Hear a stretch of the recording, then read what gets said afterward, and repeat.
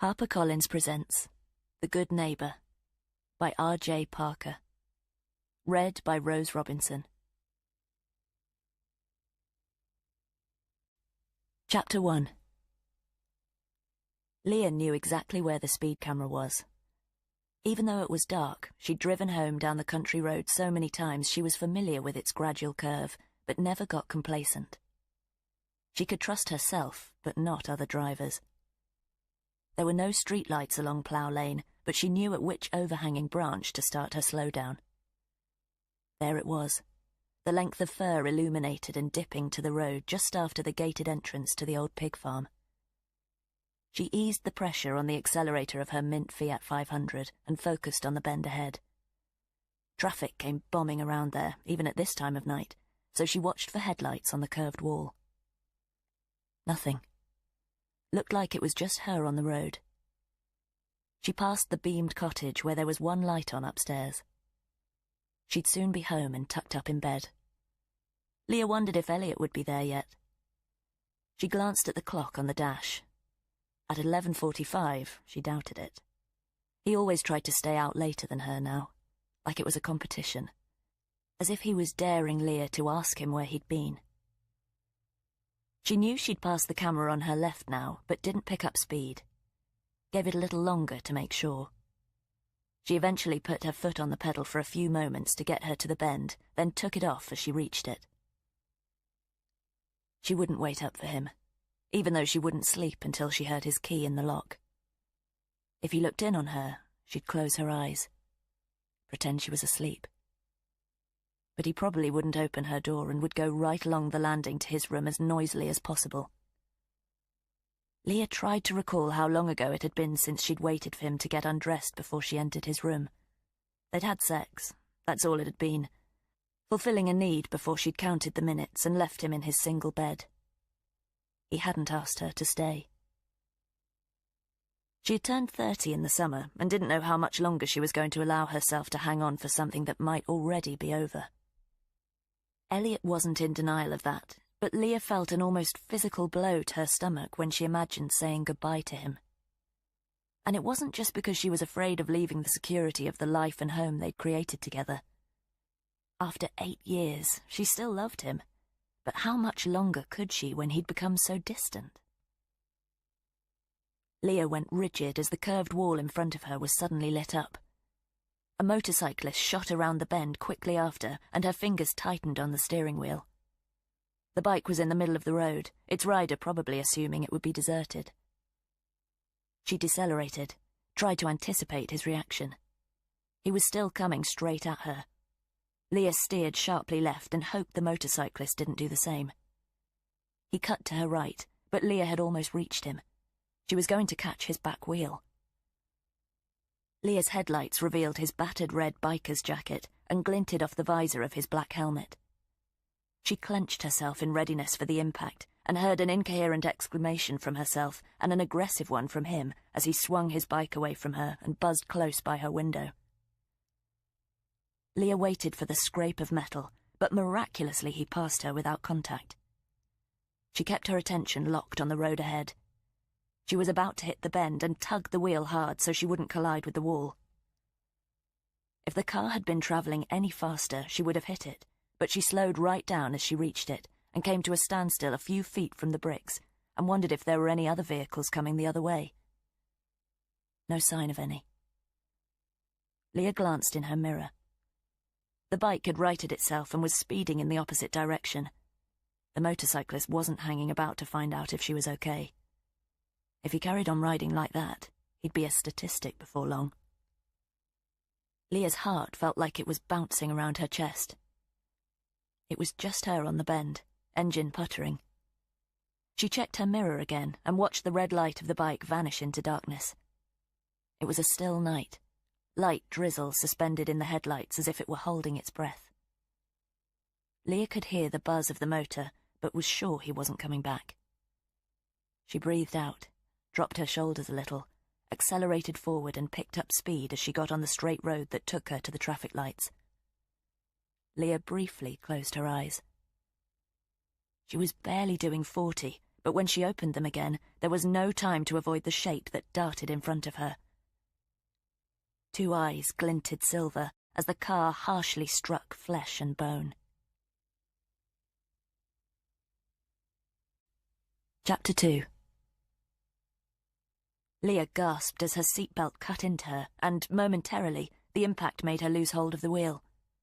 It felt like the car was spinning, and as she clamped both hands back onto the rubber grip, she could see only darkness ahead.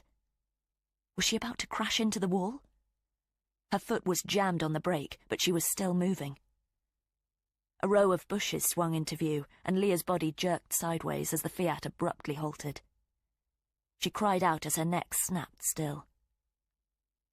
After a few seconds, she opened her eyes, and her first thought was other traffic. She quickly took in her position on the road. She was half off it, the front part of her vehicle in the briars. She turned and saw the bulk of the animal she'd collided with on the right-hand side. It was a deer. She'd seen it for a split second before the car had struck it, eyes lit up by the headlights and antlers illuminated before she'd hit it full on.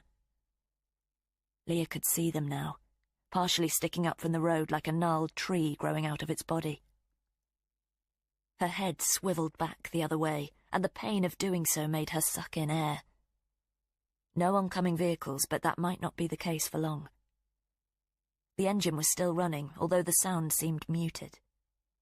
Leah tried to accelerate forward so the back of her car wasn't in the road. She rolled about a foot, but a dry, rubbing sound emerged from the front of the Fiat before it stopped. Even when she put the pedal almost to the floor, Leah couldn't accelerate or reverse. She quickly undid her seatbelt, and as its pressure was released, she experienced a shooting pain in her abdomen. She breathed in and out a few times, and it didn't seem to get any worse. She had to move the car. If someone came tearing down the road, they might not see the rear of hers in time. She opened the door and got out, staggering sideways on the uneven marshy grass at the side of the road. The mud squelched as her boots sank.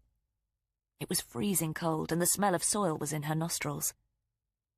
Her soles squeaked on the wet blades as she negotiated the open driver's door and moved around the front of the mint-green car to examine the damage. She slid in the muck and supported herself on the front of the car, but the metallic surface was slick, and she knew what the warmth on her fingers was. Her headlights lit up the dark red covering the palm of her hand, but she fought repulsion and the instinct to wipe it on the grass. The car had to be shifted quickly, but as she leaned down to examine the left wheel, she could see the arch was crushed against the tyre. Leah tried to prise the green metal away from the rubber. It wouldn't give, and she grunted with the exertion as the edge of the arch cut into her fingers and almost drew some of her own blood. She went quickly to the rear of the car and opened the door. The kit for changing the tyre was there, and she took out the wheel wrench and trod gingerly back to the front. After 3 attempts, she managed to lever the crushed arch off the wheel, but she still wasn't sure if it was enough to allow it to turn. Leah dropped into the driver's seat and put her foot on the accelerator. The car went forward half a foot, but stopped again. Was the tyre still jammed, or was it just slipping in the mud? The back of the car was still on the road. "Come on!" She put the pedal right to the floor. "Move!" The Fiat suddenly shot forward, and before she could lift her foot, the front of the vehicle tipped forward. Leah slammed against the steering wheel as the car struck something solid. She'd slid the Fiat down a shallow bank, and now the front of the car was resting in the shallow stream of a ditch. She switched off the engine, and suddenly it was pitch black. Nothing but the low mutter of the water. As her eyes became accustomed to the weak moonlight, she reached for her handbag that she'd left on the passenger seat. No sign. She scrabbled her hand about in the footwell and was relieved to find it there. Quickly clambering out of the car, she shut the door and stumbled back. The car was definitely off the road now, but as she took out her phone, she confirmed what she already knew. The battery was flat. The screen didn't even light up. She tried to charge it on the train, but the plug point had chewing gum stuffed in it. She slid it back into her bag and ascended the slope to the roadside. As she emerged from the bushes, the thorny branches clung to her black woolen sweater. She extricated herself and looked up and down the road. Still no other cars in either direction. Her attention shifted to the dark shape about 30 feet away from her on the other side of the road. Her breath caught. In the darkness, she could make out a small silver cloud rising from it. The deer was still alive. Walking through the mist of her uneven panting, Leah crossed over and tentatively followed the wall to where the animal lay. This was dangerous. There was no walkway, just the edge of the road and no time to cross if a car shot around the bend. But she couldn't leave the deer if it was still alive. It would get hit again, and the next car might have an even more serious accident. She picked up her pace, shivered against the cold. She'd left her jacket in the car but didn't consider going back to get it. Her stomach trembled and ached, but her attention was fixed on the prostrate shape and the sporadic vapour emerging from it into the night air. She was about 12 feet away from it when it stopped. She did as well. Waited. And hated herself for hoping that no more emerged. Leah held her breath. No more came. She released hers. But she had to move the animal. Couldn't leave it there. As she got closer, she could see that the antler sticking up had been snapped, and one half of it was hanging down. She squinted into the gloom. It was pointless trying to use the torch on her phone. As she reached the deer, she listened for any sound of it breathing, but there was nothing. She could smell it now, though. A musty aroma with a sour and pungent edge. Through the gloom, she could see its head was at an unnatural angle to its body, and another section of its antlers lay in the road behind it. The bulk of its body and its rear quarters were against the wall.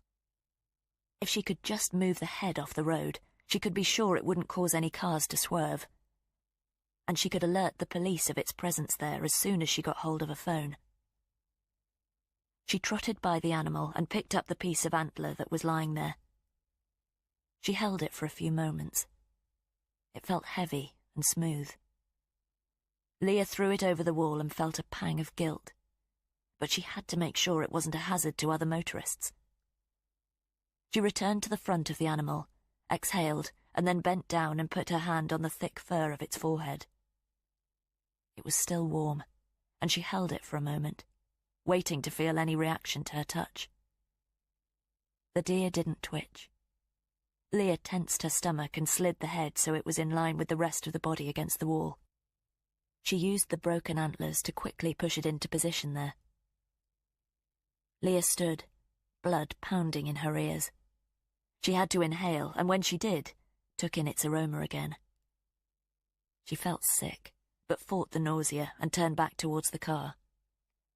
She wasn't about to get it out of the ditch, so it looked like she'd have to walk all the way along Plough Lane until she reached the traffic lights at the edge of her village. A cold wind gusted towards Leah, as if warning her against taking the route. But as the current agitated the trees, she caught the twinkle of a light up ahead and to the right. She knew what it was. There was a house there. She'd never glimpsed the building because it was hidden behind high wooden gates at the front, but there was a spherical light outside that lit them up at night. Leah started to walk swiftly in its direction and wondered if there was anybody home. Chapter 3. Leah strode towards the light. She was still very exposed on the road and wanted to get off it as soon as possible.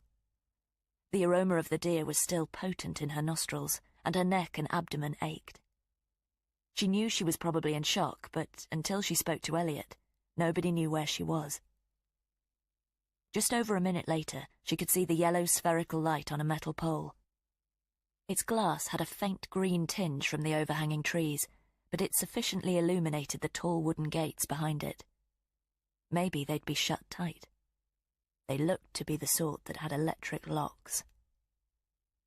But as she approached, she could see that one of them was slightly pushed inward. Leah put her hand on the cold metal loop set in the gate and shoved. To her relief, it swung in easily, and she was standing in a gravelled courtyard in front of a very modern 3-story house.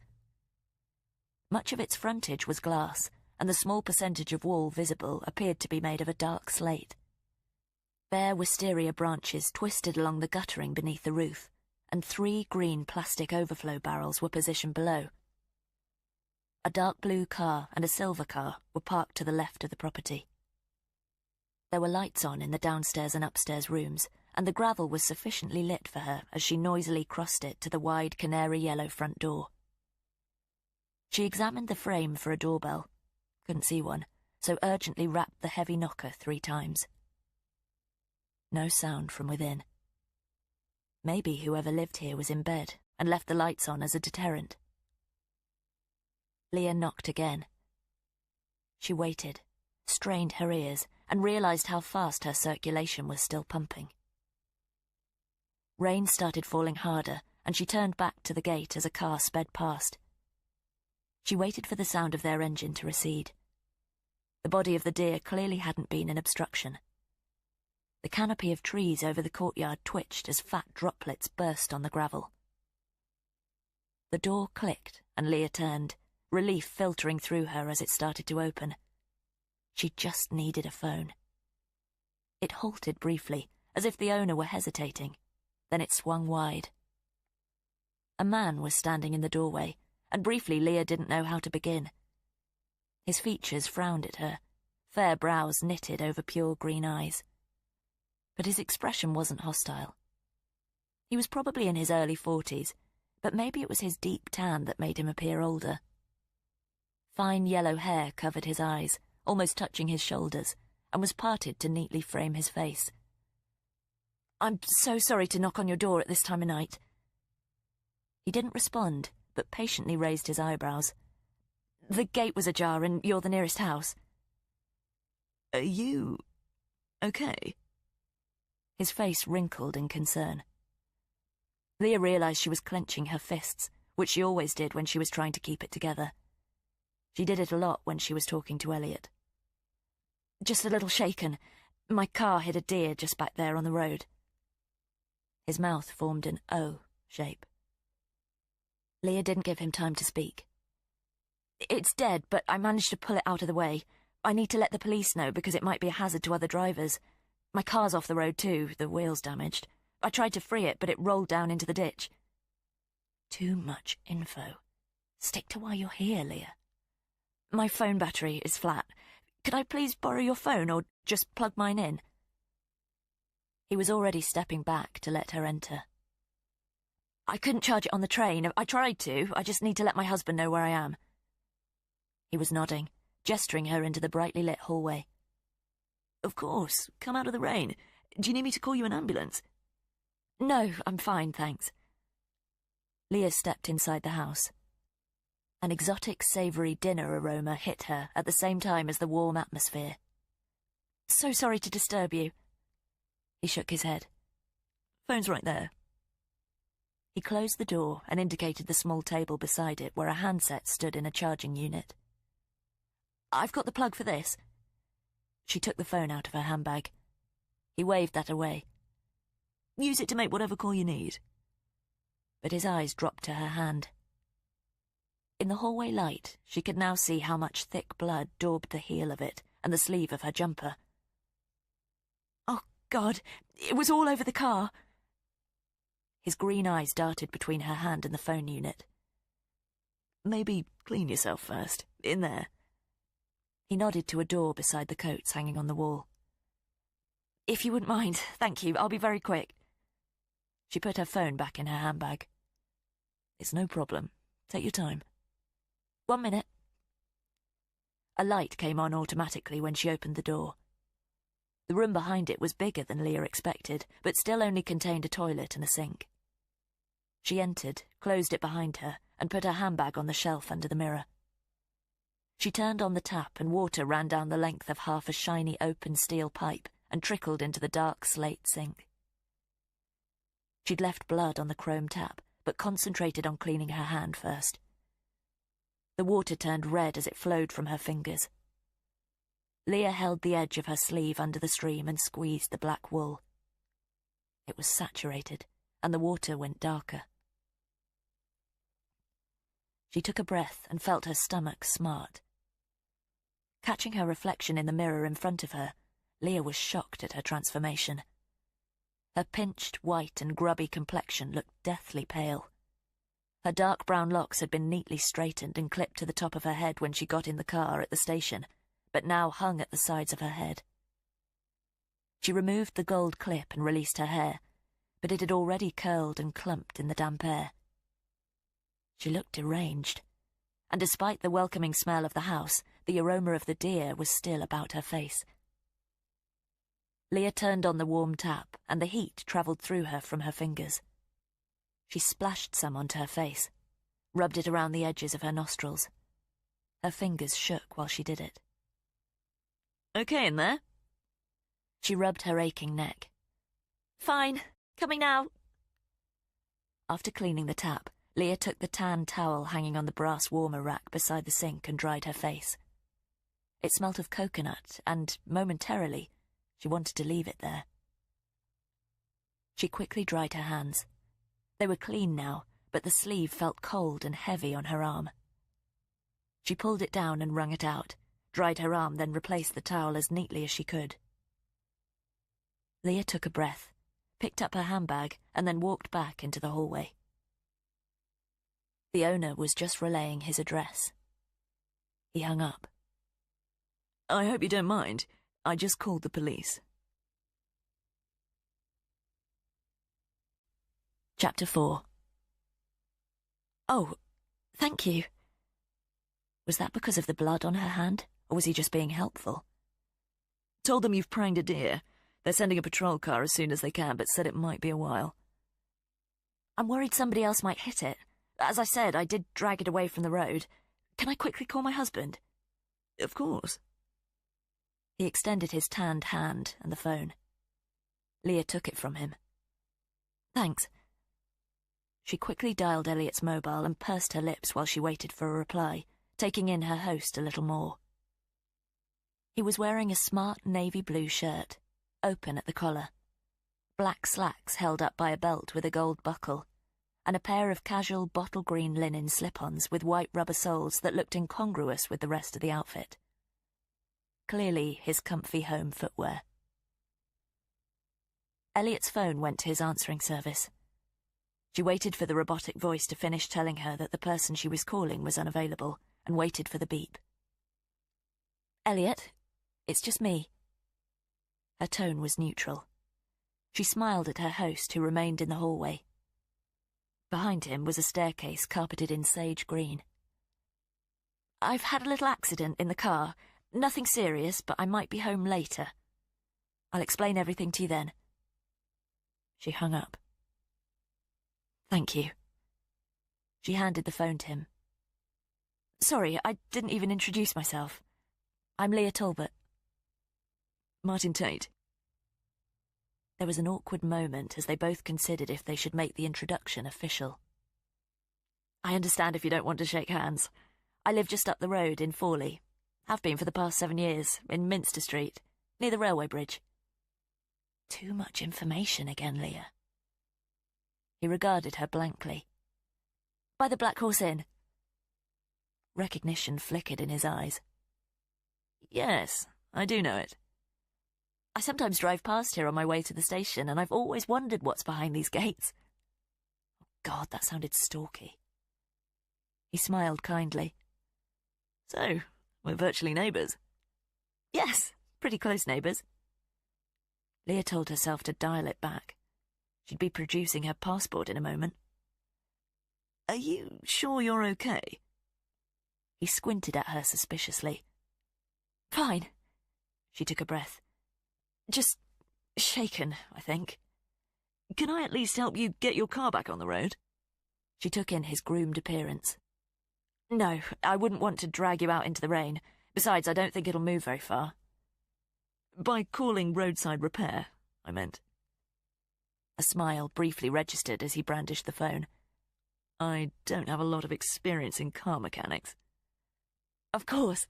I'm with the AA, but I think I left my card in the car." She rummaged through her handbag and knew it wouldn't be there. Now her legs felt wobbly. "No problem. I could use mine and they can sort you out when they arrive. I don't think you should be going back out there. This road's treacherous enough in the daytime. That would be very kind. So, your husband, he's not at home? No, he's out tonight. On Valentine's night? Martin Tate seemed surprised. Valentine's Day. She'd forgotten about that. It hadn't had any significance for the past couple of years. She was about to make a scoffing comment, but stopped herself. Yes, she answered simply. He didn't need any hints about her home life. Come and have a seat.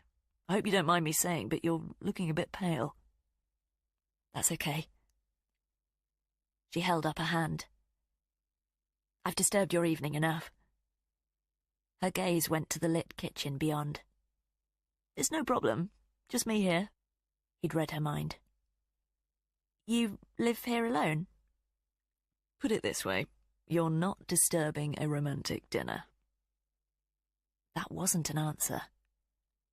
Leah heard a small internal alarm bell. Her car was down the road, and she hadn't told Elliot in her message that she was inside a stranger's house on Plough Lane. Come and sit down while I call the AA. Despite feeling lightheaded, Leah nodded but didn't move. He obviously sensed her unease. Does my cooking smell that bad? Leah was about to smile, but at that moment a dog came down the stairs.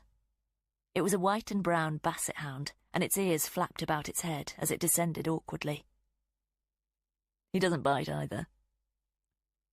The animal slid down the last few green stairs on its stomach and made a beeline for Leah. She bent to pet the dog. What's his name? Her. It's Sheila. She tried to pat its head while it snuffled at her jeans. Hi, Sheila. Leah held out her hand so Sheila could sniff it, but the dog ignored her. She stood up but felt giddy and staggered back. Whoa! Tate caught her firmly by the arm. He had a very tight grip, but as soon as she'd regained her balance, he released her. Sorry. He pulled both his arms in as if he shouldn't have touched her. That's okay. I think I do need to sit down, though, if you wouldn't mind. Just in here. He immediately turned and led her towards the doorway of the kitchen.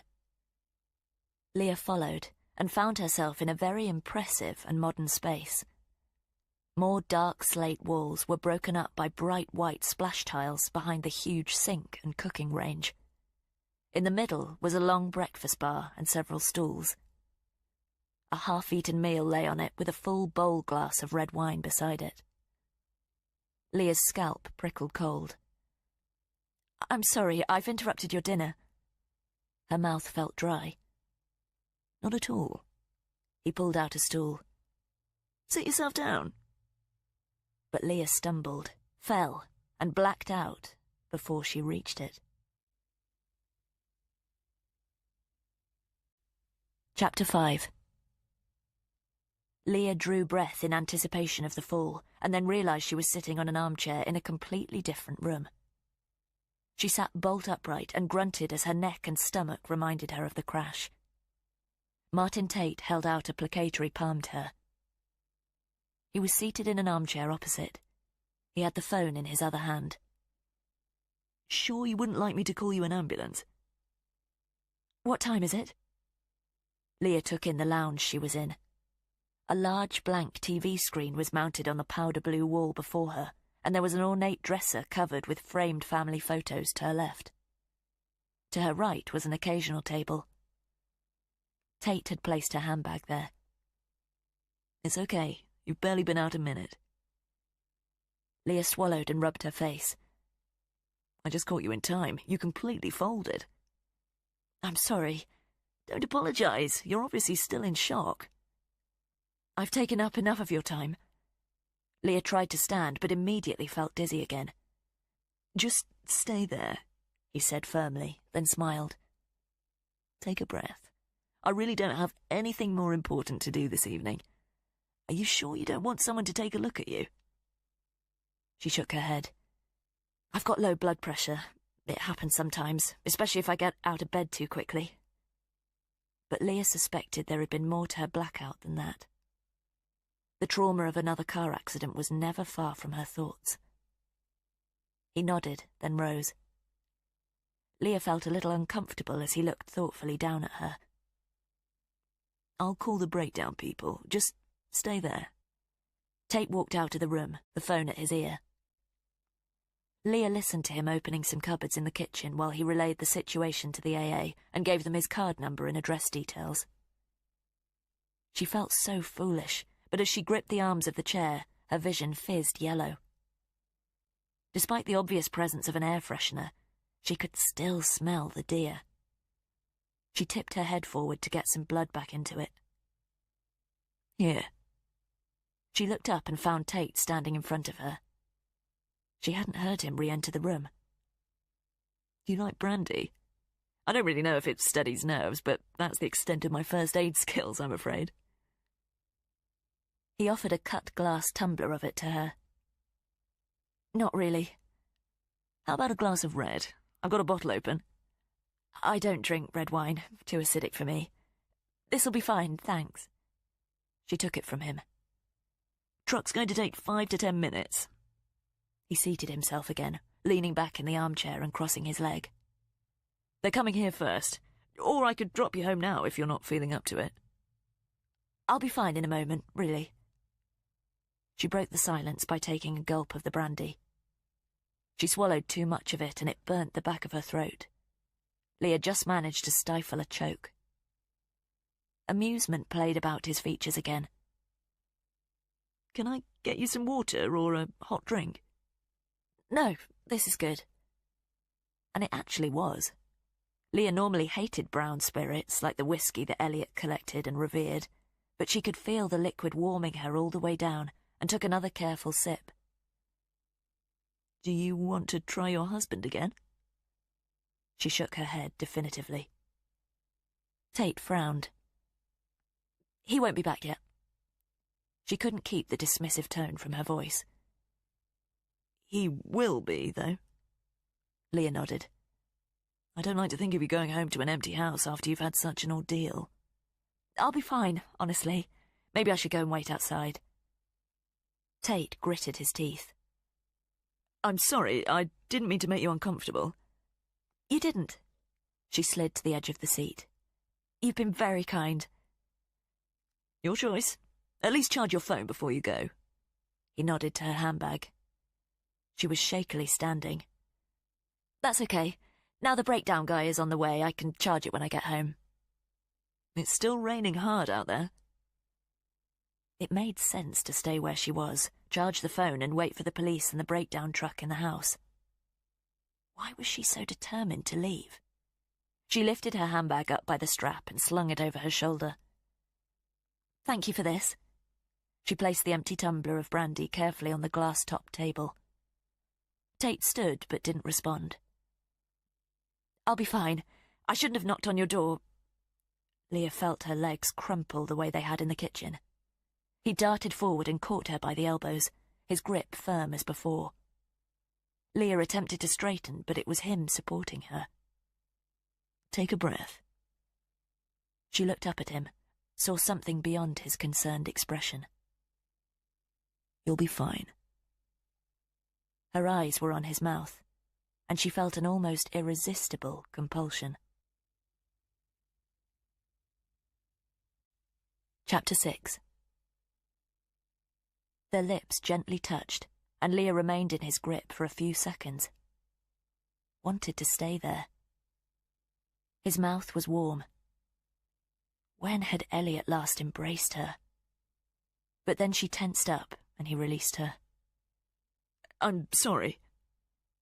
Tate took a pace back. Leah looked down at his slip-ons. "That was inexcusable."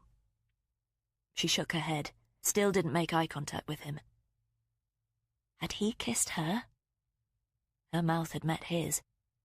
It's not how I usually behave." Her shoulders remained bunched, her gaze still at his feet. But shouldn't she be apologizing too? She looked up at him. "The police are already on their way if you'd like to report me for harassment." Leah hefted her handbag again. I'll wait by the gates, if that's okay. He nodded, seemed to know she'd made up her mind. Okay, let me at least give you an umbrella, though.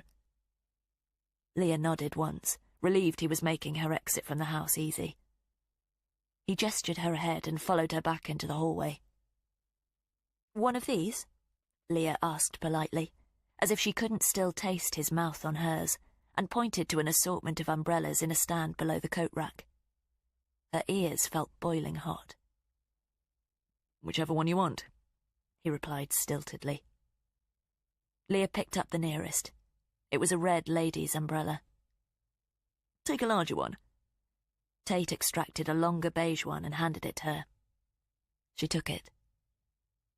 I'll leave it on the doorstep when I'm finished, if that's okay. She was looking at his chest. You really can wait here in the dry. She switched her focus to the door. I've disturbed your Friday enough. I'll just finish my dinner and you can sit here. He indicated the ornate gold-cushioned armchair to the immediate right of the door. Some fresh air will probably be good for me. She had to leave now, but stopped in front of the door.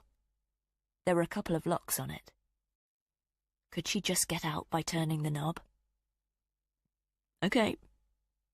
Tate leaned around her, being careful not to invade her space. He opened the door and revealed the wall of water on the other side. It was torrential. Leah moved to the doorstep and opened the umbrella. Droplets pelted noisily against it. I really hope it's not my fault you're running away. I'd really prefer to be here to meet the breakdown truck. She stepped onto the gravel and stood back, so they weren't at close quarters. Leah met his green eyes. He nodded, resignedly.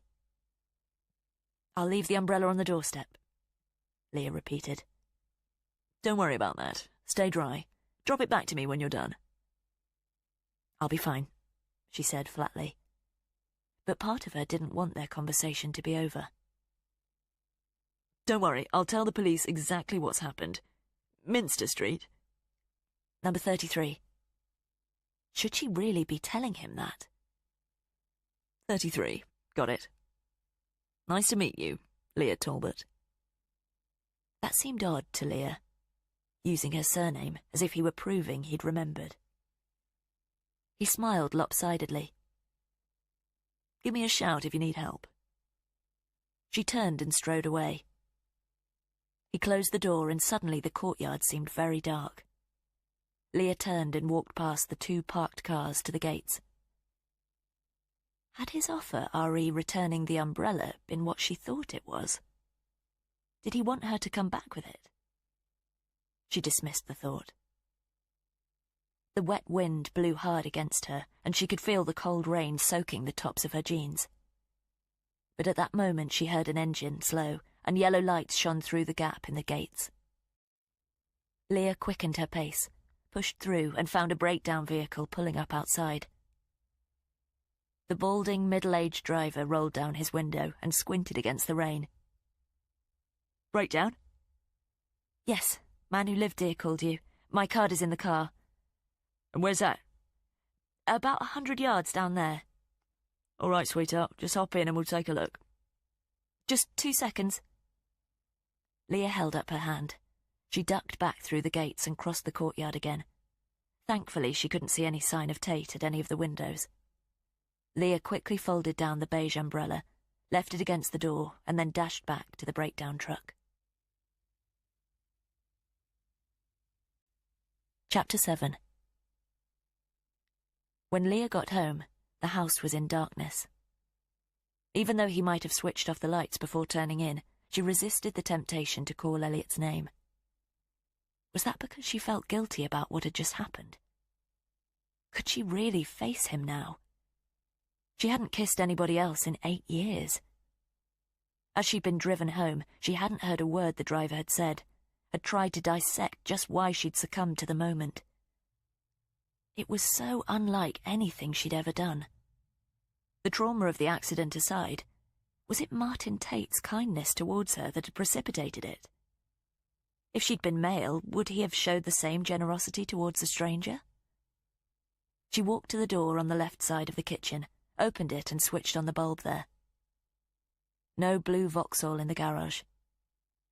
Elliot was still out. This was no surprise to her, but it was a disappointment she didn't want tonight. She really wanted his presence, but some Fridays he didn't come home at all. The first time, he dismissively told her he'd stayed with a friend in London. After that, she hadn't asked. He did it because he wanted her to, so she didn't. But the truth was she worried about him. Maybe he was just staying with friends. There didn't seem to be any indication he was seeing somebody else. Perhaps he was just good at concealing it from her, though. He commuted to an environmental consultancy in Canada Square, and Leah no longer had any idea with whom he worked or socialised.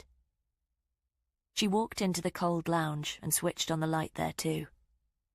The bulb emitted a low buzz that accentuated how silent the house was, except for the patter of the rain on the windows. Her laptop was still open on the table in front of the black double-glazed panes. Everything as it was since she'd left it there that morning. She picked up her empty coffee cup and plate and carried them to the kitchen. As she checked the back door was secured, she experienced a familiar sensation and knew it was why she'd acted so out of character that night. Leah often felt completely alone, and it would continue that way even when Elliot got back. Having him in the house but isolated from her made Leah feel even more secluded. She tried to brush the toast crumbs from her plate into the bin, but they dried on the china and her fingernails scratched the rough surface before she gave up and put it in the sink. That was one thing they still had conversations about. Elliot regularly complained that he was tired of tidying away her dishes. He still made 2 meals a day, but she was a grazer, sporadically grabbing something while she pored over accounts for the 2 property management companies she worked remotely for. Today had been one of the occasions she'd had to go to the office. Nothing had been discussed that they couldn't have put in an email, but once every 2 months, they liked to drag her up to HQ to remind themselves what she looked like. She preferred being closeted at home, and what had just happened proved why. Again, the smell of the deer wafted over her. She checked her hands and clothes. Get that jumper off. Leah went upstairs to the bathroom, stripped off and put all her clothes in the washing bin. She got into the shower and turned it on. It was freezing. The hot water hadn't been on all day. The shower head squealed. It was blocked, needed descaling. She reminded herself to do it every time she stood there. It was the sort of chore Elliot would have done in a flash before. There were a lot of jobs that weren't getting done now, though, and the disrepair of the house reflected their emotional situation. She waited, shivering outside the jets until it eventually came through warm. She let them play weakly over her face and thoroughly washed her nose out again. She wiped at her lips and thought of the moment Martin Tate had leaned down to her. She kept on shivering, but she wasn't cold. He'd been right. She was probably still in shock. That poor animal she'd hit. Leah thought about its last breath escaping in a cloud. Would the police remove it tonight? Leah slid down the wall and stayed sitting in the shower longer than she should have, lingering in the heat and steam and thinking about another incident on a road many years earlier, her fingers on a warm face. Bruises of grief and anger that were always there began to ache again. She put her arms around herself and thought of the brief embrace she'd had less than an hour earlier. Just as she'd finished drying herself and her hair, she heard a door slam. She quickly slipped on her peach toweling robe. It seemed ludicrous being modest in her marital home, but that was where they were at. Neither of them walked around naked in front of each other anymore. She cracked the door and felt the cold air sucked in from the landing. "Elliot?" No response. Leah tied the belt about her robe and stepped onto the landing. "Elliot?" she said louder. The rain on the skylight was deafening. A thud from downstairs. "Elliot!" He had to have heard her, but as he'd pointed out recently, he didn't have to answer to her anymore. She walked barefoot to the top of the stairs and looked down them. Light was spilling along the hallway from the open lounge door. She opened her mouth to call his name again, but thought better of it. She descended the stairs and walked into the kitchen. Nobody there. A creak from the lounge. Leah made her way into the room and found Elliot lying on the couch. He didn't have his glasses on and was squinting at the TV remote. "Didn't you hear me?" He nodded and returned his attention to the buttons. His mop of fair hair looked dishevelled, and he was still wearing his blue work suit that looked as crumpled as he did. She could smell the beer. "You drove home?" "No." It seemed to be his only response, but then he added, "Scooter man drove me." She eyed the glass of red wine and greasy bag of food on the coffee table, but didn't say anything. "Where's your car?" he retorted. "Didn't you get my message?" He took out his phone. "It's been towed." She let that sink in. He sighed. "Clamped." "No, I had an accident, driving back along Plough Lane." That seemed to penetrate his drunken haze. His expression looked shocked, but then the hardness was back in his regard. "You're obviously all right." Leah tried not to react to his indifference, but it hurt her deeply. How had he become this? Elliot was a sensitive man, more empathetic than she was. He'd cared deeply for her, had defended her. Too much, sometimes. And now he went out of his way to show Leah the barriers he'd built against her.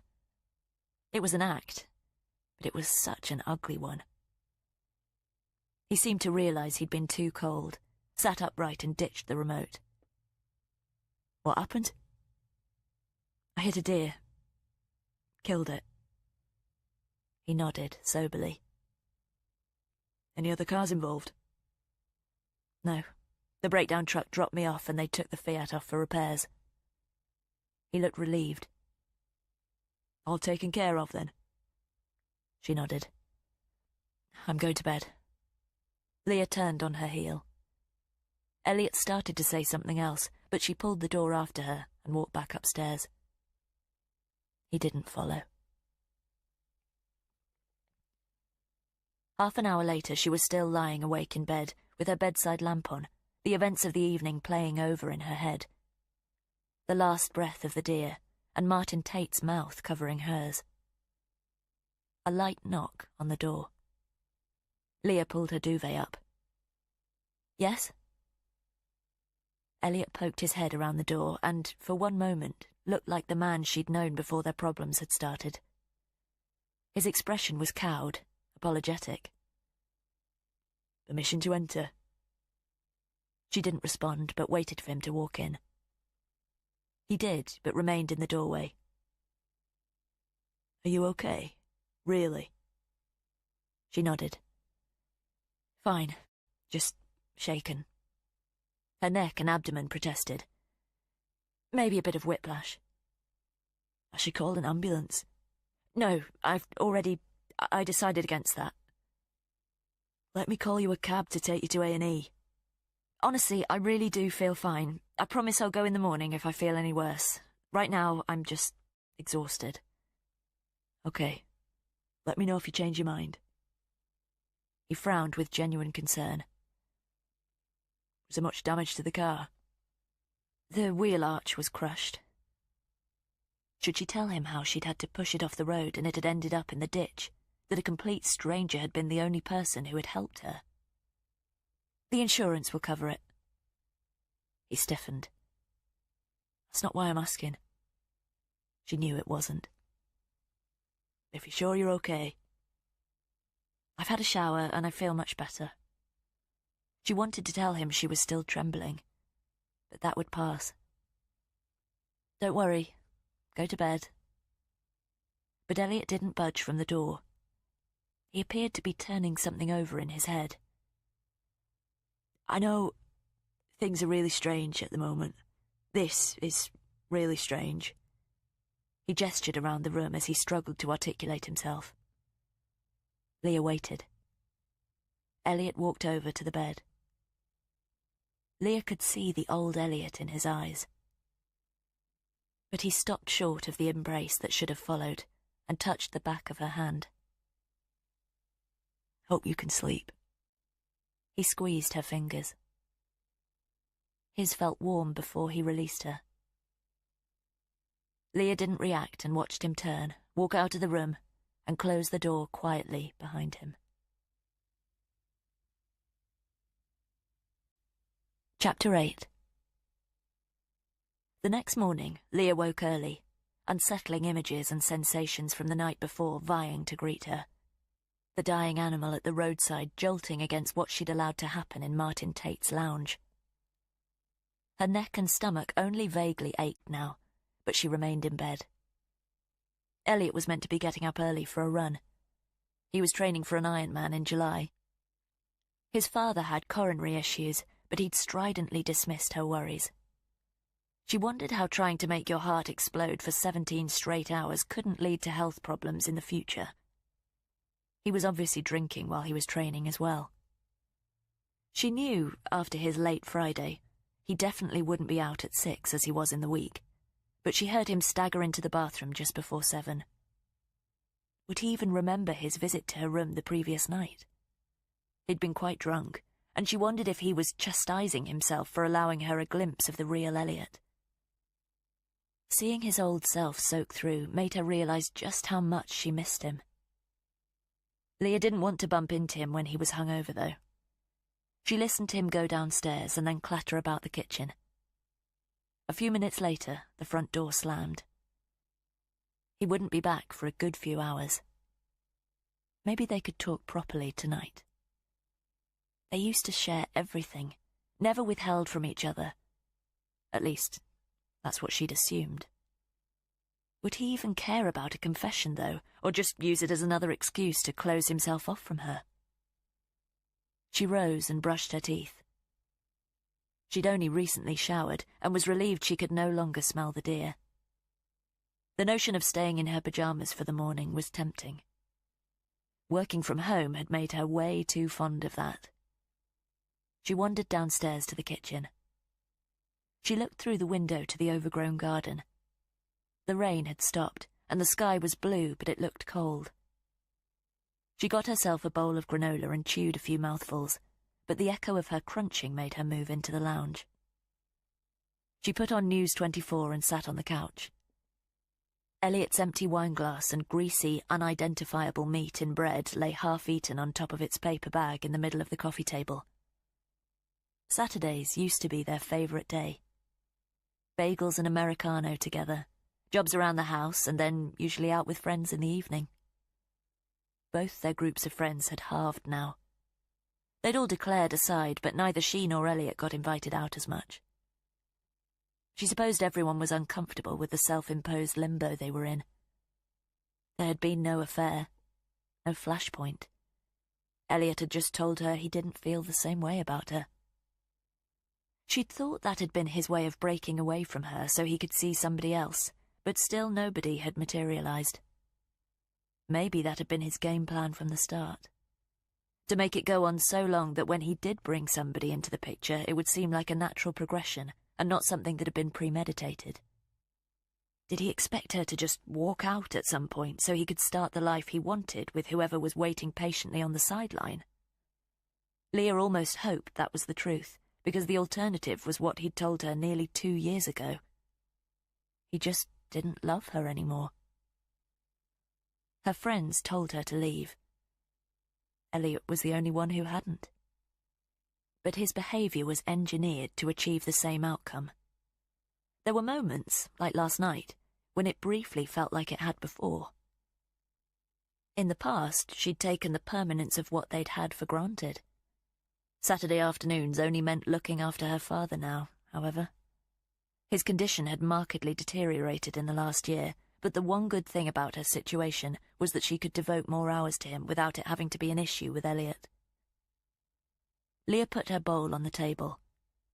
She listened to the weather forecast, but didn't hear it. She didn't want to finish chewing her last mouthful because then she'd have to decide what to do next. Work for the morning?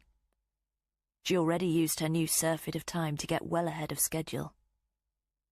The hours she no longer spent being a wife were considerable, and she now delivered her accounts early. No more Sunday nights staying up late after a long weekend away to make sure she just met a deadline. She'd hated that pressure and panic, but now she yearned for it. Her life was now a well-ordered and punctual vacuum. She rubbed her shoulders through her white cotton pyjamas and came to a decision. Leah went back upstairs and pulled on a pair of jeans and a powder blue sweatshirt. She felt better just being dressed. Then she straightened her hair, took more time over it than usual, and put on a touch of makeup. She never wore much and couldn't remember the last occasion she had. Heading back downstairs, she turned off the TV and slipped on a pair of black suede boots. She grabbed Elliot's car keys, then paused. She went back into the kitchen and selected a bottle of Malbec from the rack. This was the best thing to do. Get back behind a wheel. As she pulled out into the road, she was surprised not to feel more nervous. Reaching the end of Minster Street, Leah knew exactly which way she was turning. She headed back to Plough Lane. The house where she'd met Martin Tate was less than 5 minutes away. That was why she'd made herself presentable. As well as dropping off the bottle of red to thank him, she knew he drank it. What else did she expect? She'd left abruptly after he'd helped her out. It was obvious why, so she wouldn't apologize for that. But what if he invited her inside again? The wine on the passenger seat was an excuse.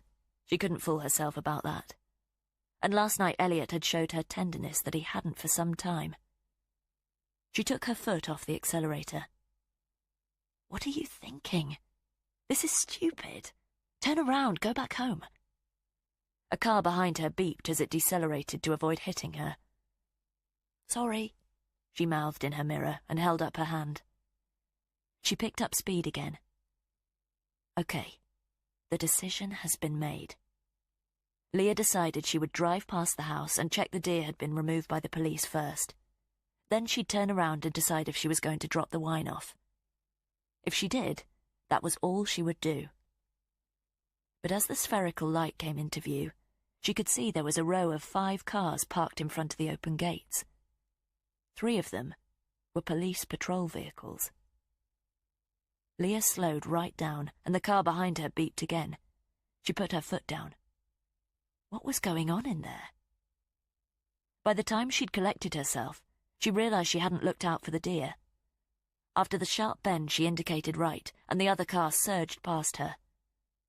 This was the stretch of road where she'd had the near miss with the motorbike. She turned in the yard of the pig farm and headed back. Rounding the bend again, she scanned the edge of the wall for signs of the deer. It was still there, and from the new position of its body, it looked like other cars might have struck it since. Why hadn't the police removed it? Perhaps they'd only just turned up. But surely all those cars weren't necessary. Leah felt a low tremor of dread. She glanced in her rear view. No traffic behind her. Slowing the car, she peered through the open gates. 2 uniformed officers were standing in the gravel courtyard. The yellow front door was wide open, but she couldn't see what was going on in the gloom beyond. She had to stop.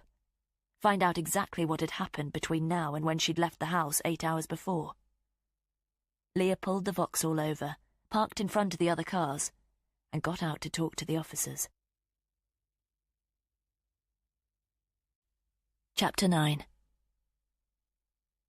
As she approached the gates, one of the officers was just stretching a piece of yellow striped crime scene tape across it. "Excuse me?" The officer frowned. He looked to be no older than late teens, particularly because of the cluster of acne on his cheeks and chin. "What's happening here?" He didn't reply, but turned in the direction of the other older officer, who strutted straight-legged and noisily across the gravel. Leah put him in his late 20s, and he had the squat physique of a rugby player. "You shouldn't be stopping here." The older officer shot a glance at where her blue Vauxhall was parked.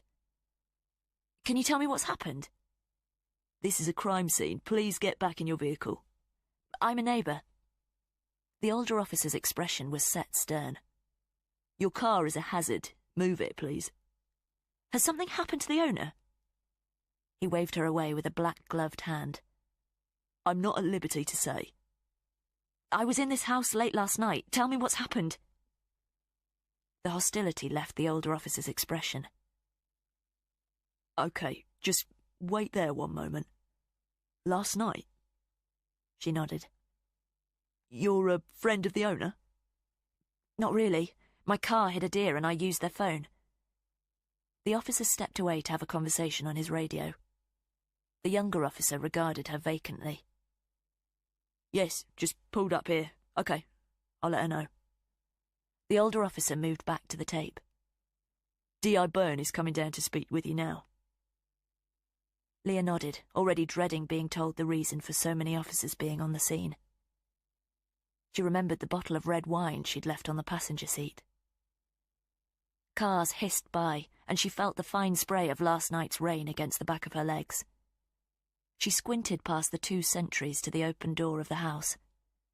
The beige umbrella she'd borrowed was still leaning against the left-hand side of the doorway. The dark blue car was still parked in the driveway, but the silver one wasn't. Less than a minute later, a tall, slender woman with red hair shorn tight to her head walked out of the house and picked her way across the courtyard in a pair of short black heels.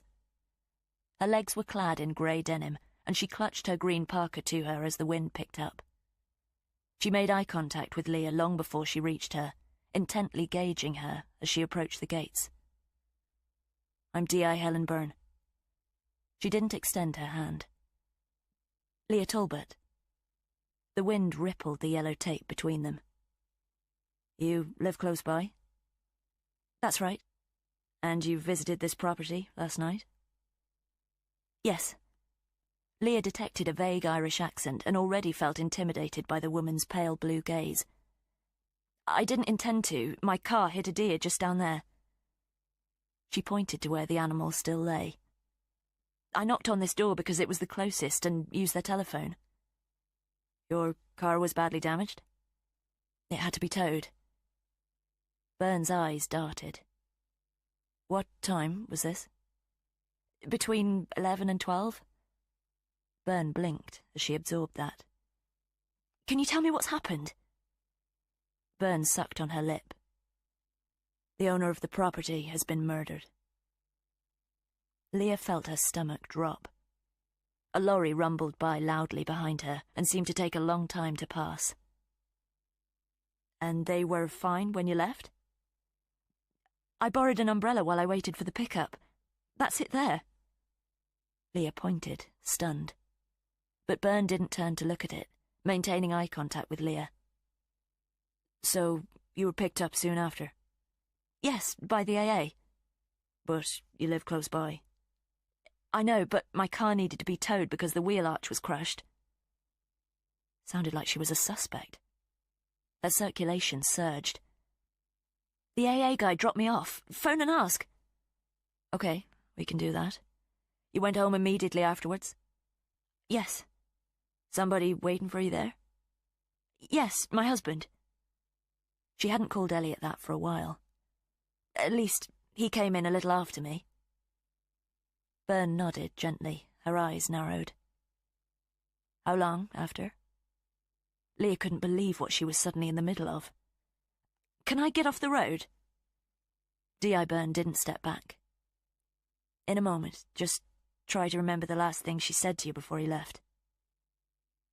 Another heavy vehicle trundled by, but Leah knew she hadn't misheard. "Who?" Impatience registered on Byrne's face. "Alice Booth.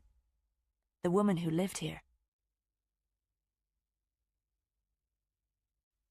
Chapter 10. 9 hours earlier.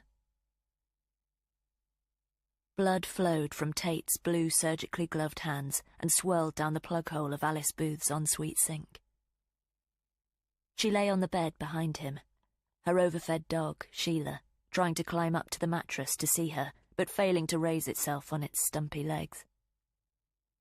Alice had been dead for around 40 minutes, and he wanted to make sure he left only her body for discovery. The water ran pink, then clear, and he dried his rubber-clad hands in the fluffy marine towel beside the sink.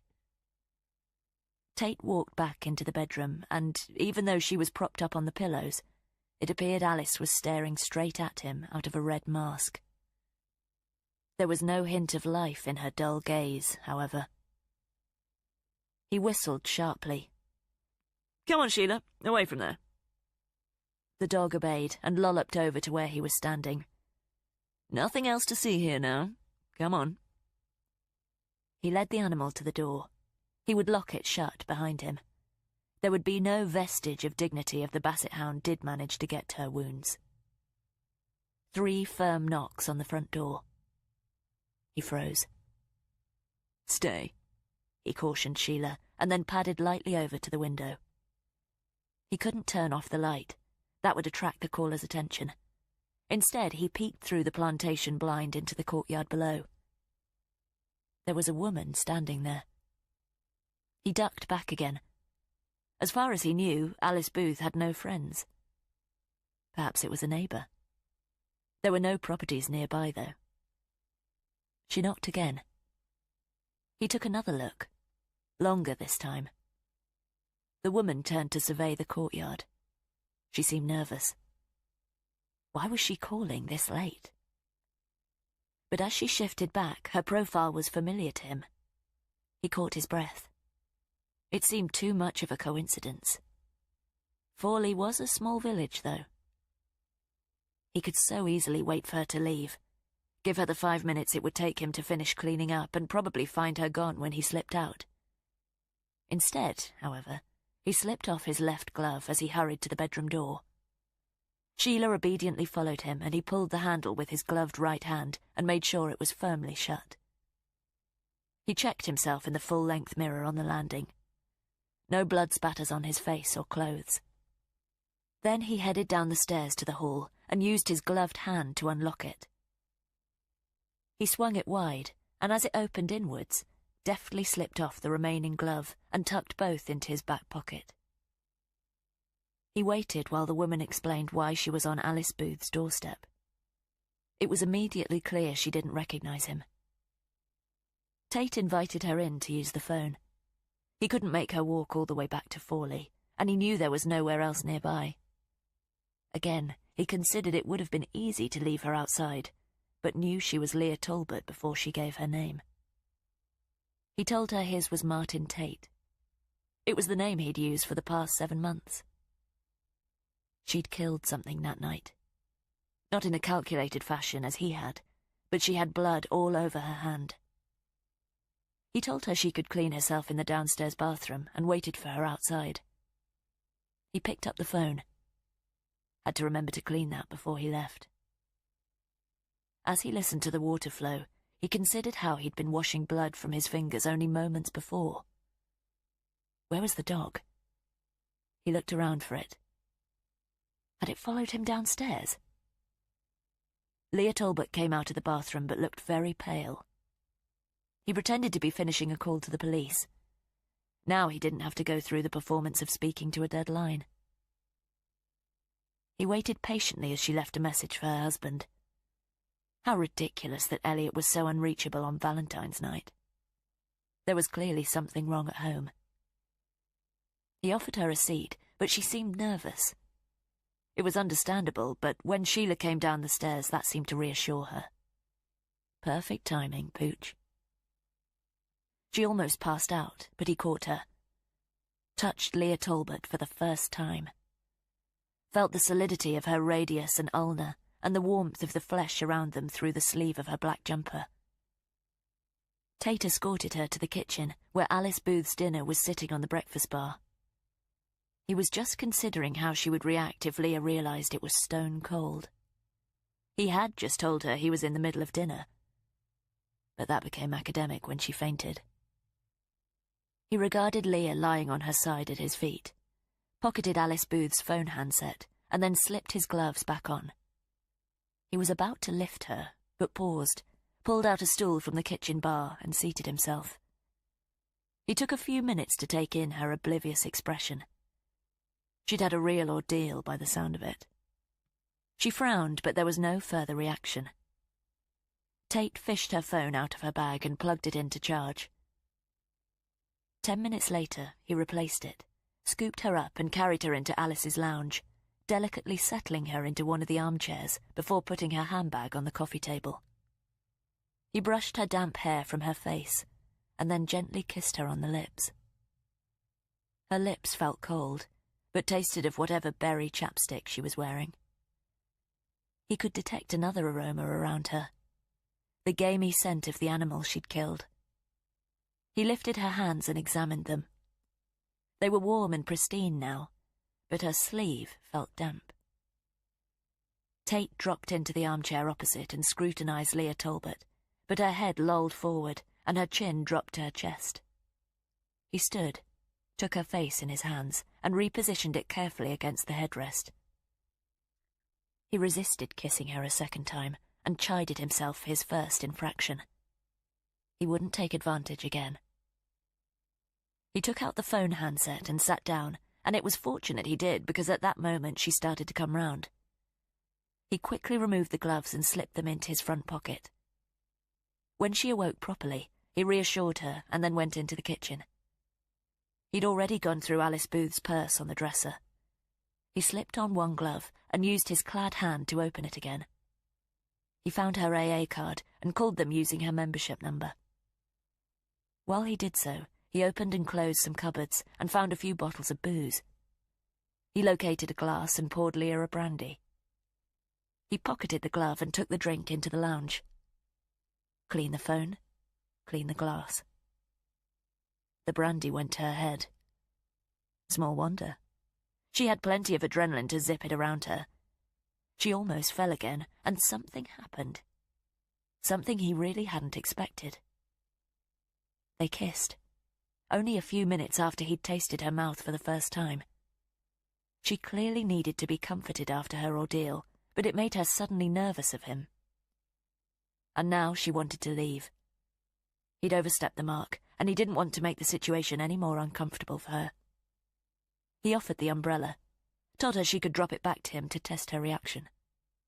She rejected it, but as she marched away, he wondered if she wanted to come back, even though he would be far from Alice Booth's house when she did. He watched her umbrella cross the courtyard in the pouring rain to the gates and close the front door. Then he went back upstairs and turned out the light in Alice's room. He watched Leah through the plantation blinds. She was standing outside the open gates talking to the driver. He would come back later, finish cleaning up. But now he headed downstairs to his own car. Once Leah Talbot had been taken to the scene of her accident further down the road, he would follow the breakdown truck to wherever it took her. She'd already told him which road she lived in, and even at which number. But now she could show him exactly where. Chapter 11. Is this your car? D.I. Byrne ducked under the crime scene tape and gestured towards the vehicle. Leah nodded. The one you were in last night? Byrne squinted as she examined it. No, I told you, mine had to be towed. This is my husband's. Let's get in. We'll take a statement from you right away about this Martin Tate, while everything's still fresh in your head. Leah walked unsteadily along the thin grass verge to the car, extending her arms for balance as another heavy vehicle wafted noisily by. Was Martin Tate a relative of the woman who had been murdered? She recalled the photos on the dresser in the lounge. She hadn't seen his face in any of them. Had she really spent half an hour with the man who had killed her? She opened the driver's door and got in. D.I. Byrne was shouting back at somebody coming out of the gates. Leah pulled the door closed, the din of the road muffled so her own thoughts could roar. The kiss. That was all she was remembering now. The heat of his mouth, and how she'd wanted to remain against it. How could the man who had been so kind to her be a killer? He'd called the police. And the breakdown people. There had to be an explanation. He couldn't have murdered somebody. If he had, why would he have opened the door to her? But if it wasn't his house, why his presence so late? He'd acted the whole time as if it were his home. He hadn't mentioned anyone else living there. There had been no sign of a woman. Maybe D.I. Byrne had got her facts wrong. But there was obviously a body. A woman. Leah shuddered. Had she really been dead the whole time Leah had been there? She recalled passing out and waking in the lounge. What had happened during that time? Leah remembered the brandy he gave her. Had it been drugged? If she hadn't insisted on leaving, would she have passed out and become another victim? But she'd been fine when she'd got home. Shaken, but certainly not able to sleep until a good few hours after Elliot had gone to bed and her phone had finished charging. The passenger door abruptly opened, letting in the noise of the road again.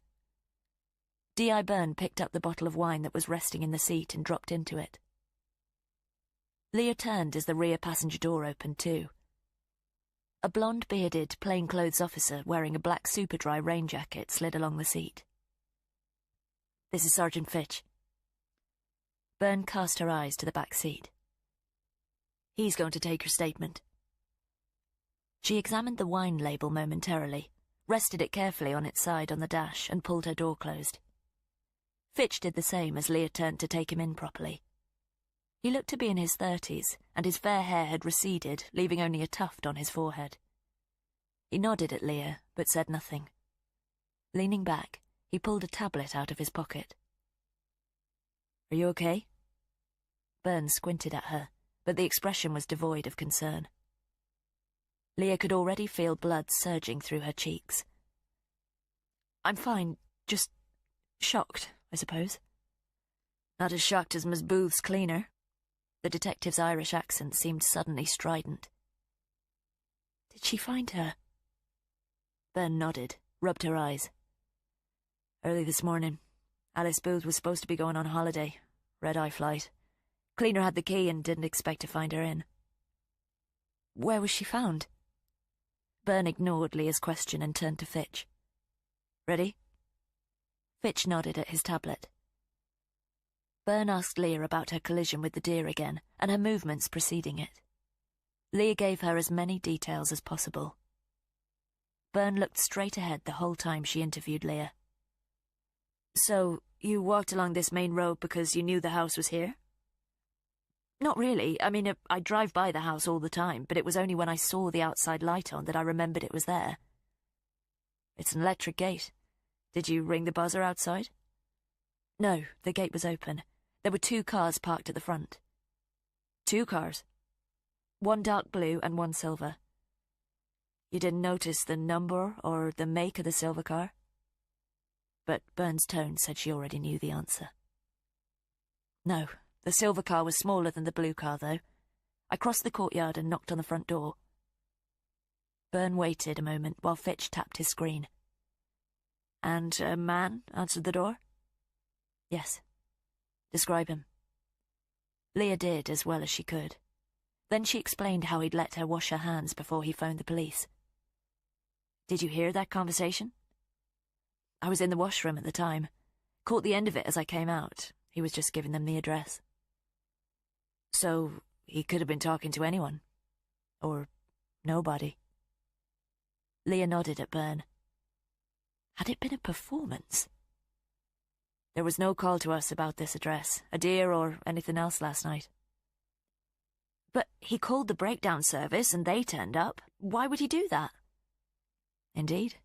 Which breakdown service?" "Mine, the AA. He used his membership to call, but the pickup driver then took my details." "We'll check into that. Fitch, make a note." Fitch's rain jacket hissed as he nodded his head. "He let me call my husband. He was out, so I had to leave a message on his mobile. Then he invited me in to wait, but I didn't feel comfortable."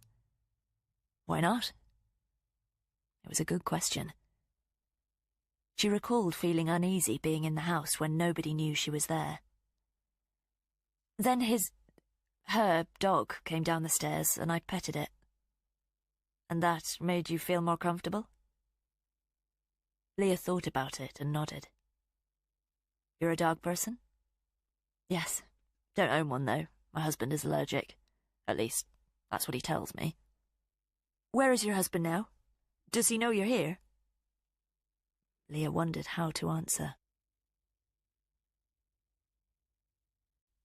Chapter 12. He's out on a run. It was the truth, but not a response to the second part of the question. D.I. Burns still didn't turn to look at her, but remained focused on the Saturday traffic. So, why did you come back here? Leah reluctantly glanced at the bottle of wine on the dash.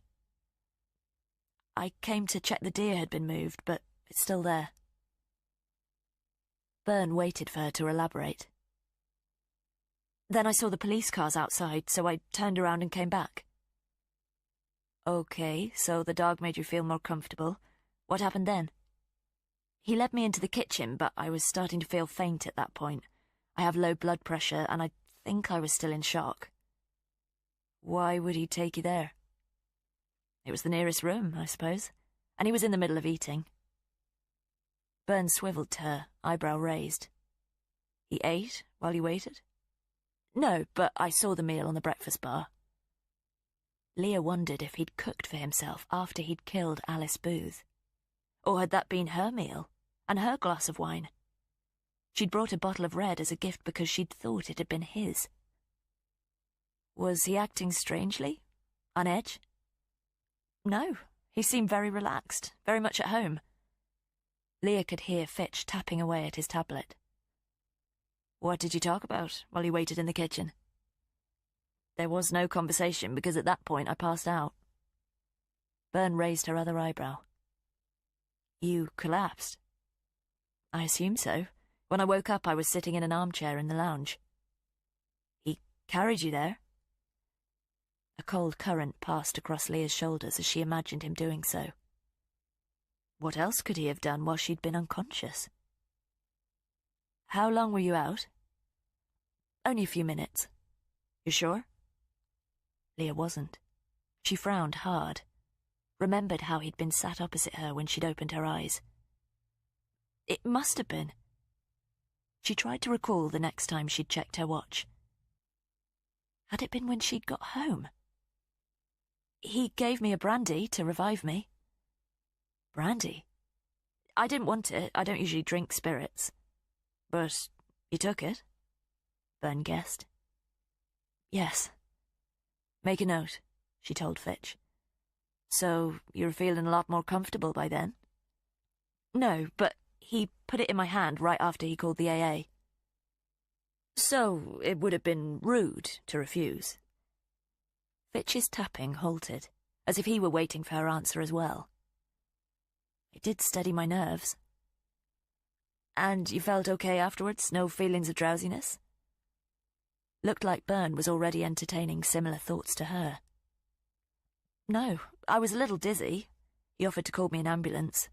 I was fine after that, though. But Leah was dreading being pressed further. But as far as you were concerned, he was the homeowner? Yes. Byrne turned her attention in front again, but her gaze was on the bottle. So, what's this for? Leah frowned, but Byrne's attention was on the wine. It's the weekend. Have you just bought it, then? She obviously hadn't. Not during this trip. No, it's my husband's. She sounded too defensive. That's right. It's his car.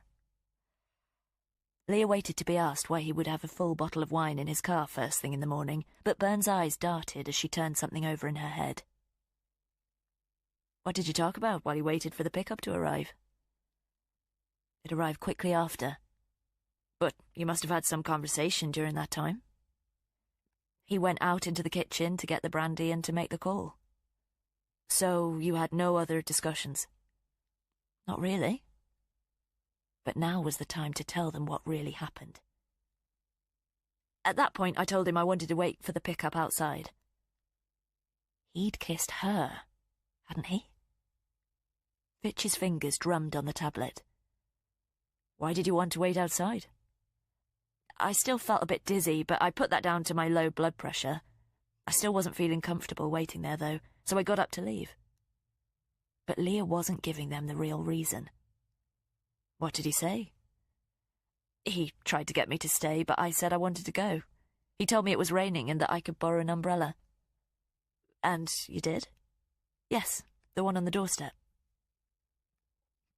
But Byrne still didn't seem interested in it. So, you went out of a warm and dry house into the rain. I felt I'd overstayed my welcome. Did he give you that impression? Not at all. It was my decision. And that was that? Yes. I thanked him and then walked to the gate. It was tipping down, but then the pickup arrived. That was double quick time, then. Byrne turned to her again. How long was the time between him calling and the pickup arriving? 5, 10 minutes? I expect you can check that. Yes. Byrne cast her eyes briefly to Fitch. We can. Chapter 13. Leah tried not to swallow as D.I. Byrne considered her story. So, that was the last you saw of him? Yes, Leah answered without hesitation, glad to have passed the part of the account she didn't want to relay. She'd been attracted to a complete stranger, a man who had very probably murdered Alice Booth.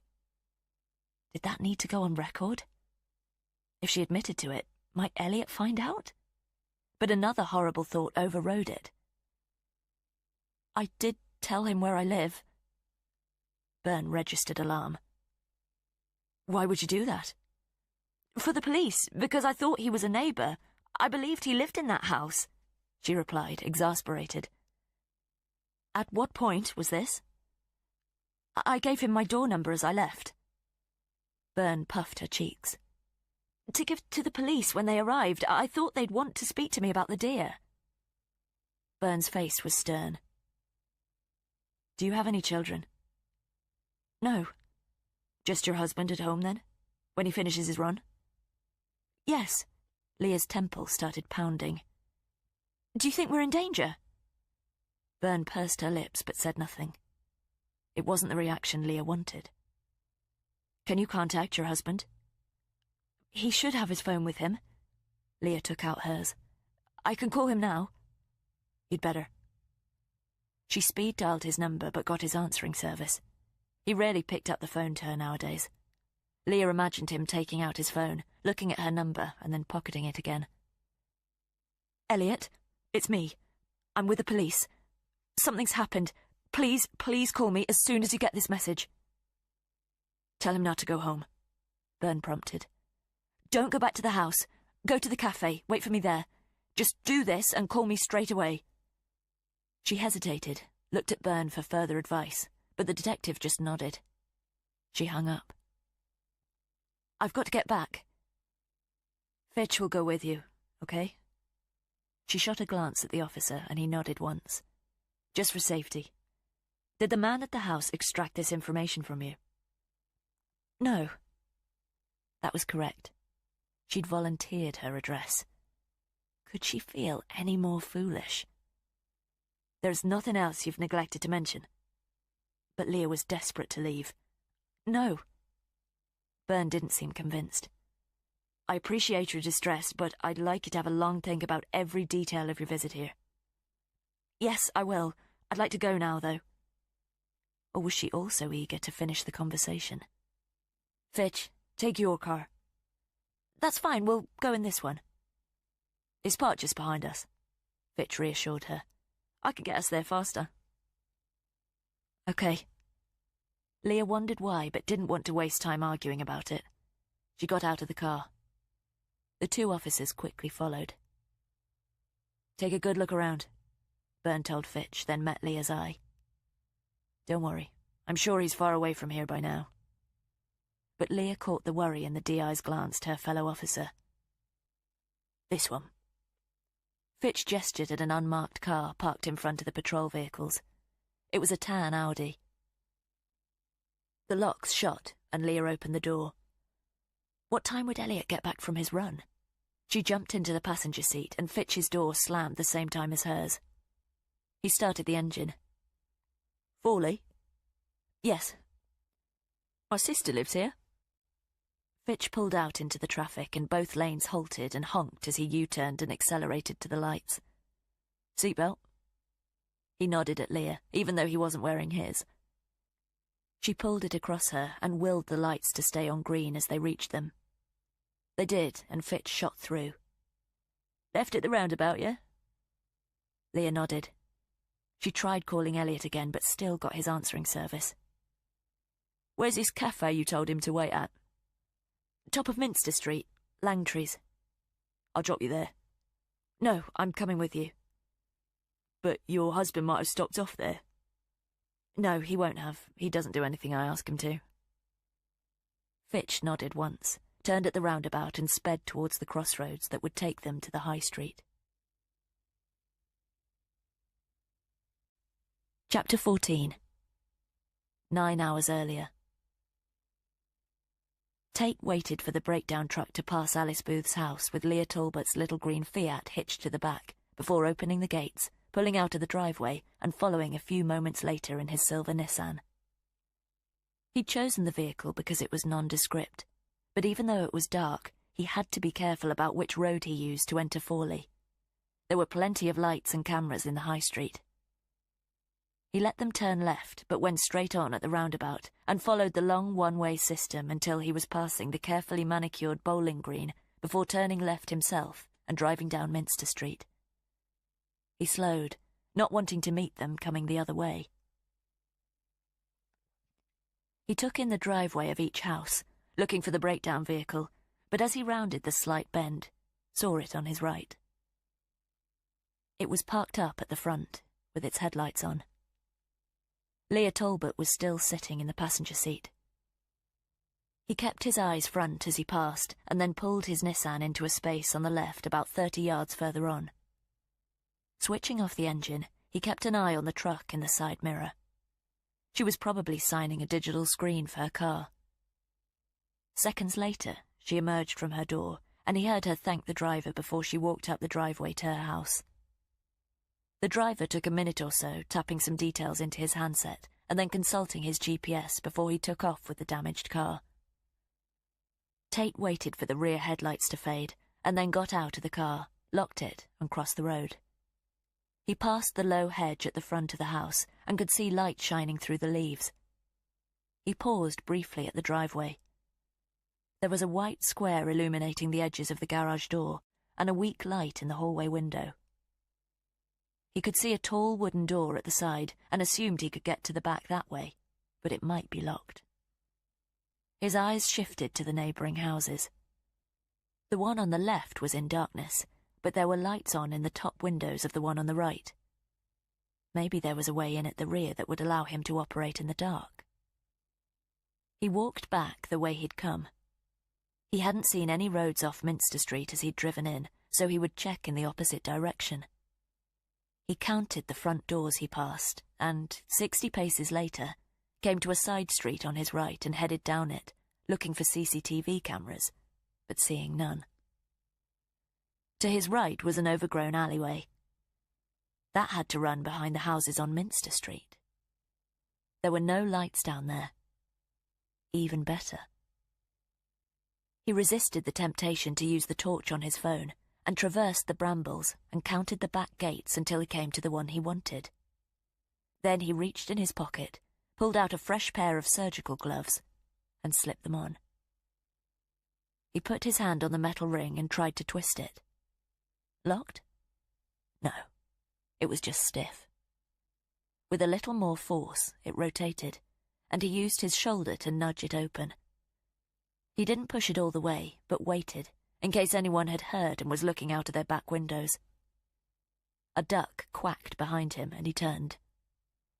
Beyond the overgrown reeds there was a stream, and a group of the birds were curled up on the bank asleep, heads tucked under their wings.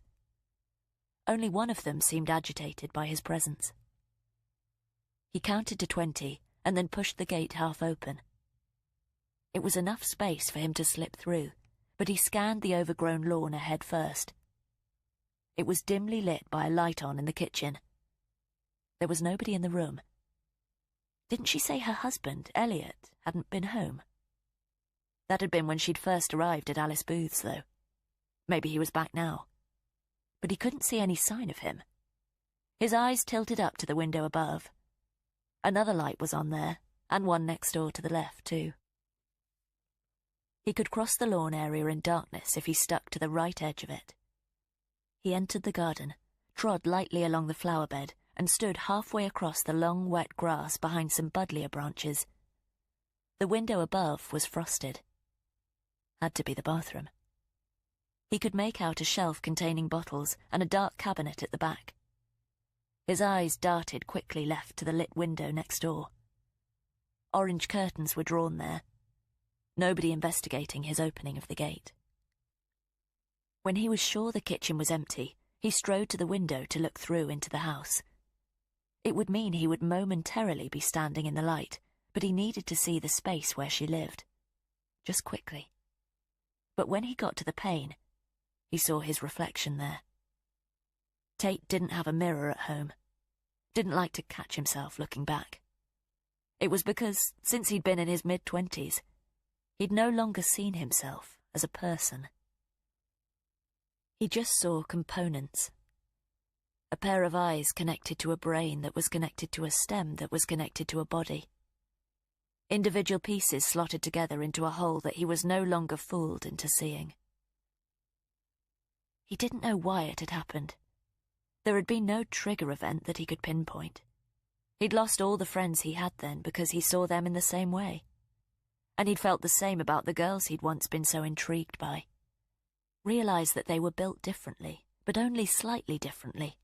Crudely customised with curves and eyelashes and breasts to distract him from so effortlessly deconstructing them. But Leah had sparked something else. Something nostalgic. When he'd first laid eyes on her, he'd not just seen a physical assembly. He'd seen her as a whole. He returned his attention to the bathroom. Was Leah Talbot up there alone, brushing her teeth before bed? He recalled how her lips had tasted when he'd kissed her as she sat unconscious in the chair, and then later when they'd briefly responded. A pink shape flitted past the window. He kept his gaze fixed there until it appeared again. Looked like Leah had got undressed. He looked down at his feet. Now he felt uncomfortable. He wasn't a peeping Tom. Why was he risking himself like this? He returned his eyes to the window. A few seconds later he could hear the low hiss of water. 30 feet away, she was standing under the jets. He imagined her eyes closed against their intensity, that moment that he always enjoyed alone when the droplets ran down his skin and he felt like an entity again. He could feel the warmth flowing down to her feet and trickling away through the plug hole, see the orange shapes in her eyelids closed against the firm pressure of the water, while briefly, no breath was being drawn in through the 3 holes of her face. She was washing away the events of the night. That raw animal aroma that had been about her. She'd be soaping her hands again now, moving the palms harshly against each other even though they were already clean. Was she thinking about him? Was his face inside her skull? A sensation crept over him again, one he had struggled to identify but that felt familiar. But its presence had been low-key before now. Had been nagging at him for the past few days. Maybe he should let it overcome him. The frosted window started to steam up, blurring the shapes of what he could see. Chapter 15. Turn here.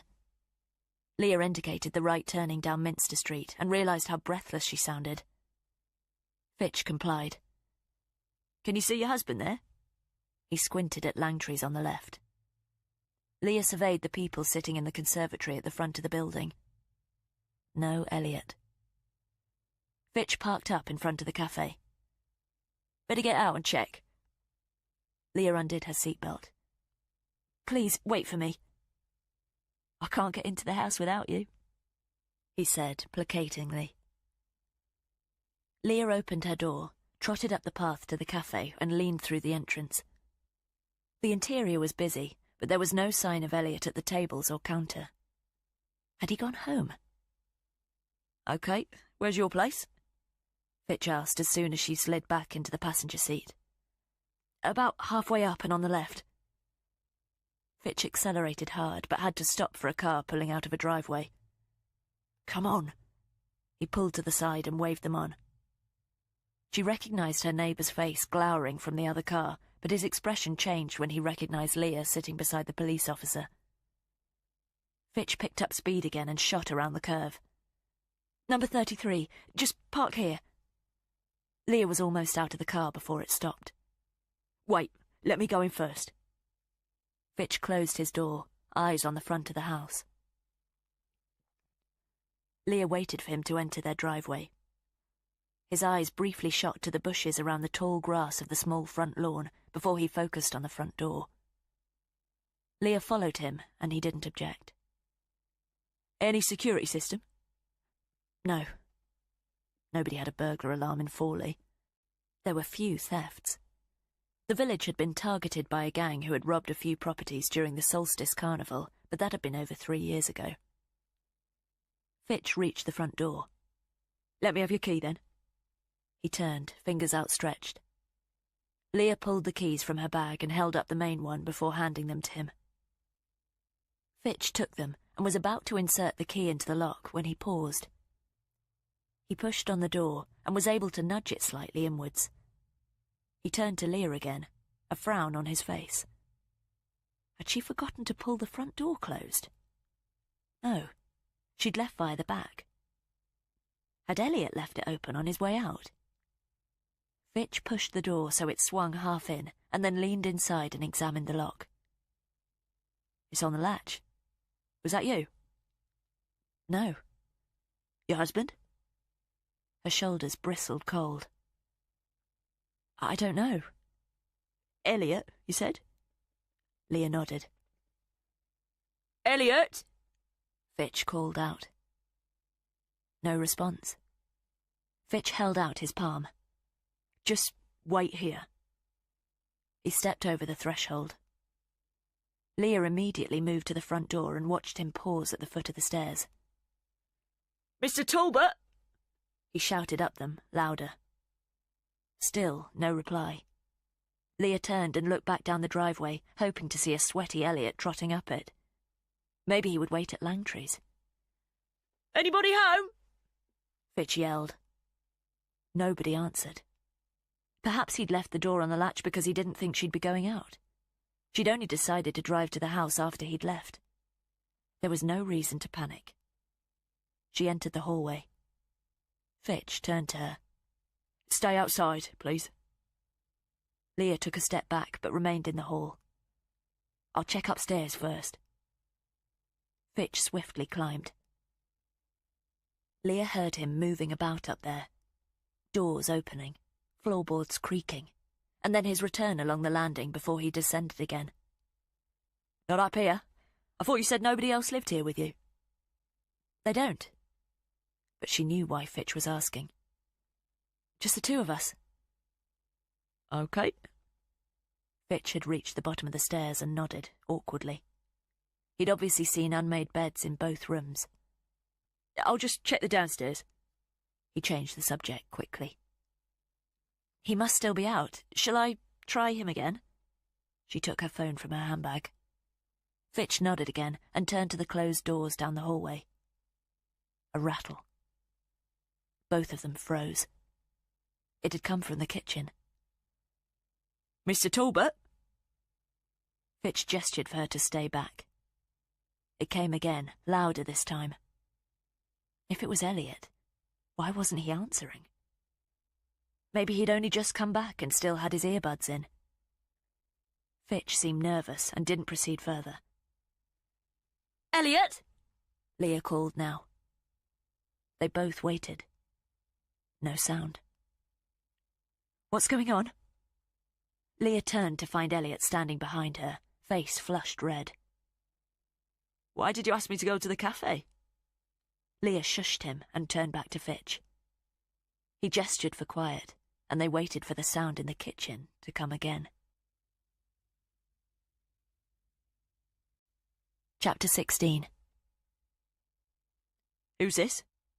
Elliot nodded at Fitch. "The police," Leah hissed. "Wait." Fitch took a couple of paces towards the kitchen, but halted when the same noise came again. Leah thought the rattle was familiar, but it was accompanied by a series of thuds. Elliot joined Leah, but his expression had frozen. He exchanged a look with her, but didn't speak. Fitch put his hand on the kitchen door and pushed it inwards. From over his shoulder, Leah could see into most of the room. It looked empty, but the sound intensified. The acoustics said it was definitely inside. Fitch pushed the door open all the way and moved across the wooden floor tiles towards the French doors. Elliot crept past Leah and was the first to the doorway, but hesitated there as the officer moved tentatively on. Fitch froze, his head directed downward. "Looks like you've got a visitor." Leah slid past Elliot in the doorway and joined Fitch, her gaze following his. There was a duck, a green-necked drake, standing stock still by the French doors. It eyed them both with a shiny black eye. Leah's shoulders dropped and she breathed again. "How the hell did that get in here?" Elliot said from behind her. Fitch turned to them. "It's not a pet, then?" "There's more ducks in Forley than people. It must have come in through the open front door." Leah was thinking out loud. The duck turned back to the chain hanging beside the vertical blinds and tugged it with its beak. It rattled, and the action knocked the blinds against the glass. "Is this what the emergency is?" Elliot addressed them both. Leah turned to him. "Did you leave the door on the latch?" "No." He immediately answered. "I don't think so, anyway." Leah sighed. "So you called the police because you heard that in here?" She exchanged a look with Fitch and shook her head. "There's a bit more to it than that." Fitch crouched to the animal. "Shall we open the door and let this fella out, then? I think he's had more of a fright than us." Leah could see the dark, wet droppings at the base of the door. "Key's here." She took it from a pot on the dresser and handed it to him. "I'll have a check around outside as well." He unlocked the door and shooed the duck. It scuttled out, flapped its wings and flew 10 feet before resting again in the middle of the overgrown back lawn. "What's been going on?" Elliot asked as soon as Fitch had followed it into the garden. But Leah's focus was on the back gate at the bottom. It looked like it was closed tight, and although she felt embarrassed that the grass was almost up to the officer's thighs, it didn't look as if anyone had recently crossed the lawn. Fitch scanned the area, and the duck scampered into the overgrown buddleia patch at the left of the garden. The officer reached the gate, opened it, and looked up and down the alleyway that ran behind the houses. "Are you okay?" Elliot knew she didn't scare easily. She didn't turn to him, but nodded as she waited for Fitch to pull the gate closed. "Somebody's been murdered." There was a pause before Elliot responded. "What?" Leah turned to face him. "When I had my accident last night, I stopped at a house on Plough Lane. When I couldn't get a response from you, a man there helped me." Elliot's eyes dipped to the floor. Leah folded her arms. "I went back this morning to thank him, and there were police cars outside." Elliot met her gaze again. "He's dead?" he asked incredulously. "No. A woman lived there. She's dead. I think the man who opened the door to me, who said his name was Martin Tate, was the one who killed her." Elliot's eyes widened as he allowed that to sink in. He told me he'd called the police about the deer, so I told him where we live so they could contact me. That's why the police officer escorted me back. Elliot shook his head. Jesus. His body language said he was about to hug her. But even though she needed it, Leah kept her arms tight to her chest. Fitch walked back through the French doors. "I don't think anybody has been in the back," he addressed Elliot. "That front door wasn't forced. You really can't recall if it was you that left it on the latch?" Elliot blinked as he attempted to remember. "Do you generally put it on the latch?" "Sometimes. Not often." Elliot shook his head. "Even if it was you, somebody could have come in, though." Leah tried to calculate how long she'd been absent. Just over half an hour? Maybe longer? "Yes, but I think it was likely to be just our little visitor in the garden." Fitch was looking back through the doors again. Leah hoped he was right. "I'll check upstairs." Elliot turned to the door. "I've been up, but it won't hurt to double-check all the rooms. You'd know if anything has been taken or disturbed.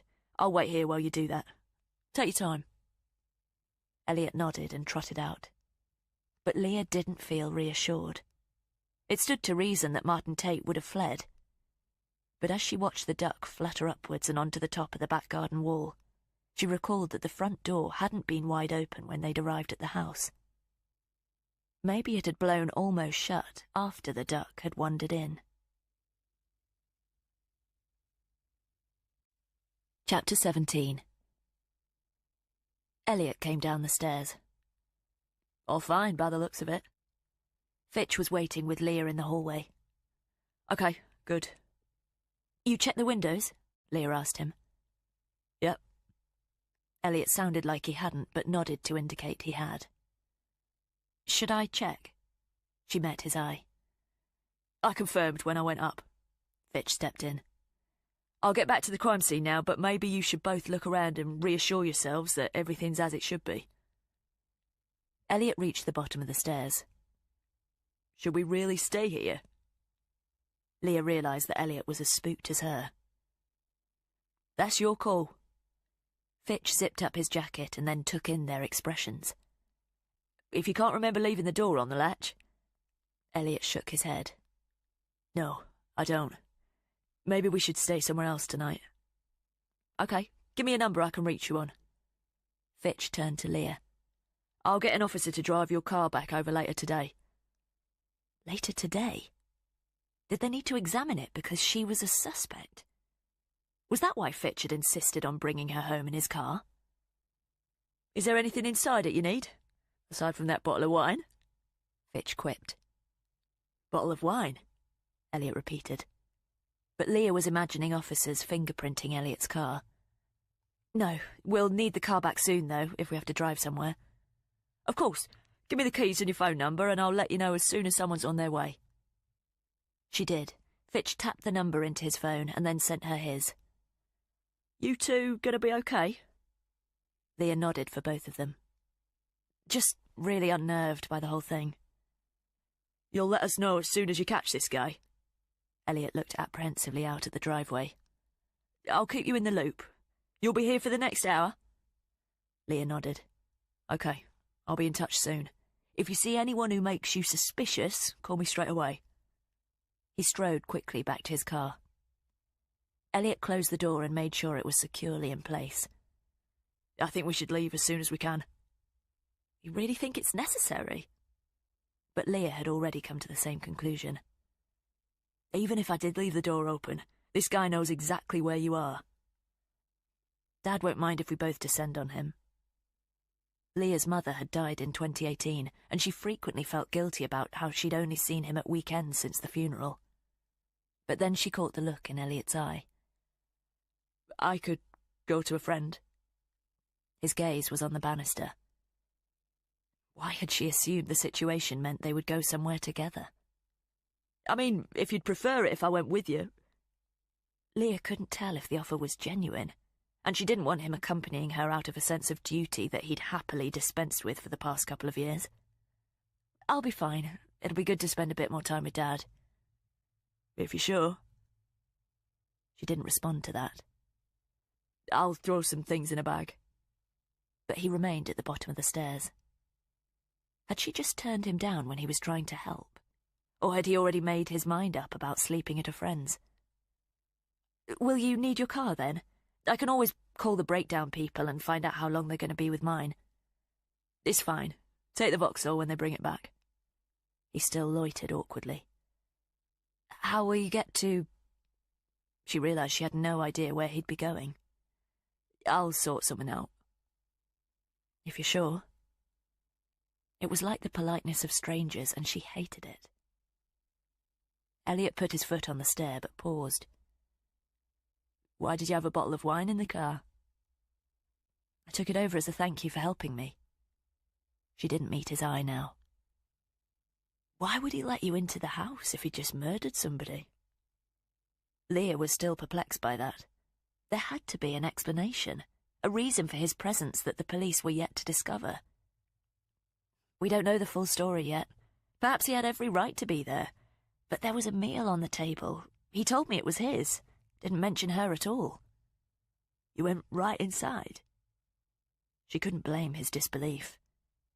Yes, everything seemed so normal. There was a dog and the smell of cooking. I didn't think I was doing anything wrong to tell him where we live. Elliot filled his lungs and seemed about to say something, but checked himself and nodded. Looks like you might have had a lucky escape. But had she? Leah couldn't tell him what had passed between them. I think we should both be ready to leave as soon as the car gets here. You don't have to wait here with me. But Leah knew what his reaction would be. I'll get a few things ready, but I won't be going until you're in that car. He didn't wait for her response, but headed upstairs. Leah walked back into the kitchen and tried the back door. Bolted, with no signs of tampering. She locked the French doors and then methodically checked the windows. Her phone buzzed and she took it from her handbag. It was a text message from an unknown number. Leah opened it. We need to talk about our kiss last night. Can I see you again? Chapter 18. Leah felt a cold hollow open in her chest and immediately put the phone on the kitchen counter. It was like he'd touched her again. Her eyes didn't shift from the words on the screen. How had he got her number? When she'd passed out, had he gone through her contacts? Upstairs, a floorboard creaked as Elliot moved about his room. She reread the message several times. She had to tell Elliot. Turning around, she stepped uncertainly to the doorway. Ahead of her were the stairs and the spot at the base of them she should walk to and call him down. But she closed the door, as if he'd be able to hear the turmoil in her head. Think for a few seconds. She took a faltering half-breath, read the message again. What would be Elliot's reaction? She'd kissed a man she'd only known for minutes. A murderer. She wiped her palms against each other. But if she told Elliot, she'd then have to tell the police. He'd insist on that. She'd withheld from them, but only because she felt so foolish. She'd been in shock. He'd offered her comfort in what she'd assumed, what anyone would have assumed, had been his home. Elliot's feet thudded overhead, and a drawer slid open. Leah had wanted to stay in his embrace, though. That was what repelled her now. She'd wanted to linger there, and she'd gone back to the house because of that. But only she knew that. You've done nothing wrong. He kissed you. You made excuses and left soon after. But she'd already concealed it. Why should she care how Elliot reacted? He'd barely asked her about the incident when he'd come in drunk. She'd been angry because Elliot hadn't been there to help her. He'd been out on Valentine's night with God knows who. Maybe he was going back to stay with them now. She had to tell the police, no question. But she would deal directly with D.I. Byrne. There was no need for Elliot to be involved. She'd told Martin Tate where she lived, but that didn't mean he'd want to find her there. He could have done anything to her that night, when she was unconscious. Why hadn't he? It was probably Elliot that had left the door on the latch. Let him head off to wherever he intended to go, and she could sort it out directly with the police.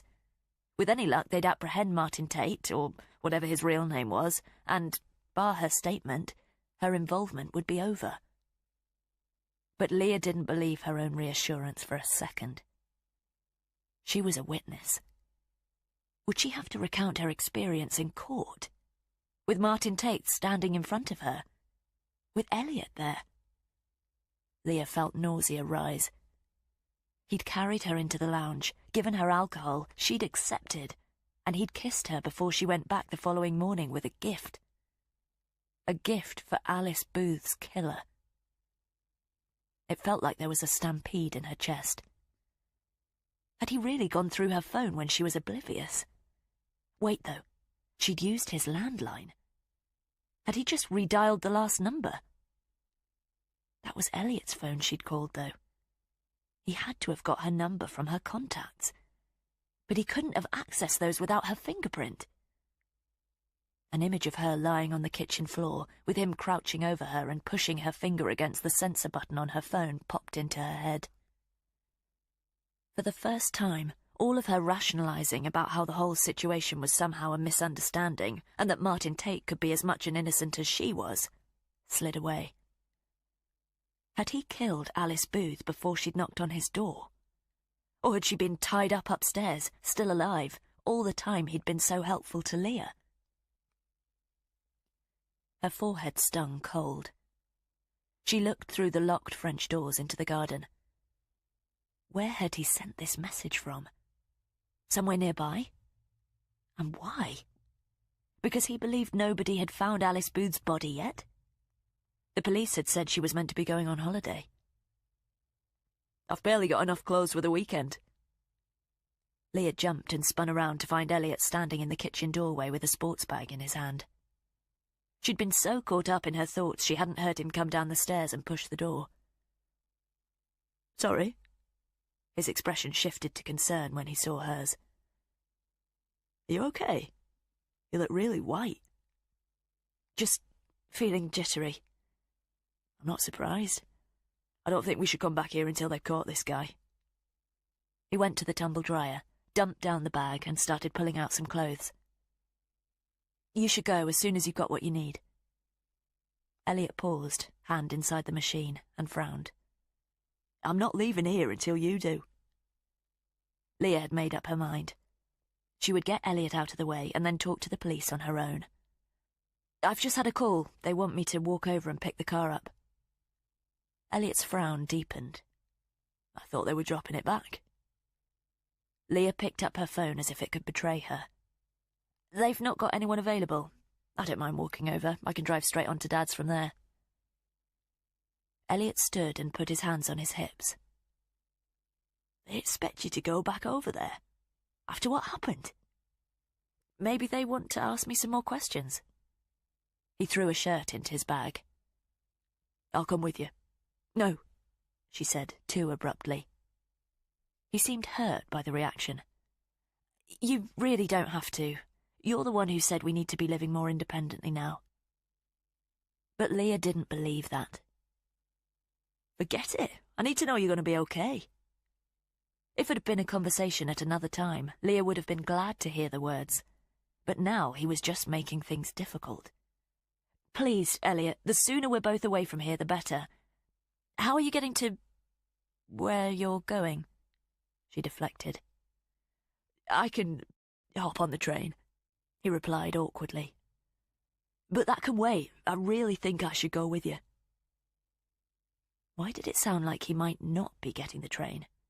Leah didn't have time to speculate, and she didn't want to tell him any more lies. I'll be fine. Go and catch your train. I'll grab a few things and then I'll be off too. I've told you, I'm not leaving here until you do. Okay. Leah gripped her phone tight as she passed him. I'll just need a couple of minutes. You're sure you're all right? When Leah turned, she could see he hadn't been convinced by her performance. If you want me to, I can come with you to your dad's. She could tell the offer was genuine, but at that moment the phone buzzed in her hand again. Chapter 19. Leah hoped it wasn't Fitch calling her and strode quickly through the hallway to the stairs. It only buzzed once, however, so it had to be a message. Her shoulders stiffened as she climbed. Leah? Elliot was standing in the hallway looking up at her. Just give me a minute. Cold flushed through her as she walked into the bedroom, closed the door and sat on the end of the bed. Girding herself, she opened the message. What are your plans this weekend? Feel bad that Elliot made you miss out on Valentine's Day. Leah pressed her feet hard to the floor. It was another reference to a conversation they'd had. How did he know Elliot's name? She must have used it when she called him from Alice Booth's landline, but she couldn't remember doing that. Even if she didn't allow Elliot to see this, she had to show the messages to the police. If he was asking about her plans for the day, did that mean he was still in the area? He knew where she was. Leah walked to the window and looked out. It overlooked the front drive and the road in front of the house. 2 cars went by in quick succession, but there was nobody else in sight. Was it even safe to go out there? But it was daytime. Surely nothing could happen to her on a busy Saturday morning. But then she considered how she'd assumed everything was normal inside Alice Booth's house, when looking in one of the other rooms would have told her otherwise. Why did he want to meet her? To dispose of her? But she reminded herself he'd had ample opportunity to do that the night before. Whatever his motive... The phone buzzed again. Elliot at home. Understand if it's awkward. Her breath locked in her chest. She read the 3 messages that had arrived. It now looked like she'd exchanged much more information with a murderer than she'd led the police to believe. She had to stop it. How many more intimate details would he use? Give yourself in to the police. She typed quickly, but her finger paused over send. This was a mistake. She knew it was. She shouldn't engage with him. But she had to stop his texts. What would his next message insinuate? How long does it take to pack a bag? Elliot shouted up the stairs. Leah wondered how long she'd been. It felt like seconds, but as she checked the time of his second message arriving, she saw it had been 7 minutes ago. There was thumping on the stairs. Elliot was on his way up. She had to make a decision before another text arrived. Leah hit send. It was done. Now Alice Booth's murderer would know he could no longer dupe her. The door half opened and then paused. Elliot knocked. 2 years ago, he would have just walked in. Leah used the gap to open the wardrobe and slide out her overnight bag. She managed to dump it on the bed before he put his head in. Nearly ready? He regarded the empty holdall. Just give me 2 minutes. His eyes remained on the bag. We really shouldn't hang around. She nodded emphatically. Lock up and I'll be down by the time you've done it. Okay, he said uncertainly, before his gaze slid to the phone in her hand. Just texting Dad. Okay, he repeated, warily. I won't take long. Nor will I. She opened the top drawer of the dresser and grabbed a handful of underwear. Elliot stomped back downstairs and Leah took a breath. She looked at her phone display, dreading another message appearing. That had to have scared him off. But when she told the police she'd have to explain why she'd let their prime suspect know they were onto him. Did he believe he'd have the time Alice Booth was meant to be on holiday before she was missed? Leah knew she had to focus. She threw the underwear, a few tops, a few pair of trousers and her toilet bag into her overnight and headed downstairs. Elliot was waiting in the hallway with his light blue hooded jacket on. Everything secure? Yes, he sighed. Leah realised she'd probably taken longer than she'd said. Are you really okay? Leah dumped her bag down so she didn't have to meet his eye. As okay as can be expected. There's nothing else you're not telling me? He waited for her to straighten. What wouldn't I be telling you? He looked past her eyes with his deep brown gaze. "What time is your train?" He knew she was changing the subject, but looked uncomfortable. "I don't know." "Let's just—" She nodded at the front door and hefted her bag. Elliot said nothing as he opened it. Leah carried her bag to the end of the drive and hoped Fitch wasn't about to turn up with the car. There was no sign of it approaching when she stepped into the street. They both anxiously scanned their surroundings. "I'm off this way." Elliot slung his bag over his shoulder. "You sure you don't want me to come with you?" Leah did, but then Leah still had to deceive him again. "I'll call you when I get to Dad's." He nodded. Leah turned first. "Speak to you in a couple of hours." She headed down the street. She could stop off in Langtree's and call Fitch. She would ask to speak to D.I. Byrne. Better that than have the same conversation twice. Maybe it would be easier speaking to a woman, but she doubted the female detective would understand why she'd omitted such a significant part of her account. She walked briskly, her eyes darting about as she dreaded glimpsing a familiar, tanned face. Chapter 20.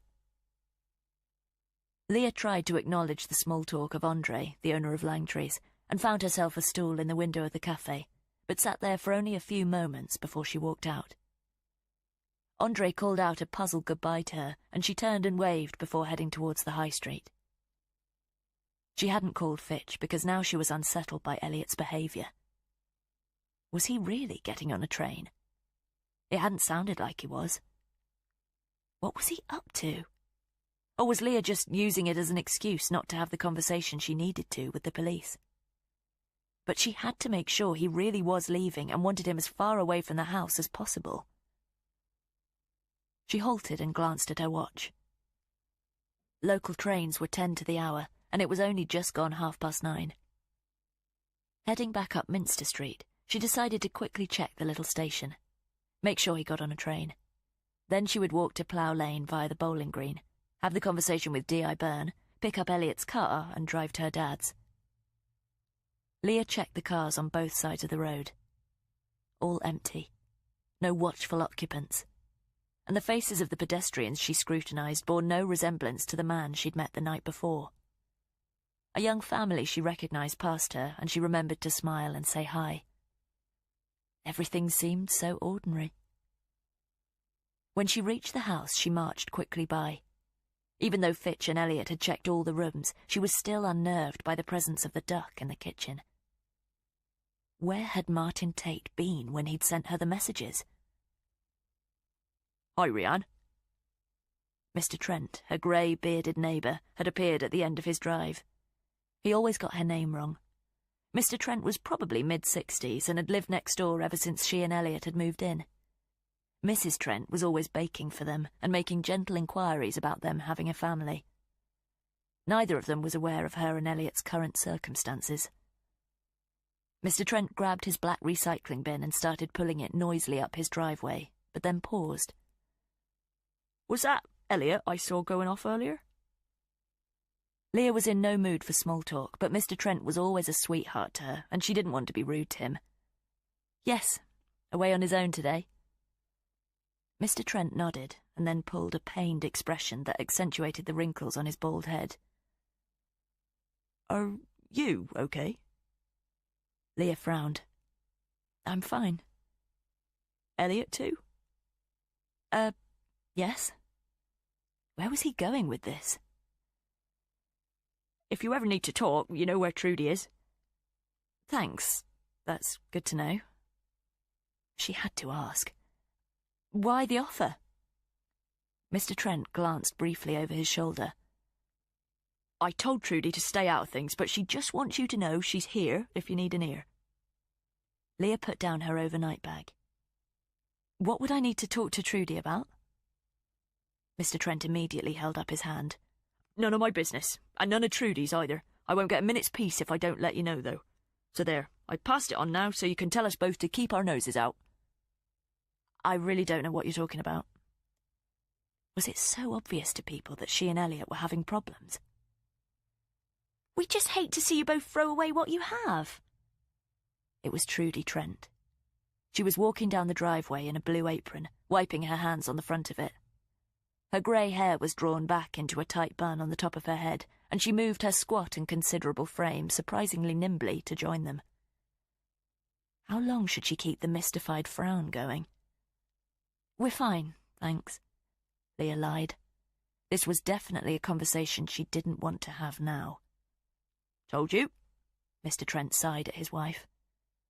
"You must think we're interfering." But there was genuine concern on Mrs. Trent's face. Leah let her flail for words. Was she and Elliot the regular subject of discussion in the Trents' home? With all of the comings and goings, though, it's difficult not to notice. What comings and goings? "Leave it now, Trudy," Mr. Trent warned his wife. His face was turning crimson with embarrassment. Mrs. Trent seemed to consider that. "What comings and goings?" Leah repeated. "I saw Elliot with that young woman last night," Mrs. Trent said quickly, as if she wasn't sure whether Leah was hearing about it for the first time or not. "Woman?" Leah felt a spike of dismay, but shrugged, like she knew exactly what Mrs. Trent was talking about. "When he got home?" she asked, as if she was about to confirm a misunderstanding. "Yes." Mrs. Trent gestured at her husband. "He was just closing the blinds in our bedroom." Mr. Trent shook his head. "I wasn't spying." "I know who dropped him off." At least, Elliot had told her that a scooter man had dropped him off in the car. It was Mrs. Trent's turn to frown. "So, you know her?" Leah nodded, kept her lips shut tight. "Sorry, I didn't want to land Elliot in trouble. It really isn't our business." Mr. Trent rolled his eyes at his wife. "You're both involved with other people now?" Leah considered how to answer her. So a woman had given Elliot a ride home in his own car. "We're living together but apart, for the time being." The disappointment registered in both the Trents' eyes. "So, if you were a little surprised by Elliot's behaviour..." Leah hoped Trudy would elaborate. "I closed the blind. Took me by surprise, that's all." Mr. Trent shot a scathing look at his wife. "Trudy opened it again." "Only because I didn't believe what he told me," Mrs. Trent replied weakly. "What was it that surprised you so much?" Leah tried to sound matter-of-fact, but wanted to know the answer as much as she didn't. "Them kissing." Mrs. Trent looked uncomfortable. "He was still kissing her when I came to the window." Her eyes were on the tarmac.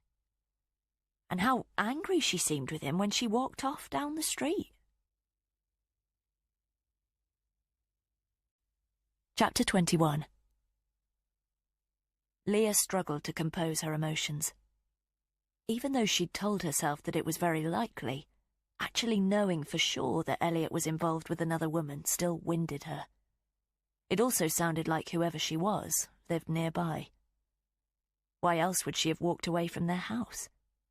She'd always assumed that if Elliot was seeing someone else, it would be a girl he'd met at work or in a social situation related to it. Was she right on Leah's doorstep? They knew a lot of people by name in their small village, but all of their real friends lived outside Fawley. There was nobody nearby with whom they spent any significant time. "Maybe we said too much," Mr. Trent reacted to her expression. "You're not telling me anything I don't know," Leah said dismissively. But having her suspicions confirmed by the neighbours was the last thing she'd expected. "Are you sure you're okay?" Mrs. Trent clearly didn't believe Leah's assurance.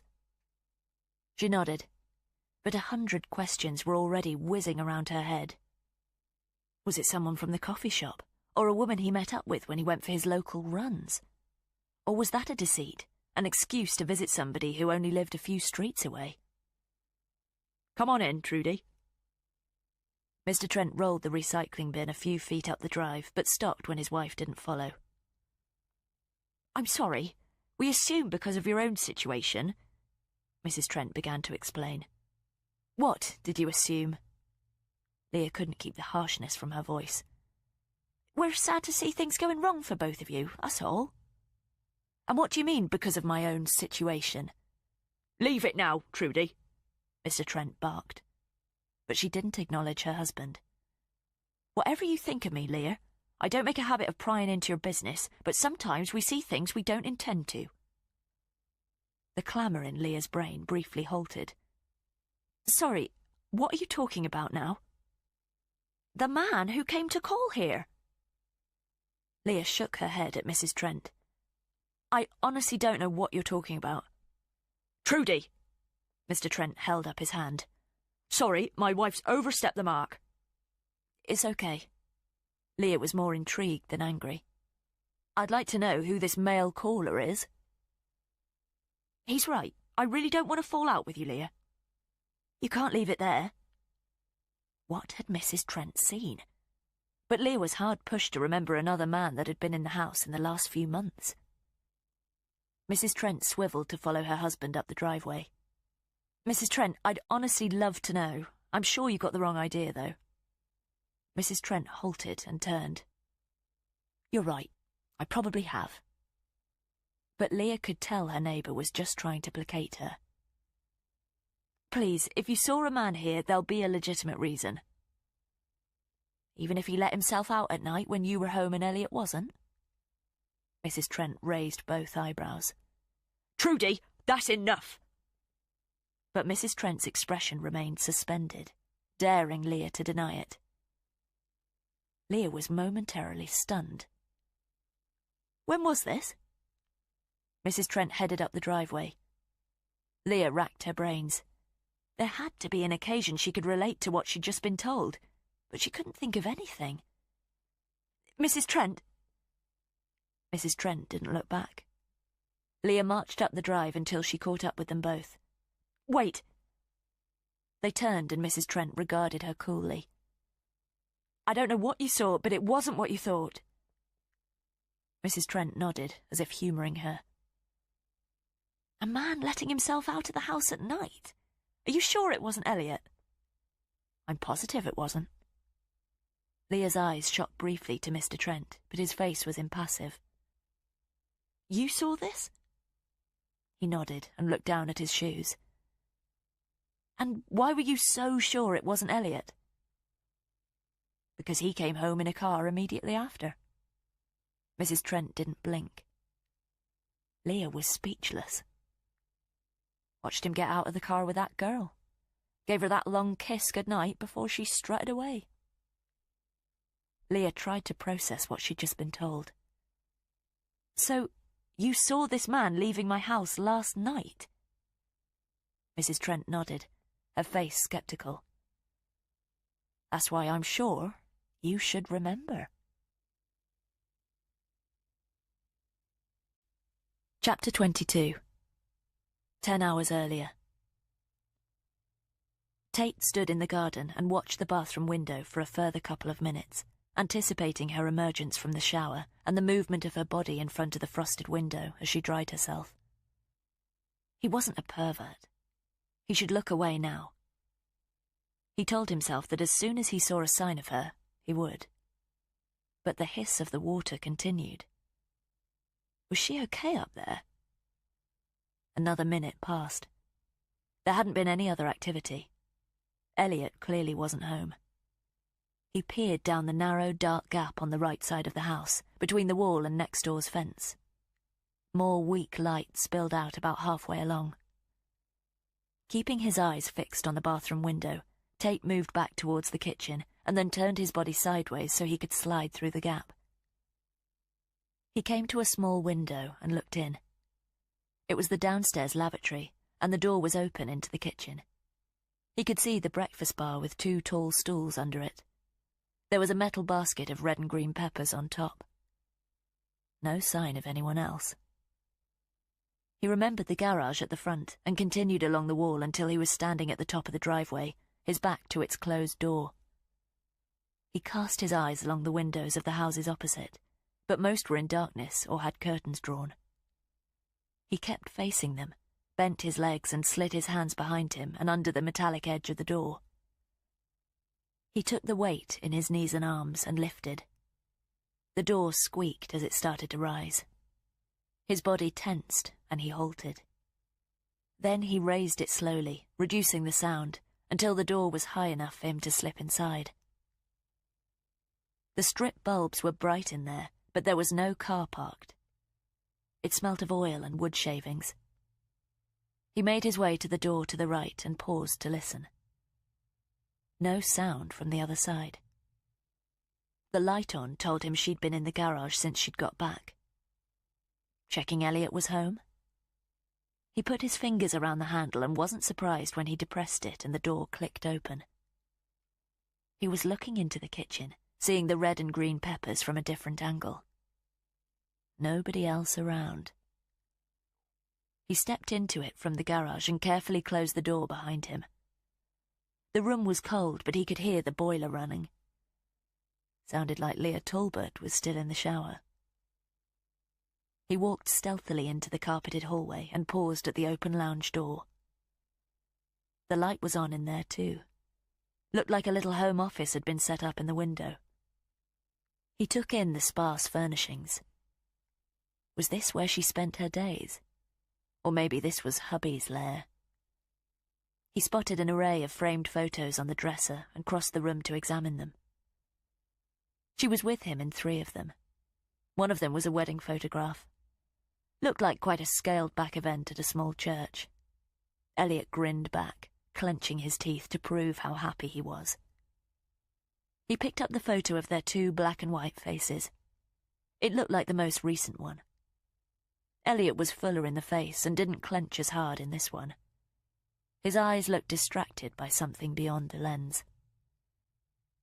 He replaced the photo in its exact position and felt an irrational sense of hostility towards Elliot. Anger was an emotion that rarely troubled him. Everything he did was deliberate, premeditated, and clinical. Being in this house now was none of those things. It was time to leave, but first, he wanted to make sure she was okay. The boiler continued to run. He stole to the bottom of the stairs and hesitated. The noise of the water trickled down from upstairs, old flurries indicating the movement of her body. So she was fine. Go. But Tate surveyed the stairs that were carpeted in the same deep blue as the hallway. He started to climb them, stepping on the edges nearest the wall to avoid creaks giving away his presence. He couldn't prevent a few squeaks, and paused every time, waiting for the shower to be switched off. But it didn't, and it was still hissing when he reached the top. A thin ribbon of light cut across the blue carpet of the landing, and as he crossed to the door emitting it, a floorboard groaned.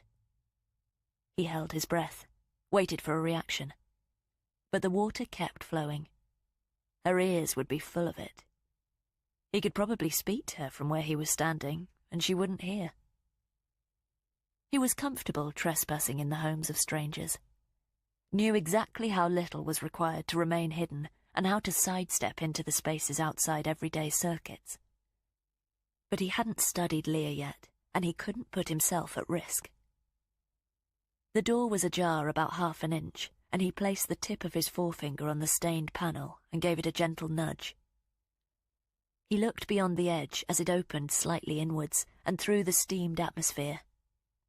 The washing basket was open, her familiar clothes dumped inside. Leah was sitting in the cubicle, side on to him, her back against the champagne tiles as the water trickled over her. Her eyes were closed. An aroma drifted out at him, carried by the vapour, an artificial fruit detergent scent with a human smell underscoring it. He could see the side of her face, her throat, her shoulder, her breast, her nipple, her thigh, her calf, her foot. One still half of a whole. The skin binding her together was pale. There was a red bra strap mark on the top of her shoulder.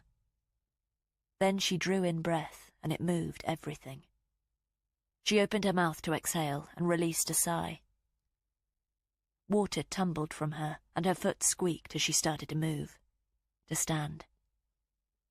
The tableau had kept him in the doorway longer than he wanted to allow himself, and a vague internal alarm suddenly became louder. He took his fingertip away from the door, and it swung back to its original position, blocking his view of her. Any moment she would be turning the dial, halting the flow and removing his cover. He had to go now if he wanted his exit down the stairs to go unnoticed. But he stayed where he was, the warm moisture cold on his chin, in the draught of the landing. What if he remained where he was? Let her find him there when she opened the door. He tried to imagine her reaction, how the muscles in her face would reconfigure themselves. Fright first, then realization, recognition, and then terror. And beyond that? Would Leah Talbot remember what had passed briefly between them earlier and understand why he'd followed her there? He put his fingertip on the door again, considered how exerting slightly more force than he had the first time would reveal him and trigger an alternative event to the one his survival instincts told him was necessary. The water kept running. He tensed his finger, tempted by the notion of breaking the barrier between them. He could hear her feet moving about in the cubicle. But a moment later he was treading carefully back down the stairs, retracing the path he'd negotiated up them in reverse. He stopped at the bottom and looked up, the moisture still cooling on his chin. The water stopped. The boiler downstairs cut out a few seconds after. He could hear the last liquid running down the plug hole. She'd be getting out soon, pulling on a robe. She couldn't know he'd been there. He decided to slip out through the front door. It was the quickest way to exit the house. He painstakingly turned the handle. Tate walked out into the cold rain, but barely noticed it, delicately clicked the door closed behind him, and strode down the drive. He had to leave now, because tomorrow he intended to come back. Chapter 23. What did he look like? Leah dreaded the Trent's answer. I know it wasn't Elliot, Mr. Trent said apologetically. I understand that. Describe him, though. Difficult to say. It was really dark. He shifted uncomfortably. This is really important. Anything at all. What was his hair like? Fair hair. He seemed positive of that. The tops of Leah's shoulders bristled. Slim build, average height. That's all I can really remember. What was he wearing? I don't recall. Mr. Trent exchanged a worried look with his wife. Are you sure? Mr. Trent nodded. And what did he do after he came out of my house? Just walked out of the drive and turned into the street. Which way? Right, I think. He took in her reaction. Right, I'm sure. You didn't see where he went, or if he got into a car? No. Mrs. Trent's hostility had evaporated. What's this all about? Are you saying you didn't know him? Leah turned when she heard the car. She recognised Fitch's brown Audi as it slowed outside her home. Do you both mind waiting here? She said as it pulled in and parked. This is the police. Police? Mrs. Trent's face lit up. Leah registered that Fitch hadn't brought her car back. Just a minute. Don't go anywhere. Leah trotted down the drive. There's been a development. Fitch was just heading into her house and turned in surprise as she emerged from next door. Yes, there has. Would you mind coming with me? I mean, I had something to tell you. Somebody was in my home last night and it sounds like Martin Tate. Fitch's expression froze. My neighbours have just told me. Ask them. She indicated the couple watching their exchange. Fitch said nothing, but moved past her and approached the Trents. Leah followed and waited as the officer introduced himself. Tell him what you just told me. They did, and Fitch nodded before repeating the questions she'd just asked them. How was he acting? Was there anything furtive about his behaviour? Mr. Trent glanced briefly at Leah. I wouldn't say that. He was relaxing, not particularly conscious of being spotted. I suppose so. Leah watched Fitch purse his lips. What did it look like to the three of them? That she'd invited him back and that her guest had left casually afterwards? And what time was this? Trudy and I went to bed between 12:30 and 1, so it would have been around then. After I got home, but just before Elliot did. I had a shower and then found my husband downstairs. And you didn't hear any sounds in the house? No, I would have mentioned them to you before now if I had. Leah tried to keep the exasperation out of her voice. You didn't hear the front door opening or closing? No, again, I would have mentioned that. And nor did your husband?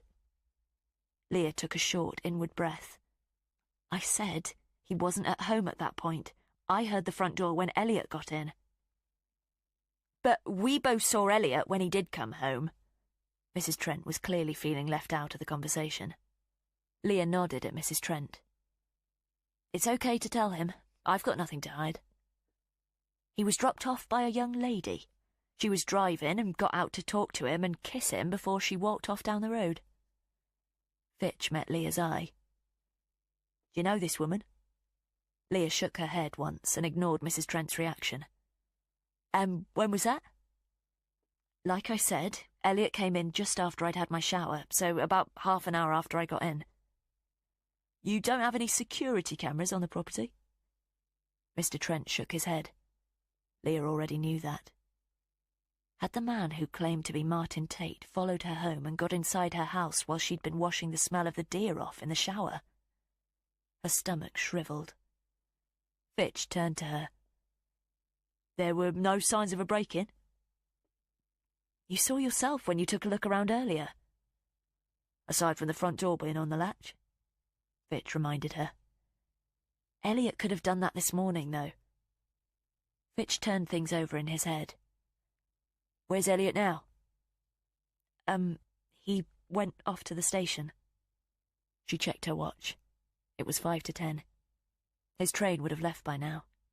If he'd been telling the truth about getting on it. Leah knew the next question was inevitable. Where's he gone? Leah took in 3 expectant expressions. I don't know. Chapter 24. So, why can't I have my car returned? Leah was sitting in Fitch's passenger seat as he drove them back through Forley. You can. D.I. Byrne needs a word with you first, though. About what? I just want to get away from here now. My dad's expecting me. He has Alzheimer's and no daycare this afternoon. Fitch nodded, understanding. If that was the same man in your house last night... If? It couldn't have been anyone else. She had to tell D.I. Byrne about the messages she'd received. If it was, he may not be a danger to you now. He called Alice Booth's home phone. Leah took a moment to absorb what he'd said. When? About 15 minutes ago. Called the landline. Unlikely to be a crank so soon after the event. Plus, he knew the details of the scene too intimately. You spoke to him? No, D.I. Byrne did. Said he wants to give himself up.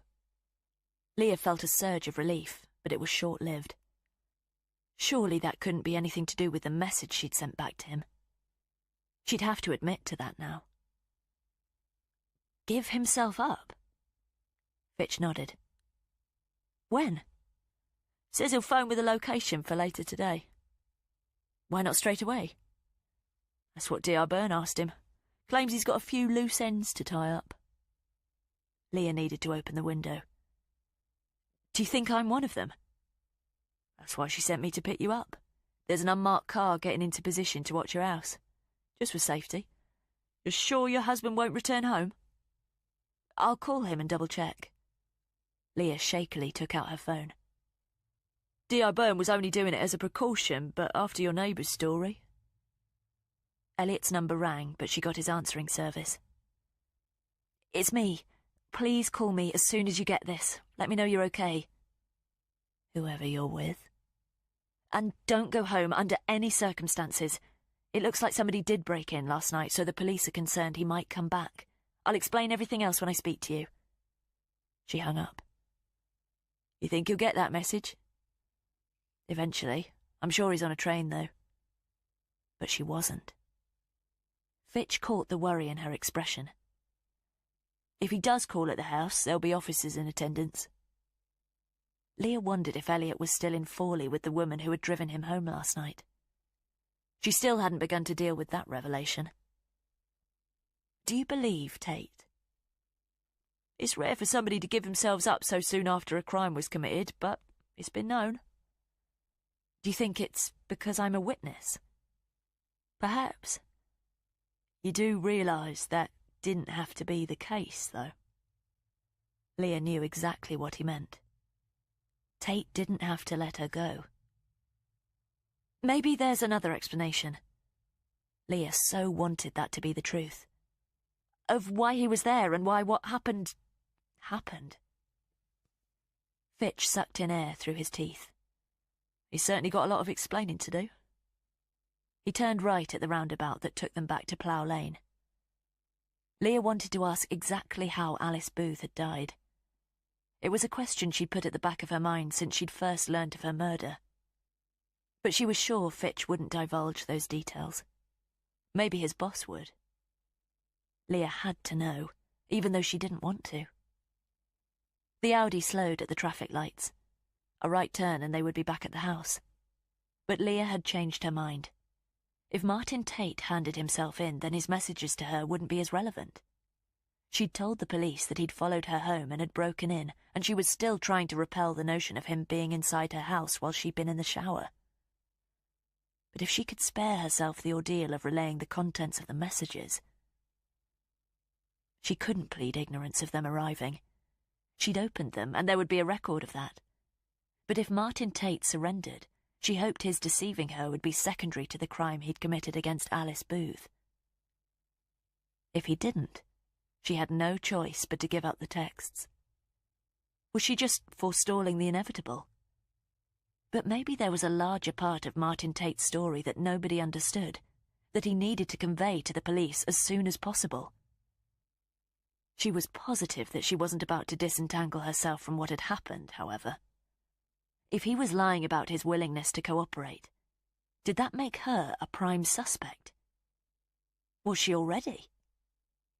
Fitch pulled up in front of the house. Elliot's car was still parked in the same position. Had they fingerprinted it? D.I. Byrne was just walking out of the gates, talking on her phone. With rising dread, Leah got out of the car and took her overnight bag from the back seat. All right, on my way there now. Byrne hung up. Fitch quickly filled her in on the Trent spotting the familiar figure leaving Leah's house the night before. Byrne didn't look at Leah, but tried unsuccessfully to hide her surprise. You've left a car there? Lloyd. Send a second car. Make sure they stay out of sight. Fitch relayed the instructions to another officer. Byrne turned to Leah. You know about our caller? Yes. You're my only witness. If he does give himself up, I want you to be present. Chapter 25. You want me to confirm it's him? D.I. Byrne, seeing Leah's panicked expression, held up a placatory hand. We'll find a place to conceal you. Leah felt a sudden rush of anxiety. We'll go in my car. Byrne nodded at a white Lexus. She focused on Elliot's blue Vauxhall. Can't I go in mine? I don't really want to leave it parked on such a busy road. It'll be fine. Jump in. Byrne opened her car with a fob. The locks thudded, but Leah was still examining her vehicle. Had they been inside it? She could still see the bottle of red wine on the dash. It'll be perfectly safe. There'll be officers here for the foreseeable. I need to give forensics their space, so we'll head back now. Leah felt in a daze. Aren't you waiting for his call? Somebody's manning the phone until we get the number transferred. Byrne extended her arm, indicating that Leah should walk ahead to the car. She complied, got into the passenger seat of the Lexus, and slid her overnight bag into the back. The interior smelt overpoweringly of coffee.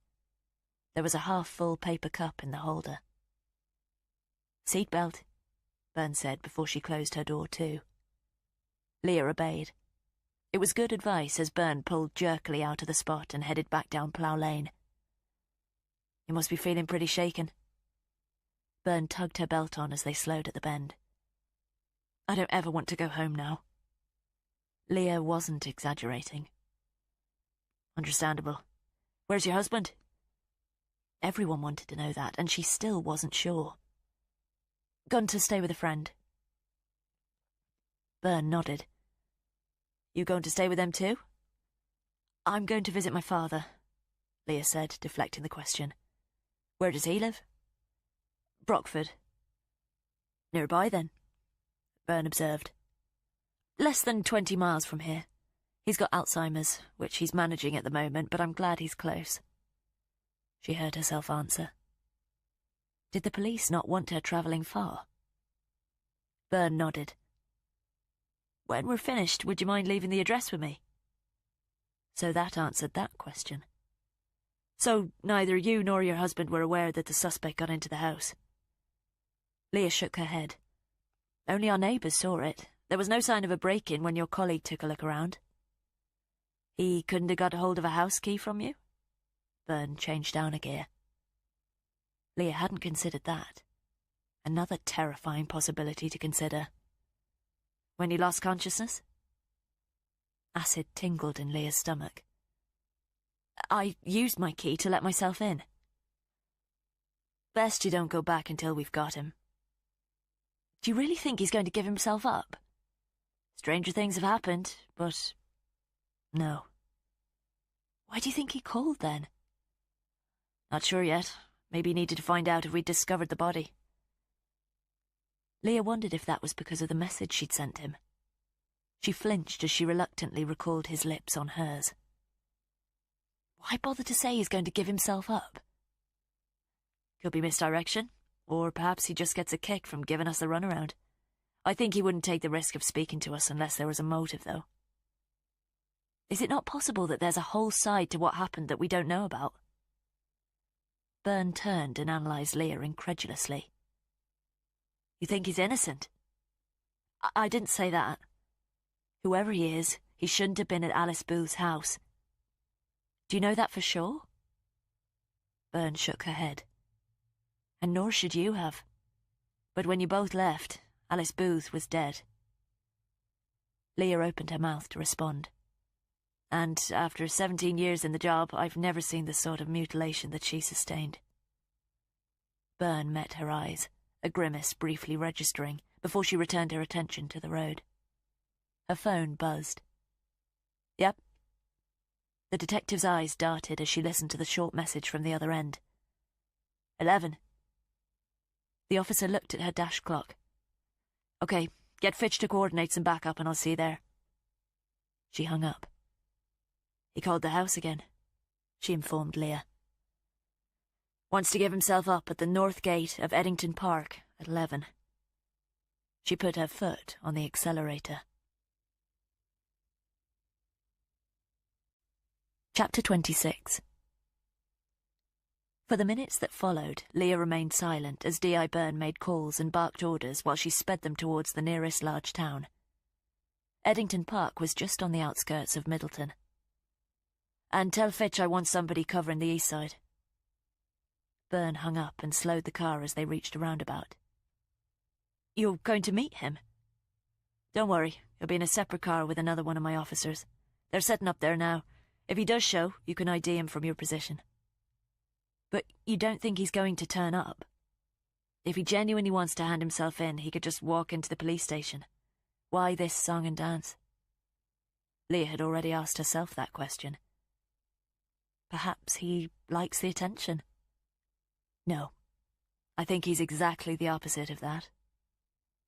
Byrne turned to her, and momentarily it appeared she'd said all she wanted to. Then she added, "This is no spur-of-the-moment homicide. This is a methodically executed crime. Wouldn't you say his behaviour towards you suggests that? He didn't have to open the front door to you, did he?" Leah wondered if it was a rhetorical question. Did Byrne believe she was part of it? That him letting her in put suspicion on her? Do you really believe I could have anything to do with this? Inviting you in, calling you a breakdown service from the crime scene. That's not the behaviour of somebody who's just committed a murder on the premises, is it? But Leah acknowledged that she'd ignored her question. So, until I can gauge the motives behind that, I doubt very much that this meeting is going to be straightforward, either. But what if he's just going to watch us, wait for him? You'll be protected, and you'll be far enough away from the gates. We'll do as he says, and just hope we can keep up the line of communication. Why don't you think he attacked me in my house? Byrne gave an exaggerated shrug and raised her eyebrows, as if she were waiting for the answer from Leah. I was in the shower. I would have been defenceless. She felt a jolt of horror as she considered how close he might have got. Byrne nodded, encouraging her to continue. Why follow me home, break in, and then do nothing? Byrne held up her hand. We're not positive he did nothing. What else could he have done? I don't think he took anything. But that was difficult to know for sure. Or was Byrne insinuating something else? Your neighbours saw him leave. It was late. It was probably assumed he could do so unnoticed. Leah didn't like Byrne's choice of words. Did the detective think he'd been in the shower with her? Elliot was due home any moment. Yes, Byrne agreed flatly. He was. You'd phoned him about your accident. Exactly. Where had he been? Leah hated that she had no answer. He didn't tell me. Not even when he got in? No. He's your husband. Don't you talk? No, as a matter of fact. Leah tried but failed to keep the anger out of her reply. The only reason we're not officially separated is because we're still living under the same roof. I have no idea where my husband was when I was stranded on the road in the dark. Maybe you should ask him, and then maybe you can tell me. Byrne sniffed. I do know that he was with another woman, though, because she dropped him off in his own car and then kissed him goodnight. That fact I've just gleaned from my neighbours who saw it soon after a complete stranger walked out of my house. Her temple pounded, but she didn't regret raising her voice to Byrne. Okay. Byrne nodded slightly as they continued in silence until the police officer gestured ahead. This is us. Leah could see the green rusted railings of Eddington Park on their right. Byrne took a left turn, then a right at the end. Halfway along the residential road, a man in a tracksuit was standing on the right by some parked cars. Byrne pulled them over and rolled down her window. Where's Travis? Next right, then left. Otway Crescent. Byrne didn't reply, but pulled sharply away and followed his directions. Leah clocked an older bald man with a grey moustache and a beer paunch, who she assumed was another plainclothes officer. He stood up from the plastic seat of a bus stop and jogged over to the car. We can go a street further back if you want. Byrne cast her eyes around the other empty cars in the road. This'll be fine. OK, there's a space further down on the right corner. He pointed. Byrne nodded and positioned the car where he'd indicated. Leah looked right and could see the entrance to the park about 50 yards away on the other side of the busy street. Byrne switched off the engine and glanced at her watch. 20 minutes. How's your eyesight? Chapter 27. Leah remained in the Lexus while D.I. Byrne chatted to the other officer beside the car. She peered at the other vehicles around them and then the windows of the stucco houses that lined the street. There were so many places from which he could be watching them. A young blonde girl in a bleached denim jacket emerged from a house a couple of doors down. She dropped the wheels of a pram onto the road and crossed it diagonally. Leah watched her as she passed and pushed her infant down towards the park gates. Leah checked her phone. It was 10:43. Less than 20 minutes before he was due to appear. Where was Tate now? He had to know there'd be officers dotted around the location. Byrne gestured for her to roll down her window. Leah did so, and the officer bent down to speak to her. I'm going to make my way down there now. You're meeting him alone? No, but I don't want to spook him. Fitch will be just inside the entrance. He's making his way to it from the opposite side now. Do you think Tate's in there? He might not be coming that way. He may just walk up to it from the street, so we've got that covered as well. If he does decide to show, he won't get away. But you still don't think he will?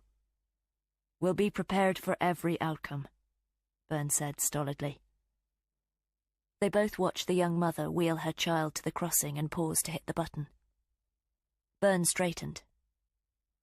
That's Travis. She jerked her thumb at the other officer. He'll be right here with the radio. As soon as you recognize anyone, he'll let us know. Leah nodded. Are you going to be armed? Fitch will have a taser.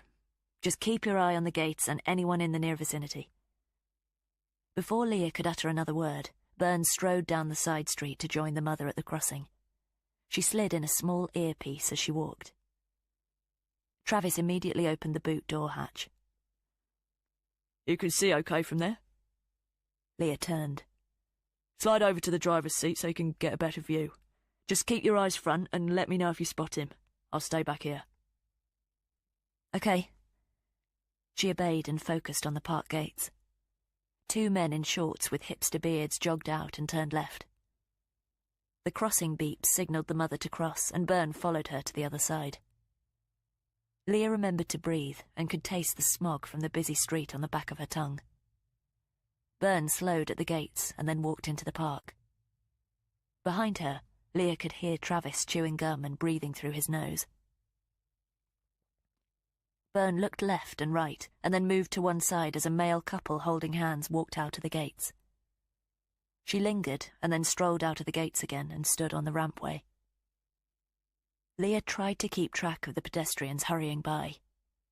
It was a stretch to see at this distance, but she already felt they were too close. Could things really end this easily? Leah got the impression Byrne hadn't encountered anything like this before. Leah would be terrified in her position. What had Tate done to Alice Booth? She recalled the expression on Byrne's face when she'd stopped short of telling her. Was that because Leah never would have agreed to ID him? A movement through the gates. Somebody walking down the main path towards them. It was still early, but he had to be nearby now. Leah narrowed her eyes at the man and recognized his face. It was Fitch. He didn't acknowledge Byrne, but seated himself on a bench about 10 feet from the gate so he was in profile. That made Leah feel better. Now Byrne wasn't waiting there alone. If Tate were dangerous, was Fitch close enough to help her, though? The chewing behind her stopped. All in position. Leah realized he was talking softly into a radio. 10 minutes passed, but Leah's shoulders remained rigid, and Travis kept chewing. After a minute or so, Byrne walked a few paces left, then a few right, as Fitch pretended to be absorbed by the screen of his iPhone. The traffic in and out of the park gradually increased. Leah blinked as she tried to keep up with the faces passing and crossing in front of Byrne. Just take a breath. Travis clearly sensed her apprehension. We've still got 3 minutes before he's due. Leah nodded once, squeezed her eyes briefly shut to moisturize them. There was a brief lull in the activity, but Byrne didn't once look in their direction. Who's this guy? Leah wasn't sure if Travis was talking directly to her or into his radio, but she could see who he was referring to. A man in a white baseball cap was walking from the right-hand side of the street and slowed as he reached the gates. Was that him? With the hat on, it was difficult to tell. He was wearing jeans and a tan casual jacket. She held her breath as he lingered there. Byrne stepped back a pace as he hesitated outside, but he walked on past her and didn't enter the park. Could that have been him? Leah wasn't sure.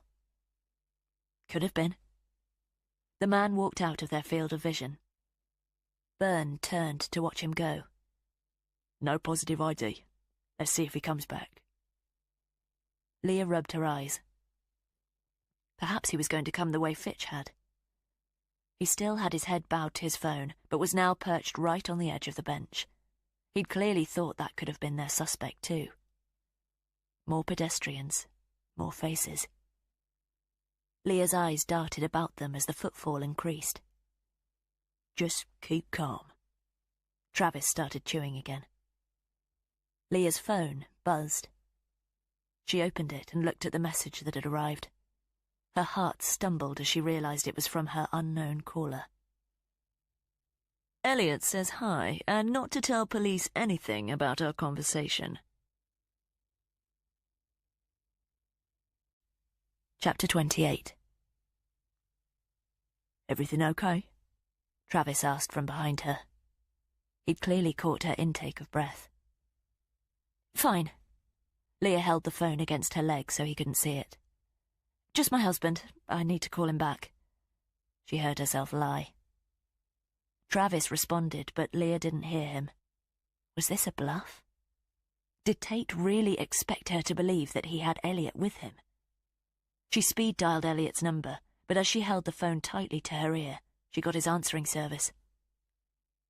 Any luck? No, she eventually replied, realizing she'd got the beep and that her voice was now being recorded. If you can just concentrate on the park.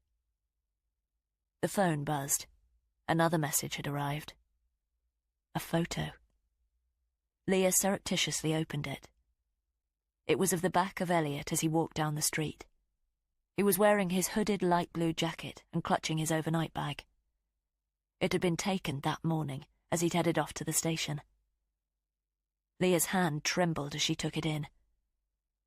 Alice Booth's killer had been feet away as they'd both left the house. Can you contact him later? Leah nodded and turned her head right to look out of the window, but her eyes were still on the image of her husband. Had Tate followed Elliot to the station? But what could he have done in broad daylight? Maybe he'd got on the train with him. Leah's mind raced. There was no denying the implication of the messages.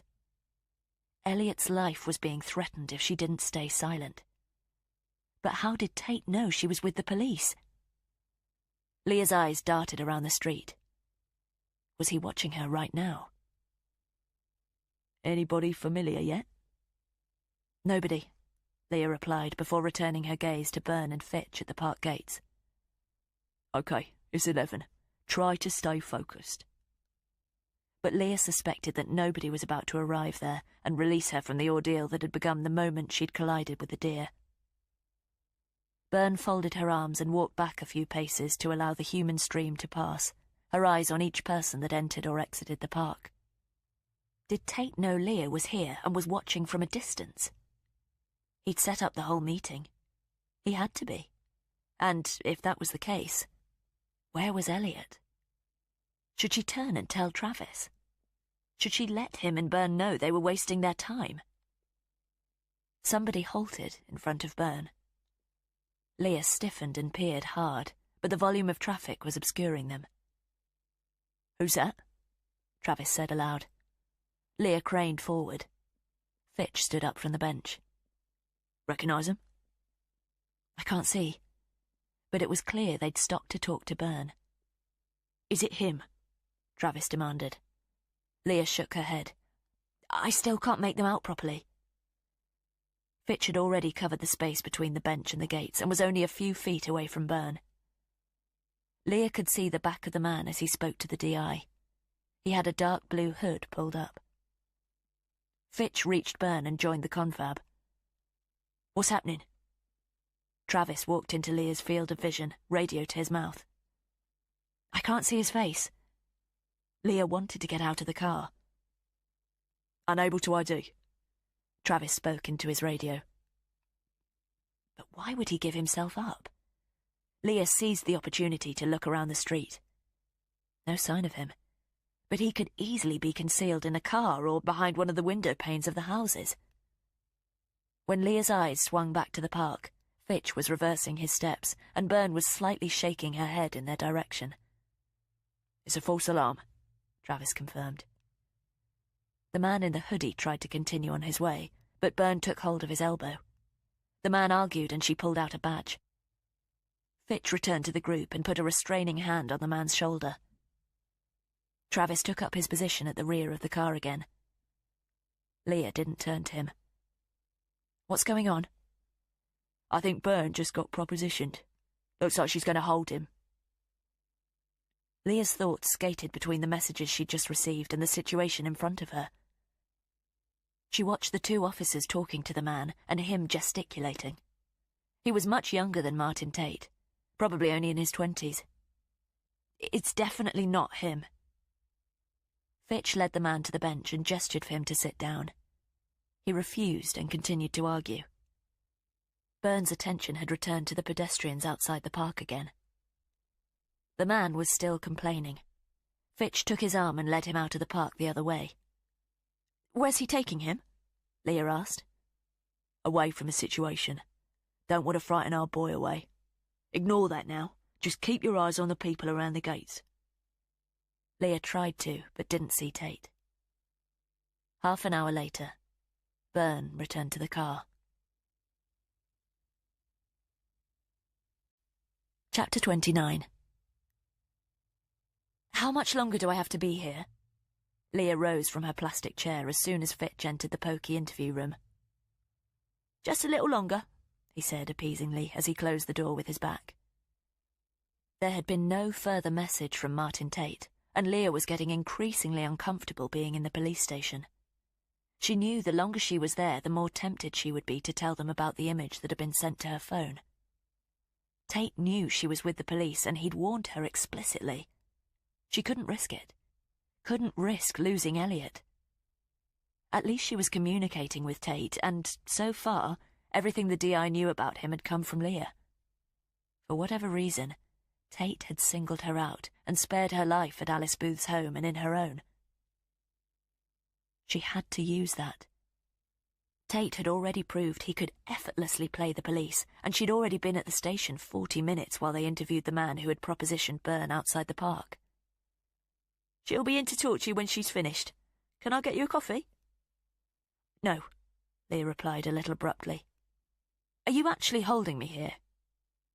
"You can go whenever you like." Leah knew there was a but coming. "But the DI wants to update you, so you may as well wait here for now." "I need to sort out my dad's meal in half an hour." That was true. Sympathy registered on Fitch's face. "She should be done soon. I'll let her know you need to get away." He turned and opened the door. As soon as it closed, she tried Elliot again for the umpteenth time. Leah hung up when she got his answering service. She opened the text messages and the one she'd sent back to the unknown number. "Have not spoken to police about messages. Please let me know Elliot is okay." But she'd sent it on the drive to the station, and there had been no response. Was he deliberately tormenting her? And if he had been at the park, had he followed her back here? Might he assume she was telling them everything, and what did that mean for Elliot? She had to leave now. Fitch had said she could. She lifted her handbag off the back of the chair, but the door opened. D.I. Byrne entered and frowned. "Just going to get myself a coffee." Fitch came in behind Byrne and met her eye suspiciously before he closed the door. Leah reversed to the table. Byrne folded her arms.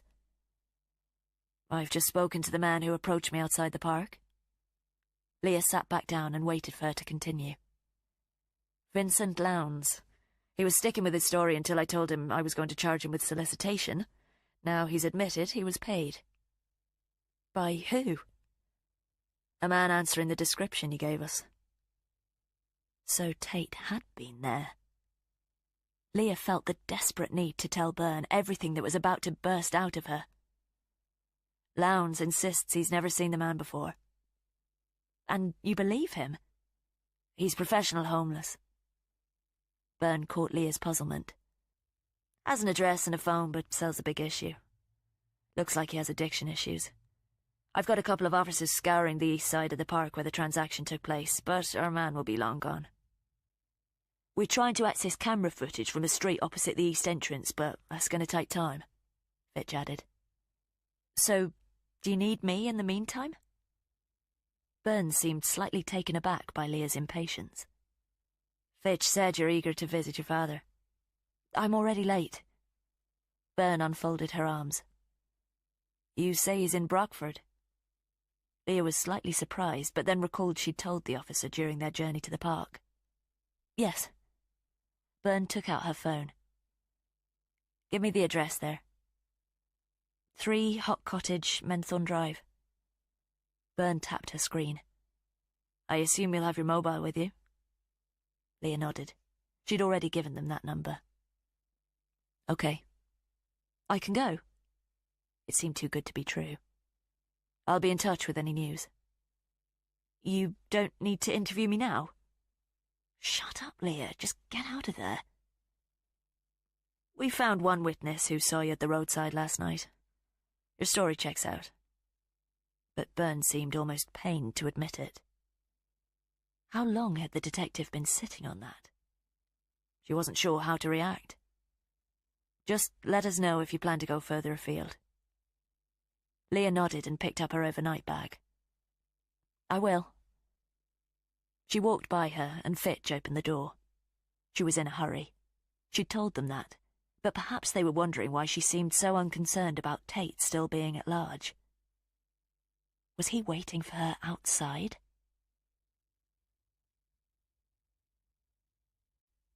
Chapter 30. Do you need a ride?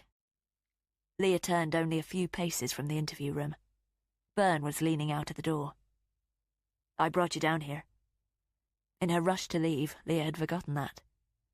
No, that's fine, thank you. I'll call a cab. Byrne studied her uncertainly. Everything okay? Fine, I just need to get to my father's. Exactly why I'm offering. You've got enough on your plate. I won't be taking you, but I can certainly make someone available. Thanks. No, you'll call me if there's any news? I've just told you I will. Okay, we'll speak soon then. Leah turned on her heel and strode down the corridor to the swing doors that led to reception. She had to get away from Byrne. As soon as she'd walked out of the building, she paused at the top of the steps and gulped cold, fresh air. She felt dizzy and steadied herself on the handrail. Are you all right? A young uniformed officer was just ascending. Leah nodded. I'll be fine. But he loitered there. Sure? Yes, fine, she repeated pointedly. Okay. He moved by her. Leah remained still until the wooziness passed, then carried on down into the parking area. A car screeched to a standstill, then beeped at her as she crossed the concourse to the main entrance. She didn't meet the eye of the driver as she made her way out onto the busy street. Checking her phone, she confirmed that there was still no further message from Tate. She sent another to him. Please tell me what to do. She waited, but nothing came back. Was he watching her now? She cast her eyes around the pedestrians and parked cars, but couldn't see a sign of him. She kept moving away from Middleton Police Station and tried Elliot's number again. It's me. Please, please, call me back the minute you get this, she said to his answering service. Then Leah quickly made another call. It rang for a long time before it was picked up. Hello? He sounded scared. Dad, it's Leah. There was a long pause. Hello, Leah, he said, like he knew exactly who she was. She was used to playing this game. She couldn't tell him directly that she was his daughter. That made him angry, more with himself than her. So she gave him enough clues so he thought he'd got away with his stalling tactics. I did the shopping, but I might be late bringing it over. Another pause. At this stage, he usually still got her confused with Rachel, the carer who called in on him. Oh, right. Have you got enough food in to last you until this evening? Oh, yes, he replied, unsure. Go to the kitchen cupboard for me, the one with my photo above it. She'd positioned it there last year, and now she used it as a reference every time she called.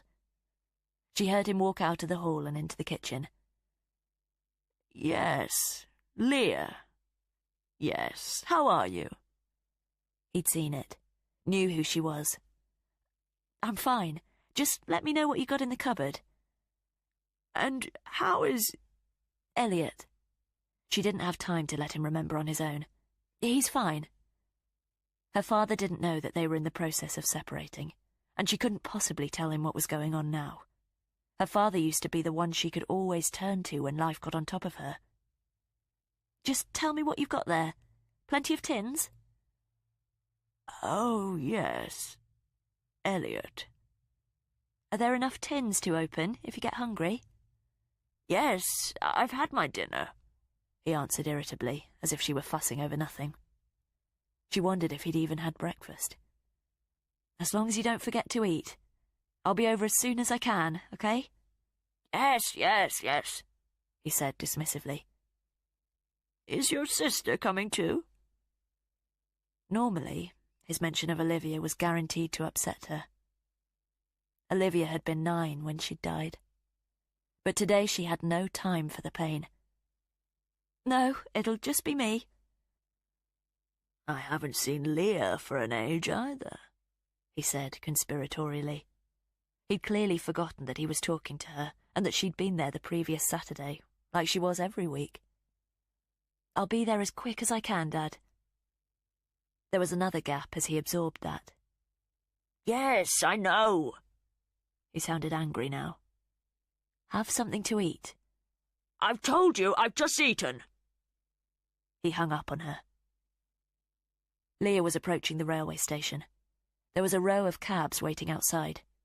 She picked up her pace, quickly crossed the road, and opened the door of the one at the front of the line. Reggae poured out from the interior, but the young man with dreads was pasty white. He smiled at her, flashing a gold tooth. Leah thought he wasn't much older than 20. Where you headed? It was a good question. Chapter 31. Leah almost shut the door again, but then dropped into the seat. Forley, please. Where else could she go? Would Martin Tate expect her to return there? It was the last place she'd seen Elliot. The driver seemed oblivious to her indecision and started the engine. Leah closed her door and he pulled out into the traffic. Do you mind turning that down? The driver adjusted the volume, but it sounded the same as before. What would she do when she got there? All that seemed important was putting distance between her and the police.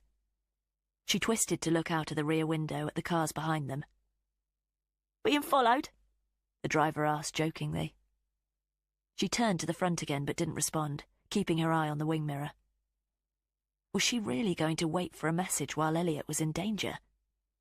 But what could the police do in the meantime? They could trace a call, though.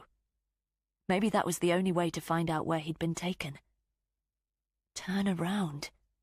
Go back. Leah clutched her overnight bag tightly in her lap. She looked down and saw her knuckles white around the straps. Sure nobody's after you? But this time the driver didn't sound so jovial. He eyed the bag. Just in a hurry. He nodded, unconvinced, and returned his attention to the road. But she wasn't in a hurry. When she got out the other end, she didn't have the slightest idea what she was going to do. It seemed only a few seconds between them leaving Middleton and the cab heading back down Plough Lane. It felt like a lifetime ago that she'd hit the deer there, but it was less than 24 hours. As they rounded the bend, Leah was dismayed to see that the animal still hadn't been removed. Whoa! The driver swerved around it. Leah registered that it had been glanced by other cars and that its increasingly battered carcass had been turned to a different position. As they passed it, she recalled its last misty breath trailing away into the darkness. Poor fella. The driver regarded the animal in his rear view. Leah kept silent, surveyed the right side of the road. She could make out the tyre marks she'd made by the overhanging briars, and up ahead she could see there were still 2 patrol cars, Elliot's Vauxhall, and a large white van outside Alice Booth's house. Were they removing the body? Leah's phone rang. She quickly took it out and checked the screen. Elliot. She answered and clasped it to her left ear so it was furthest away from the driver. Leah. It was him, whispering. Are you all right? Are you alone? His voice sounded strange, echoey. Was he on speaker? Yes, I'm heading home in a cab. I can only talk to you alone, he gasped. What's happening? Where are you? Alone. He barely squeezed out the word. Pull over, Leah told the driver. What for? This is where I want to get out. I can't drop you here, it's a main road. Come on, the traffic's stopping at the lights. She indicated the line of cars decelerating in front of them. You said Forley. Leah produced her credit card. Charge me double, just let me out. The driver slowed to a standstill, quickly scanned the card, and Leah was out of the vehicle as soon as he handed it back to her. Stand on the other side of the road, he yelled after her. The car behind beeped as she carried her bag over to the grass bank. Are you still there? Leah pressed the phone hard to her ear as engines accelerated. She stepped up onto the bank. She was about 50 yards from the police cars outside Alice Booth's house. An inaudible gasp from Elliot. Elliot! How did it go with the police? He choked out the words. What's happening? Where are you? Just answer the question, he hissed. I told them nothing. Her bag dropped onto the grass. You mustn't. Promise me. Was Tate listening? I promise. They took me to the park and then the station. I got out of there as soon as I could. They don't know about the texts. Again, Elliot became incoherent. Sounded like he was struggling for air. Don't touch him! She yelled over the cars. Silence. Had the phone been hung up? Elliot? Elliot? But she could still hear the atmosphere, discerned a sliding sound, and then an impact on the mouthpiece. Answer me! Elliot? The next voice was a familiar one, and it was still calm and accommodating. Leah Talbot, you have to let me explain. Chapter 32. Leah took another step back from the traffic and felt sharp branches against her back. Martin Tate's breath lightly boomed against her ear, and it seemed to blow cold inside her. Please, don't harm him. We're just getting to know each other. There wasn't a trace of humour in the response. He said it defensively, as if she'd somehow interrupted. She managed to swallow and moisten her throat. Why are you doing this? I needed to know more about the man you married. She ignored the implications of that. Please, let him go. I did as you asked. I didn't mention your messages to the police. But you spent half the day with them. How did that happen? They were there when I went back to Alice Booth's house. Why did you go there? To give you a gift. A pause. What did you bring me? A bottle of wine. That's most thoughtful, but really unnecessary. It sounded like what he would have said if things had gone as she'd envisioned that morning. If he'd answered the door. If it had actually been his home. The police started asking me questions. Sorry, I was surprised they were on the case so soon. He sounded genuinely apologetic. I didn't mean for you to go through that. That's... okay. Leah wanted to scream at him. A sane person couldn't hold the sort of conversation they were having. When you left the umbrella behind, I was convinced you wouldn't come back. I just wanted to say thank you. That was all. She fought to keep her voice steady. Did the police say how they came to be summoned to the house? He asked casually. The cleaner let herself in. No response. Was he chiding himself for the mistake? I only told the police what happened. I've done as you said since. They wanted you to point me out at the park. It was a statement, not a question. Yes. She knew he'd been there. But how close? I wasn't ever going to hand myself in. I needed to see the people who were looking for me, put a face to a name. Who's in charge of the investigation? D.I. Byrne. Is she treating you okay? So he'd seen her. Yes. When are you going to let Elliot go? I haven't decided. He suddenly sounded irritable. Leah had to keep him on the phone. Is he okay? He's fine, he answered dismissively, as if Elliot was an irrelevance. Can I speak to him? Did you speak to him last night?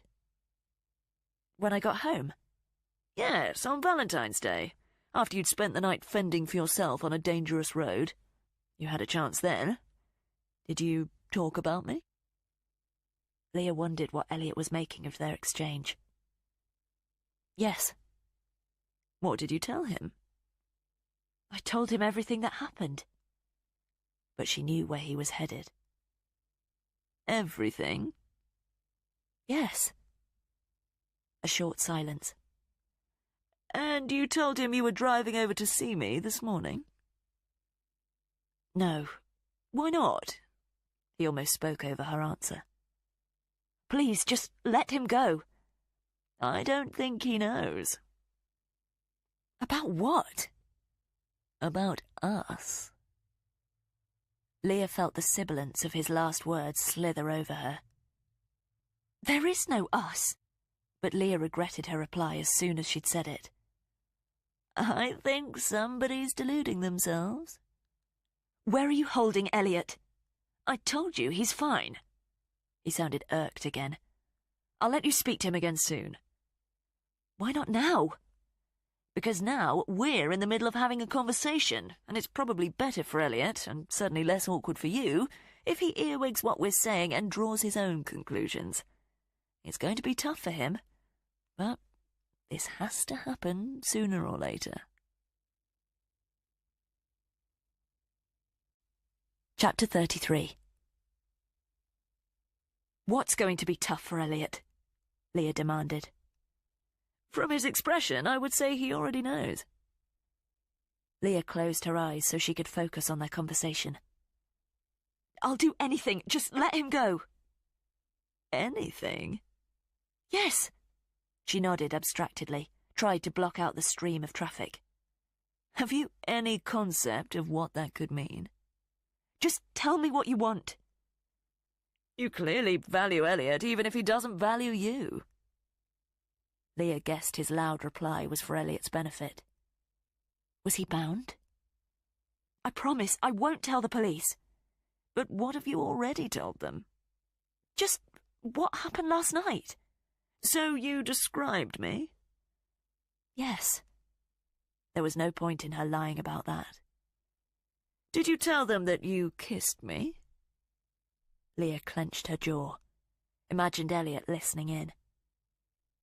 What do you think would have happened if you'd completely succumbed to the moment? I didn't. Did Elliot ask you where you'd been last night, or did he not care? Let me speak to him. If you hadn't come home, would he even have cared then? Yes. But Leah knew what the real answer was. Or was he only thinking about the woman who dropped him off? Leah stiffened. Tate had obviously waited outside after he'd left the house, watched her husband as her neighbours had. Did you know about Katya? Yes. But she hadn't until today. And now she had her name. It wasn't one she recognised. Attractive girl, and so convenient for Elliot. Leah recalled how the Trents had said she'd walked away after she'd dropped Elliot off. 3 streets from your marital home. He raised his voice again, for his prisoner's sake. Leah could hear an incoherent exclamation. It was Elliot. What did you do? Dread billowed inside her. 19A Medford Avenue. First floor apartment. Nice place. Elliot was shouting against whatever covered his mouth. So, you see, you shouldn't have felt any guilt this morning about anything you did last night. What did you do? Leah articulated the question that she knew Elliot was struggling to yell. I could send you a photo. Elliot screamed louder. But there's already photos on your phone you probably still haven't looked at. Leah froze. She had to open the archive but kept the handset pinned to her ear. What pictures had been sitting there all day? Might be worth taking a look at those first. She couldn't hear the cars now. Tell me what you did. But she could hear a thudding sound, like the feet of a metal chair rocking against a stone floor. Go and call on Katia. I wonder how many times Elliot's been up and down her flight of stairs. Stop this, now. But Leah already knew he wasn't about to. I'll give you half an hour, then I'll call you again. Can you remember the address? Yes. She knew the road. I wonder if Elliot would be quite so frantic if it was you in that apartment. Momentarily, she recalled how cold Elliot had been when she'd told him about the collision. He does seem very agitated right now. I'll calm him down. Leah heard the thudding sound getting louder. Don't touch him! After what he's been up to, that's very reasonable. This has nothing to do with you. Half an hour. Will that be enough time? I'll go. She dragged in a breath. We'll talk soon. Wait! Stay on the line! But he'd cut the call. Chapter 34. Leah immediately hit redial and got an answering service. Call me back. I'm not going anywhere until I've spoken with Elliot. She hung up and waited, blood rushing through her ears. She felt utterly isolated. No response. She redialed the number. Answering service. She hung up again. Tate was clearly ignoring her and she was wasting time. Start walking. If he wasn't going to pick up, better to make for where she'd been sent. She didn't want to be spotted by the police at Alice Booth's, though. Leah left her overnight bag where it was, traversed the grass bank and waited for a gap in the cars. While she did, she quickly opened her photo archive. Her breath caught in her throat as soon as she saw the last clutch of images. It was her, lying on the floor in Alice Booth's kitchen, her features oblivious. She flicked back through them, the angles changing. He'd got right up close to her face with the camera. A wave of repulsion broke through her as she imagined him crouching over her. What had been going through Tate's mind as he'd taken them? Had he always planned for her to find them later, or had he still not made up his mind about letting her go then? There was no time to consider that now. She had to focus on what she'd been told to do. There seemed little point in calling him back. The traffic briefly ebbed, and she crossed the road, quickly trotted to the other side and headed for the lights. A few minutes later, a handful of cars had beeped angrily at her, but she'd made it there and turned left onto the path that ran beside the road and led to the roundabout on the outskirts of Forley. She tried not to think of what was waiting for her in the upstairs apartment. Concentrate on each individual step. She went straight ahead at the roundabout. She could avoid town and take a left that would lead her to the top of Medford Avenue. But when she reached the turning, she froze. What was she walking into? A couple pushing a pram walked by her, and she vaguely registered their expressions shift from smiles to concern as they passed her. She was standing in the corner gutter, staring down the road. She was about to walk into the home of Elliot's lover. Her obvious fear aside, shouldn't she consider what she might find and what conclusions would be drawn from her presence there? But she had no choice. The police were out of the equation, and she had to think only of Elliot's safety. Leah strode on, checking the number on her left. 110. The house would be on the right towards the end of the road. She crossed over, and it felt like a hand was clenching her windpipe. There were no other pedestrians in sight, and a plane boomed overhead. But the sound seemed to continue resonating through her as she reached the door of number 19. It was glass, and she peered through to the shared hallway beyond. 2 white front doors for 19 and 19A.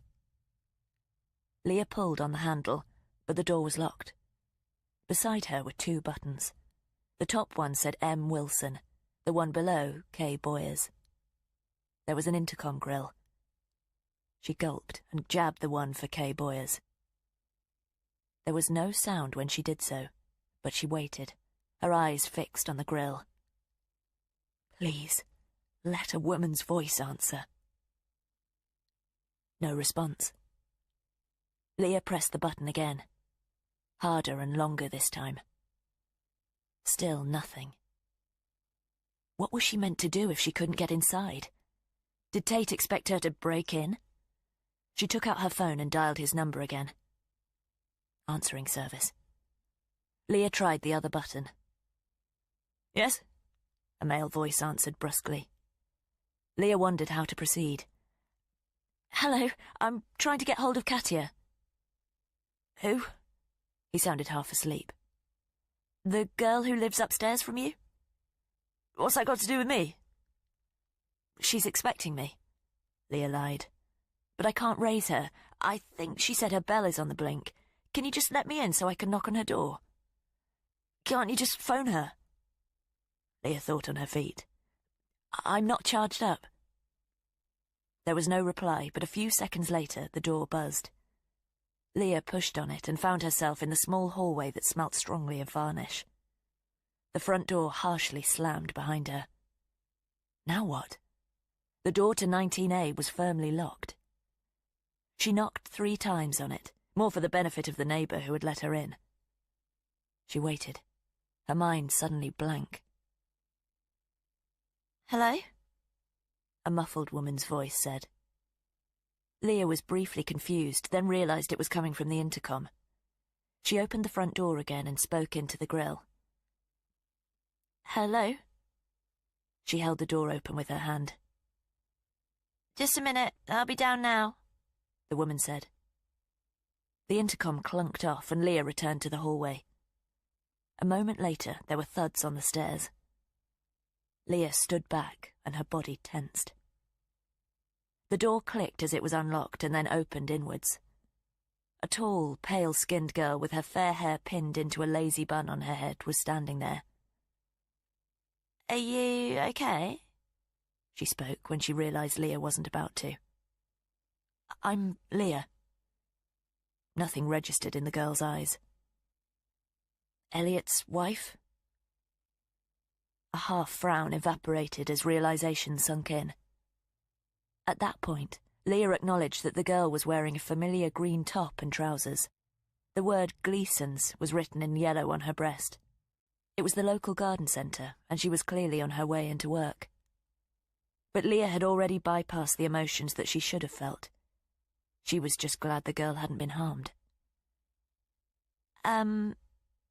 She looked awkward and then turned away from Leah and shouted up the stairs. Katia? Somebody here to see you.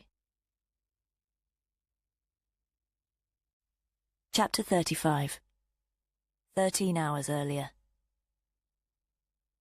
Having just left Leah Talbot in the shower, Tate turned right out of her driveway and was about to return to his Nissan when he heard a car coming along the street. Its headlights extended along the road before him, and he realised he would soon be lit up. Trotting across the tarmac, he made for the cover of a tree and its shadow the other side. Standing behind the trunk, he shrank back further as the vehicle slowed and pulled into Leah Talbot's driveway. So, Elliot was home at last. But as he watched from his hiding place, he could see there were 2 people in the car, one male, one female. The male occupant, who Tate assumed was Elliot, got out of the passenger side first and looked up at the house. He was holding a paper bag of what looked like takeout food. The female got out of the driver's side. She was slim and had bleached blonde hair, dark fur coat and high black boots. Who was this?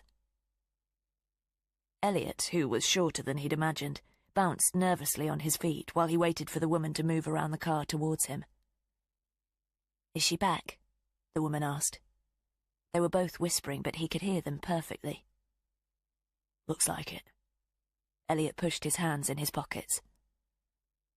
Why don't we both go inside? She suggested, nervous determination in her voice. No, not like this. Her shoulders sagged a little. It's not going to be easy whenever we do it. I'm drunk. It's not the right time. His body was stiff. I'll be with you. She reached out to him. How old was she? Early 20s at the most. He flinched from her touch. You said you wouldn't pressure me. She retracted her hand. It's been 16 months. I wouldn't call that pressure. Elliot shifted his attention back to the windows.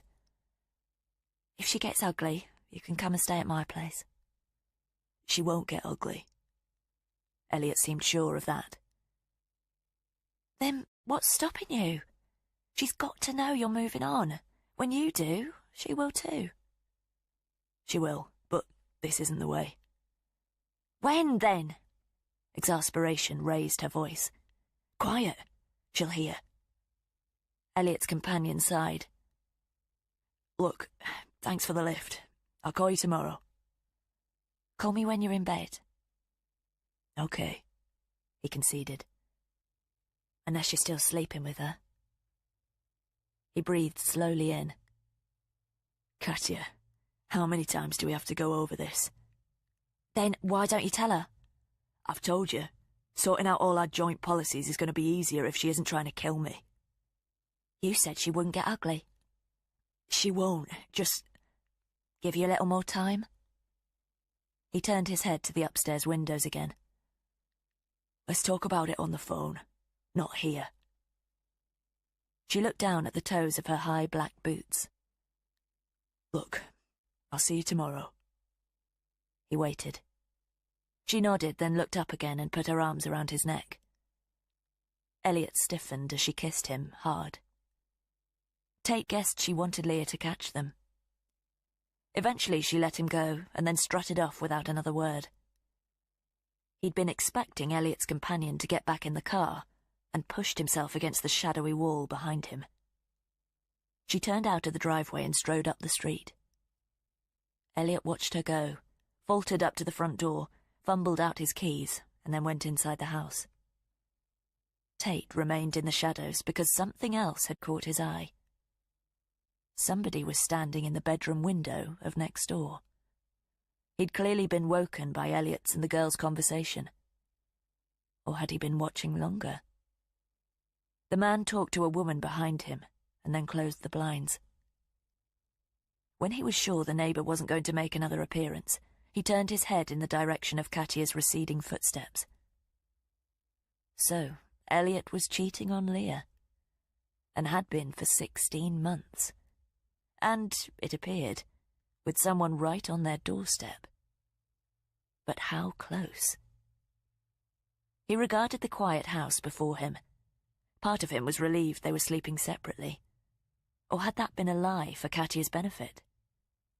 But Leah's comment about Valentine's night said otherwise. He felt buoyed by the image of Leah showered and tucked up alone. Didn't sound like Elliot was going to rush into any confessions tonight. He headed off after Katya, picking up his pace and then slowing as she came into view on the other side of the street. He followed her at a distance for 4 minutes as she cut left down 2 side streets and then scrabbled in her handbag outside a glass front door. He hung back as she produced her keys and went up the short pathway. He stole across the road, checking the darkened windows of the houses either side. But when his attention shifted back to Katya, she had turned from the door and was looking directly at him. Are you following me? He paused, halfway across the road. Well? Yes. He intended to wrong-foot her with an honest answer. She was briefly speechless. I can't deny it. His brain sped ahead of his mouth. My name's Martin Tate. She raised her palm as he took another step forward. Just stay where you are. I won't have to. This is effectively the end of my shift. My fault, not yours, though. She frowned. I'm employed by Leah Talbot. I'm a private investigator. She didn't react. Now you've spotted me, there's little point in me hanging around. But, full disclosure, I think I already have enough. She's hired you to follow me? She asked, incredulous. No, to follow Mr. Talbot, but he led me to you. He could see her turn this over. A smirk eventually broke over her face. I'm so sorry if I frightened you. She shook her head, but was deep in thought. No, that's okay. And I hope you don't take this personally. It's a job. A shitty one sometimes, but it's a job. So, you'll be reporting back to her? Yes, I'm afraid so. She waved her hand. Don't worry about it. You'll be calling her in the morning, I suppose. He looked at his watch. Yes, a little late now. Okay, good night, she said abruptly, turned her back on him and opened her front door. He knew she was off to phone Elliot to warn him right away. She didn't even look back. If she had, she would have seen him coming up the pathway behind her and slipping on his blue gloves. She'd seen his face. Silencing her, threatening her, and getting her through the door to her apartment was easy. Unfortunately, 10 minutes later, as he laid out his razor blades and prepared to complete his work, he had to cut things short when he heard her roommate come home. Chapter 36. You're not Katya? Leah had to stand to one side as the girl pushed by her. No, I just work 2 jobs and pay her rent, she replied caustically before opening the front door. Should I just go up? She turned, a look of sadistic satisfaction on her face. Make yourself at home. She's still asleep. Doesn't usually get up until mid-afternoon, but feel free to go in and wake her. A trace of sympathy registered in her expression. I'm glad she's not just my problem. You know who I am? The girl nodded once. You're not the first marriage she's ruined, she whispered, then glanced back up the stairs, as if afraid to be overheard. Last door on the left, she hissed, then headed out of the front door. Leah was left looking up the faded crimson carpeted stairs. The door slammed shut behind her. She could now hear the muted TV from behind the door to number 19 over the clamour in her head. Climbing the stairs 2 at a time, she was greeted by the aroma of coffee at the top. Leah was standing on a long landing with white doors leading off. At the end, she could see through the open door to the kitchen. Pots, pans and plates were stacked up in the sink under the window. She could hear the slow rhythm of a tap dripping onto the frying pan. The last door on the left was shut. Leah padded down the faded runner, but the boards creaked as she approached. She paused outside the door. She could see right into the compact and Spartan kitchen now.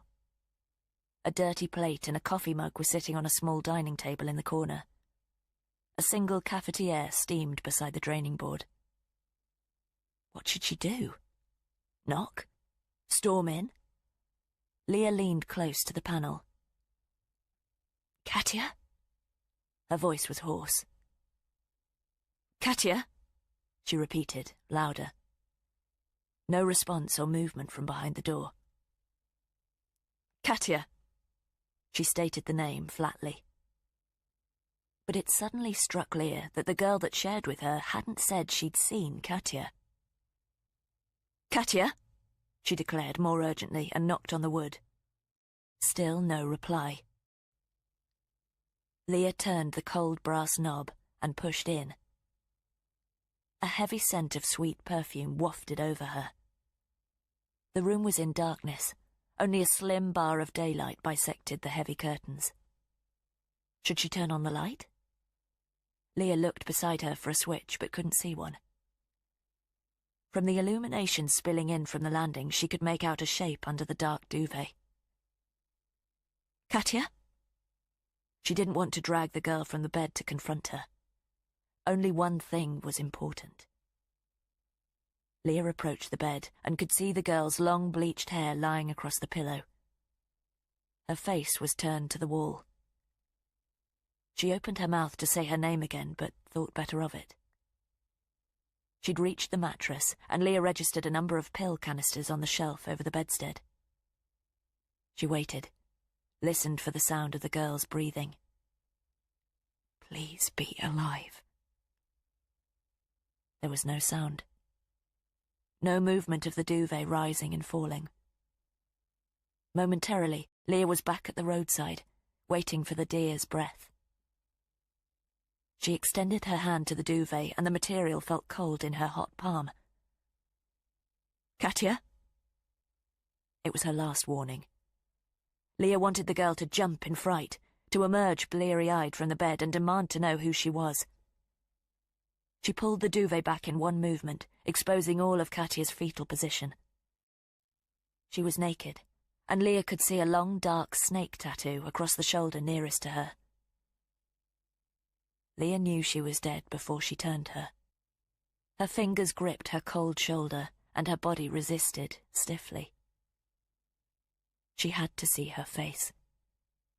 She found herself kneeling on the edge of the mattress, both her hands on the woman's arm so she could roll her towards her.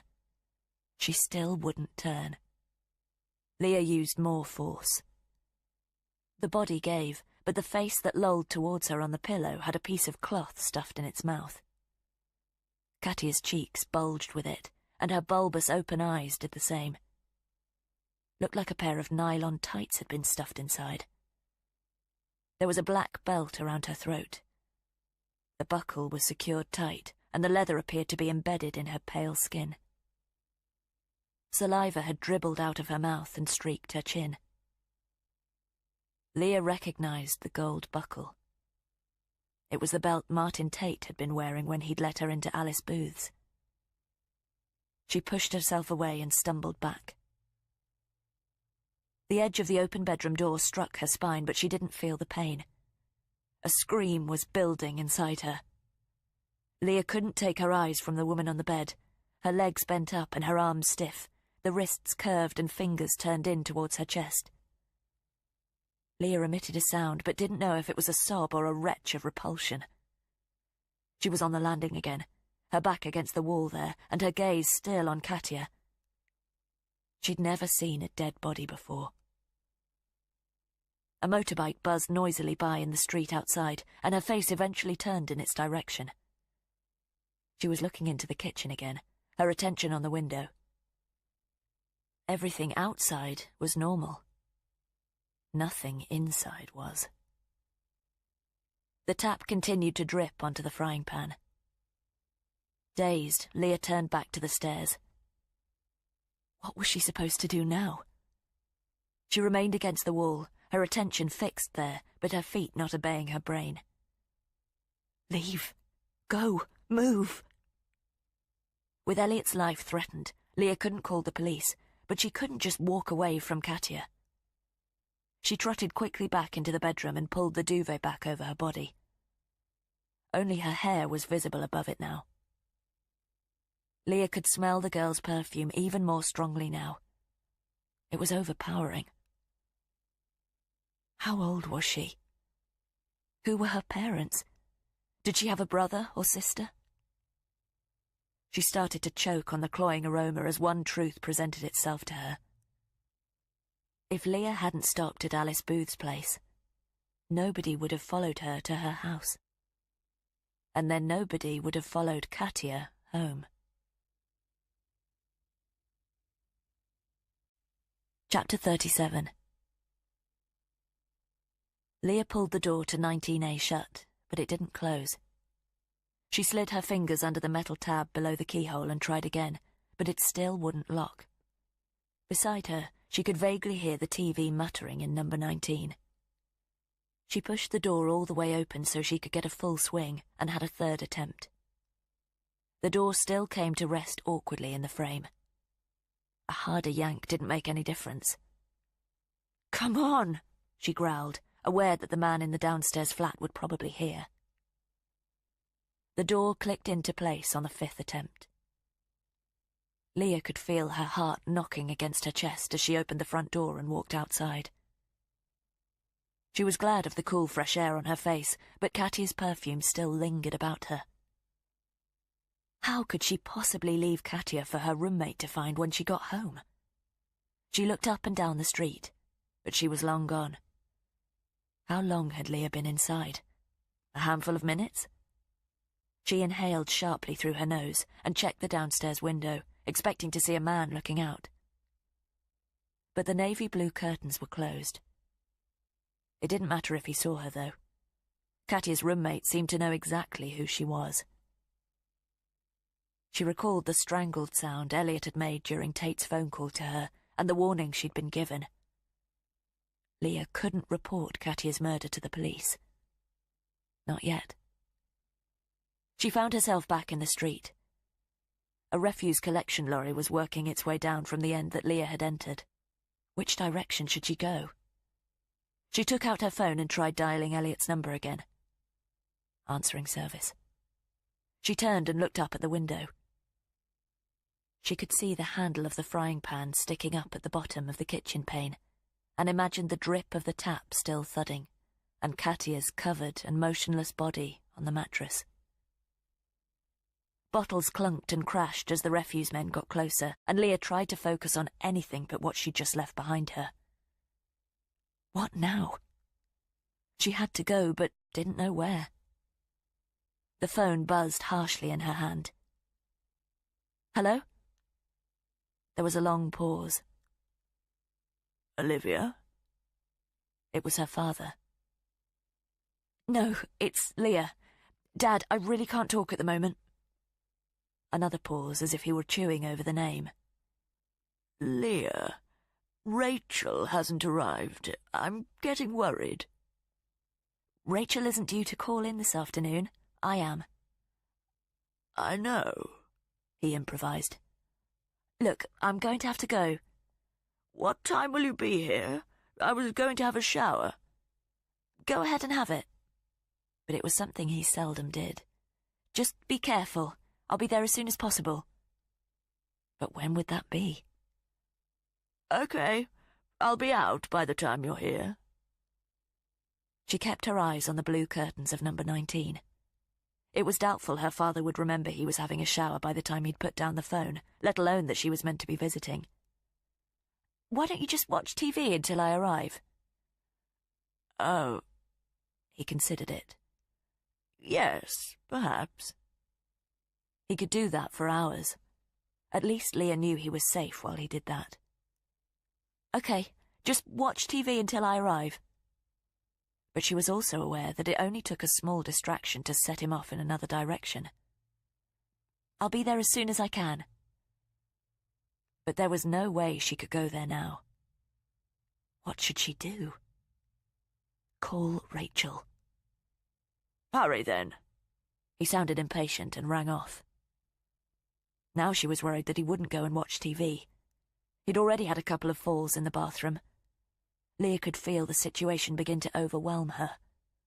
Her breathing was shallow, and even though the refuse men were getting steadily nearer, the noises they were making seemed to be fading. Hold it together. She headed away from them, putting one foot deliberately in front of the other and making her way to the High Street end of Medford Avenue. She could see the traffic moving fast there, but the situation seemed so unreal. She phoned Rachel but got her answering service. She was walking away from a dead body. But she had to if she wanted Elliot back. Where was he now? What was Tate doing to him? The phone vibrated again. Talking to someone? Tate sounded irritated. Leah stopped dead. My father called me. You're sure? He's got Alzheimer's. He calls all the time. I won't call back again if you're on the phone. I'm sorry, he calls all the time, she repeated. Where are you? I've been into Katya's place. Just uttering her name brought the image of her last expression back. Her body started to tremble. I saw what you did. Leah's voice quivered too. You spoke to her? What are you talking about? She tightened her grip on the phone, as if it could halt the tremor of her legs. Good. I hope you didn't give her too hard a time. Elliot's understandably concerned about the two of you sharing the same space. Leah realised what he was doing. Elliot must still be in earshot, and he was concealing the fact that he'd killed her. I think you two meeting was the best thing that could have happened. I bet she was at a loss for words when you walked in the door. No catfighting, I hope. I did what you asked. Let him go now. Was she sorry? Leah didn't answer. She pleaded, he continued, as if he was repeating what Leah had said. But she guessed he was telling her what Katia had done the night before. Chapter 38. Leah didn't notice as the refuse collectors passed her. Pleading. Always uncomfortable to be around. He carried on the conversation for Elliot's benefit. The lorry trundled by. Why did you have to kill her? She spoke low as a man in a high-vis jacket weaved around her. It had to happen, he answered simply. The situation couldn't continue as it was. You didn't even know her. Now the two of you have become acquainted, we have to decide what to do about Elliot next. Leah could hear a muted protest from Elliot in the background. Relief was overridden by how weak he sounded. What have you done to him? Just a little something to keep him manageable. Why are you doing this to us? There was a pause. So, you would have been quite happy to carry on as you were? Just let me know what you need me to do. Leah realised it was raining. A droplet landed on her eyelid. You know what you have to do. Decide whether you really want him back. Of course I do. Of course you do. So he can cheat on you again? But he didn't. Elliot and I are over. It was the first time she'd said that. He hesitated before replying. You're saying that now? But he sounded unsure. I'm not. We sleep in separate rooms. Was this the way to remove Elliot from danger? Did Tate see him as a rival to be erased? You knew he was seeing Katia? Yes. Then she responded to the silence that followed. I knew he was seeing somebody, but he was free to. We only live together for convenience now. Is that why you weren't spending Valentine's together? Yes. Leah waited as he assessed what she'd told him. You have no feelings for him, and he has no feelings for you? Not anymore. She had to convince him of that. So whatever I do to him means nothing to you? Of course it does. Why? I don't want him harmed, she said emphatically. Elliot grunted, and she could hear the chair legs knocking again. What about Katia? Even though you'd never seen her face until today. Leah would never forget her stuffed expression. You didn't wish her dead? No! Anger filled out her reply. I wonder if Elliot will. When he tries to look past the sex and realises she's just too young for him and considers all the implications that they've got ahead of them. Do you think he'll wish her dead? Nobody deserves to die like that. You forget. I've seen you with blood on your hands. That was an animal, an accident. Was that why he'd spared her at the house? That's twice I've helped you now. She shivered, but it was nothing to do with the cold rain running down her face. If you really want to help me, let Elliot go. I can't do that. You know that. Leah felt the ground tilt. Why not? He's seen me, like Katia did. She closed her eyes. Let him go. For me. Let him go? Sounds like something you should have done a long time ago. You're right. She She had to find a way inside his warped logic. I think I began to do that when I came to see you this morning. He thought about that. And you came to see me? Yes. You've not been with another man outside of your marriage? No. She would tell him anything he needed to know, however private. Anything to keep him from hurting Elliot. I believe something conspired to bring you to the house last night. He seemed certain of that. I had to open up, even though I could so easily have left you out there. Why did he answer the door? Katya would still be alive, and Leah would still be in ignorance of her. And Elliot would be safe. I looked down at you from the window and recognized you immediately. Leah opened her eyes. I'd watched you 2 days before, and 4 days before that. How could I not let you in?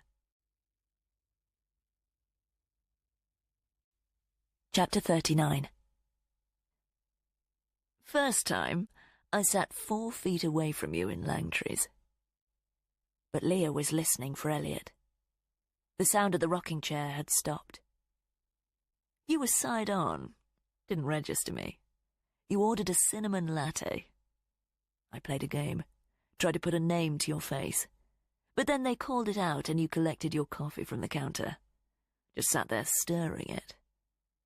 You were so deep in thought. I had to speculate why. I did what you asked. Let me speak to him. I'd come to the area a week before I called on Alice. Langtree's was ideal because they don't have any security cameras in there like they do in the pub. Please, she whispered. Answer me one question first. What was it that you were thinking about? I don't remember.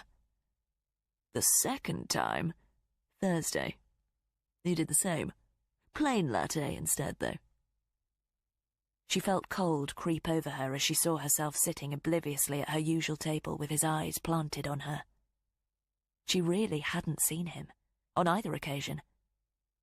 But he was right. She had been lost in her thoughts. I really don't know. But it was only a few days ago. Lunchtime. You didn't eat anything. I had a lot on my mind. So I guessed. I envisioned all kinds of scenarios. Were you thinking about Elliot? Yes. Please put him on. Right then. I wouldn't have believed a woman like you could have been jilted. I have to know he's okay. She still couldn't hear him. You still haven't answered my question. I told you, I was thinking about him. Specifically? Leah knew she had to be careful. She couldn't tell him of the thoughts she'd really entertained. But she still felt they had a chance. That would endanger Elliot. Tate clearly saw him as a threat to dispose of. I've been seeing a counsellor. I'd had my final session with her that week. A relationship counsellor? Yes. You said I. Does that mean Elliot didn't? No. Why not? He refused to. Shouldn't that tell you everything you need to know? If Elliot didn't want to attend, then he must have had no interest in salvaging your relationship. It was that day I decided it was time for me to move on. It was a lie. She'd still wanted to work things out. She hadn't known about Katya, but she couldn't even intimate that. I've answered your question. Let him go. After all he's done? Have you forgotten Katya? How could she ever? He's betrayed you. He sounded exasperated. He can't go unpunished for that. Leah could hear the hostility in his voice building. She had to misdirect him. What about Alice Booth? Did she deserve to be punished too? There was a pause. That was a personal transaction. What the hell did that mean? You knew her? Long time ago. Reminded her exactly who I was just before she died. Leah felt sickened that he spoke of her death as if it was something that he'd simply been present at and wasn't responsible for. She seemed understandably perplexed when I told her. Alice has been through 2 divorces since we last clapped eyes on each other. Leah had to know.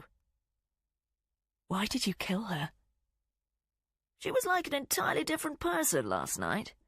Did you know that after 7 to 10 years, every cell in the human body is replaced? That means that Alice had become a whole new person 3 times over since I last saw her. Leah remained silent. There was no anger, on my part, and you need that bypass when you kill someone. You can't allow emotions to cloud what you do. It's a lot harder than people think, so I always look upon it as a transaction. Like it was with Katya. I was able to remain removed because I did it for you. Leah shuddered to her core. No, you didn't. Leah wouldn't allow him to make her complicit. Alice was a personal transaction for me, but for the me of 31 years ago. I made myself a promise then, a promise I kept. I've done it 3 times before. Alice was to be my 4th and last. How could she begin to navigate a deranged rationale like that? So, what did Alice Booth ever do to you? She was only in her late teens. She didn't really know how intense my feelings had been for her then. She had an inkling, but she didn't really know to what extent she inverted my world when she spurned me. I tried to remember my teenage rage when I cut up her face. Not to use it as a spur, but to remind myself why I was there. I couldn't summon it, though. Not that it's important. Physical vandalism has to be part of the transaction. Scoring their faces makes them less human to me. I was just about to do the same to Katya when her friend came home. If she'd seen my face, I would have had to put her in the bed with Katya as well. I always see my commitments through. That's what Alice Booth was. When I was 17, I promised myself if I didn't find somebody, I'd go and find her. Impact her existence as she had mine. I'd reached a point in my life when I firmly believed there was no one in the world for me. Then I saw you in Langtree's. And as soon as Alice died, you were knocking on the front door. I saw what was in your eyes when we were alone. We both felt that connection. That's why I have to make a new commitment to you.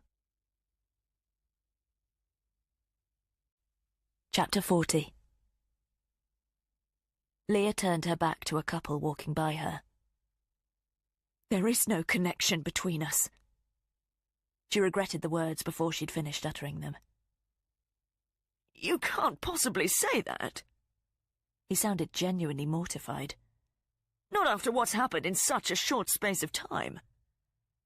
We only met last night. It was a coincidence. You really believe that? If you really want to do something for me, let Elliot go right now. I promise I won't ever mention any of this to the police. Did you hear that? Tate talked away from the mouthpiece. Leah strained her ears but couldn't hear any response. She's pleading for your release, even after the unconscionable way you've treated her. A low groan. Leah felt a surge of relief. You must have done something pretty spectacular in a previous life to deserve such loyalty from her. Then she could hear Elliot scream. Stop! But whatever was happening to her husband intensified and the scream curdled. Stop it! It was suddenly cut short. What have you done? She could hear a low breathing at the other end, but wasn't sure if it was Elliot or Tate. The phone clunked, and momentarily she thought he'd hung up. They say a man's tolerance for pain is higher than a woman's. I think that's nonsense. What have you done? Would you rather it was you, after all the pain he's already put you through? Leah wiped the rain from her eyes. Would you take his place? Leah released a faltering breath. You'd really do that for him? Her fingers and the phone shook at her ear. Yes. And if you had him back, you'd forgive him? She couldn't answer that. Even though you'll still both be over because his pride wouldn't be able to handle what you did to save him. Yes, she heard herself say. But what did he really expect her to do to free Elliot? Do you know what I did to Alice Booth? Leah suddenly realised that the young couple had halted on the other side of the street. They were both looking back at her with concern. Are you okay? The man mouthed. She nodded and realised there were tears on her face. Just my boyfriend. We're in the middle of something. The man nodded uncertainly, and the woman made meaningful eye contact with her. They moved off. Boyfriend? Tate repeated. Where should I go from here? Tell me, she spat. When I was 17, Alice Booth lived in my head. The best version of her, the most pristine, glowing Alice, existed for a year inside my skull. But the reality was disappointing. I hope you won't disappoint me. Leah watched the couple walking away from her, felt the abhorrence for him souring her throat. There were 3 others. They all promised something to me they never delivered. But Alice was my first. That's why I left her till last. That's why I took my time. And when it was done, I felt emptied out. I knew that moment had always been coming, and I was just wondering what there was left for me afterwards when you knocked on the door. Right at that very moment. The girl who had intrigued me. Was I wrong to believe there was some significance in that? Leah had no idea how to respond. If she said no, would that endanger Elliot more? Even after our intimate moment, do you still insist there's no connection? She had to think fast. I can't talk to you properly here, in the street. But if there's nothing between us, why would you want to talk to me at all? Just to save Elliot's miserable skin? What you say is true. You seeing me coming to the house just as you were looking for a new purpose. He didn't reply, let her continue. Maybe this is all too much for me to process. I can see why that would be. But his tone was cold. Let me come to you. There was no other way. In good time, I still think you need convincing. Of what? Of what you'll need to do. Maybe your neighbours can help. What? The ones who were at the window when I left your house. After I stood outside your bathroom, they watched Elliot argue with Katia, while I did too. Chapter 41. What are you saying?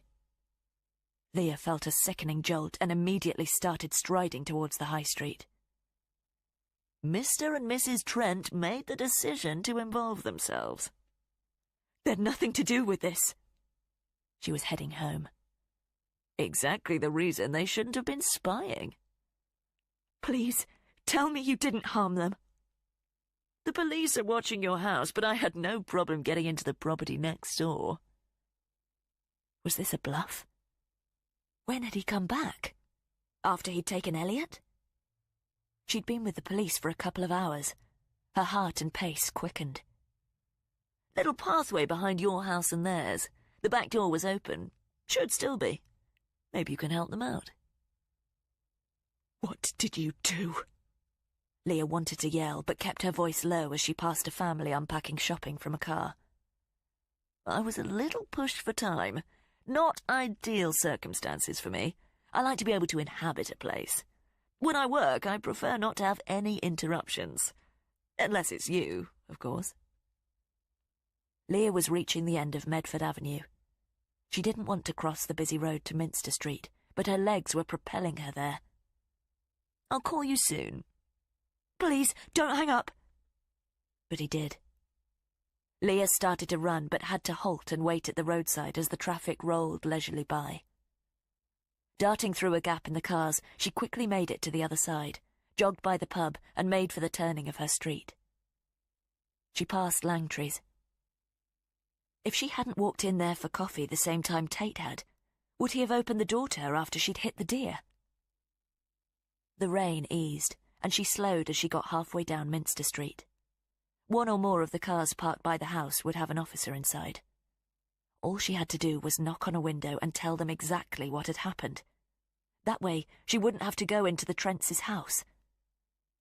Would Elliot have a better chance if the police handled it?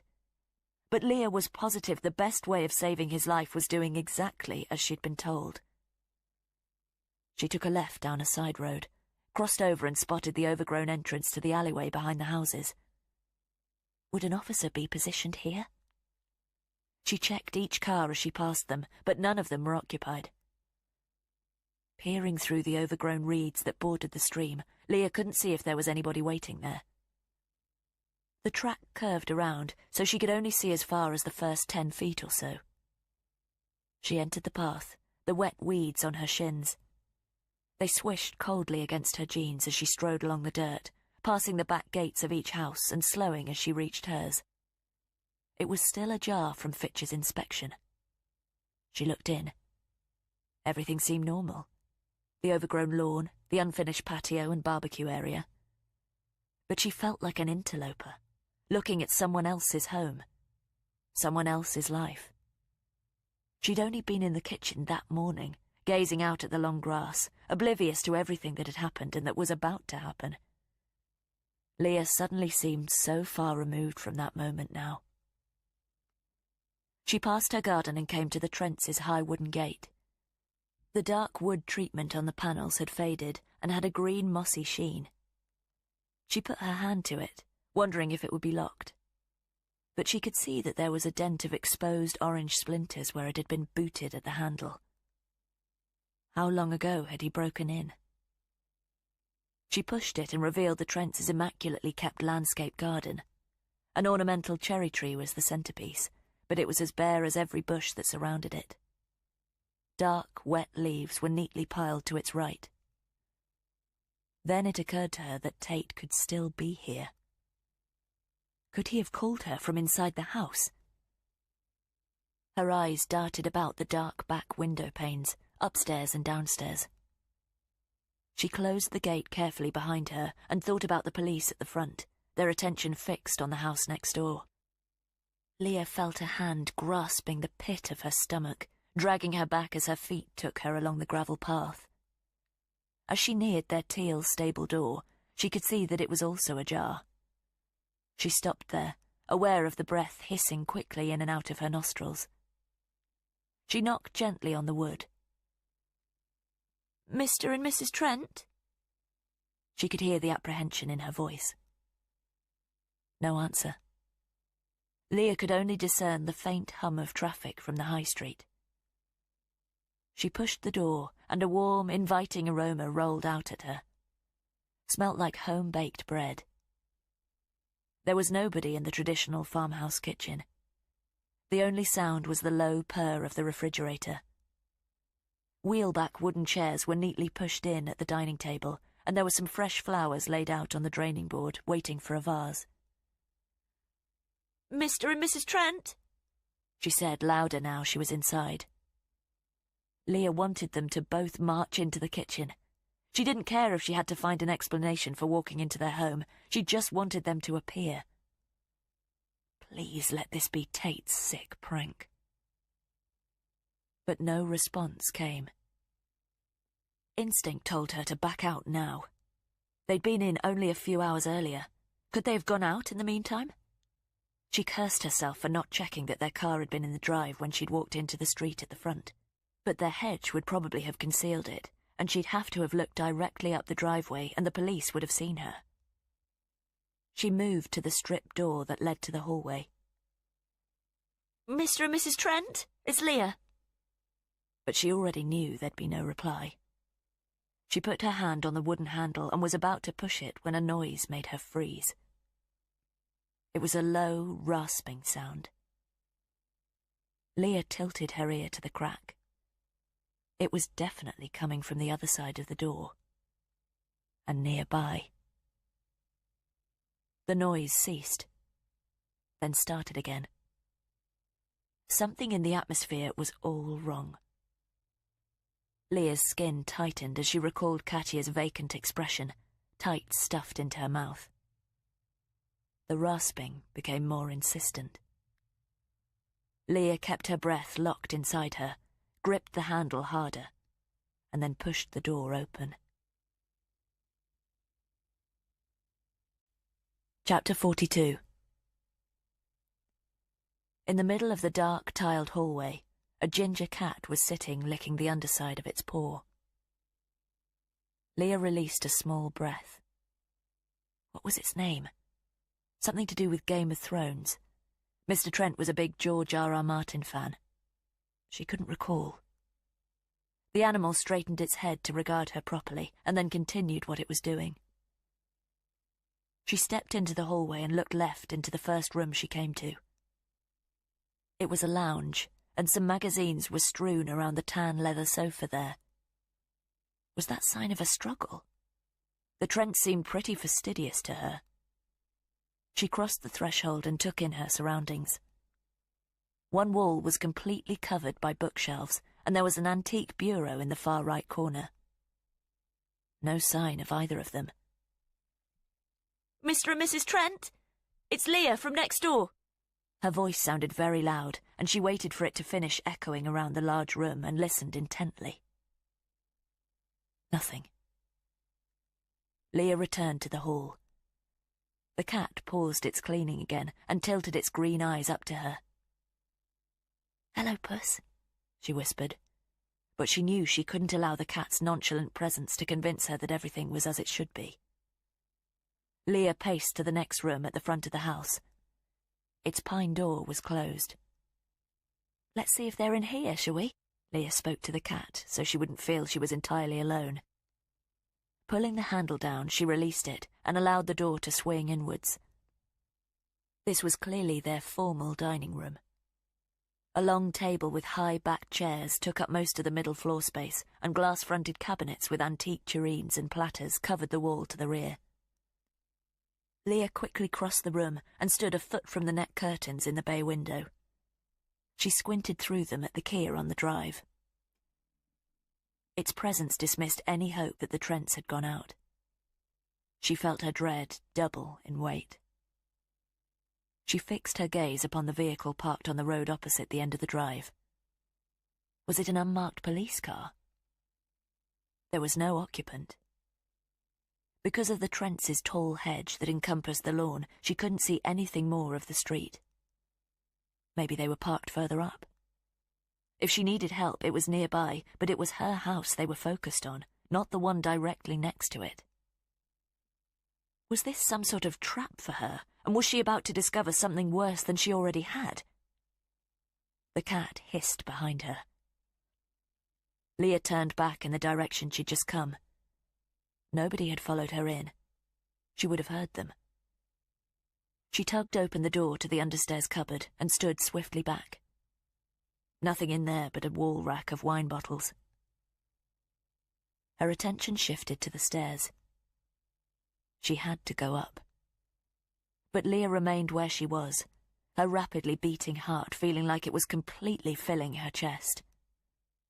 The cat growled, slid past her legs, bounded up the stairs and disappeared. Red light spilled down from the stained glass window at the top. "You've got to wait for me!" But she couldn't imbue her voice with anything but fear. The house was silent. Leah put her hand on the newel post and slowly started to ascend the dark chocolate carpet on the stairs. She counted them in her head. At 14 she was at the top and in the middle of a square landing with doors off it. All of them were ajar. The cat had obviously gone through one of them. "Puss, Puss." She knew the animal wasn't going to return to her. Leah could smell furniture polish and a floorboard creaked as she readjusted her footing. Had Tate been here? She recalled what he'd said to her on the phone. I like to be able to inhabit a place. She fought the reflex to flee. Tate had Elliot with him. He couldn't have brought him to this house, particularly if he knew the police were watching. But he'd sent her here for a reason.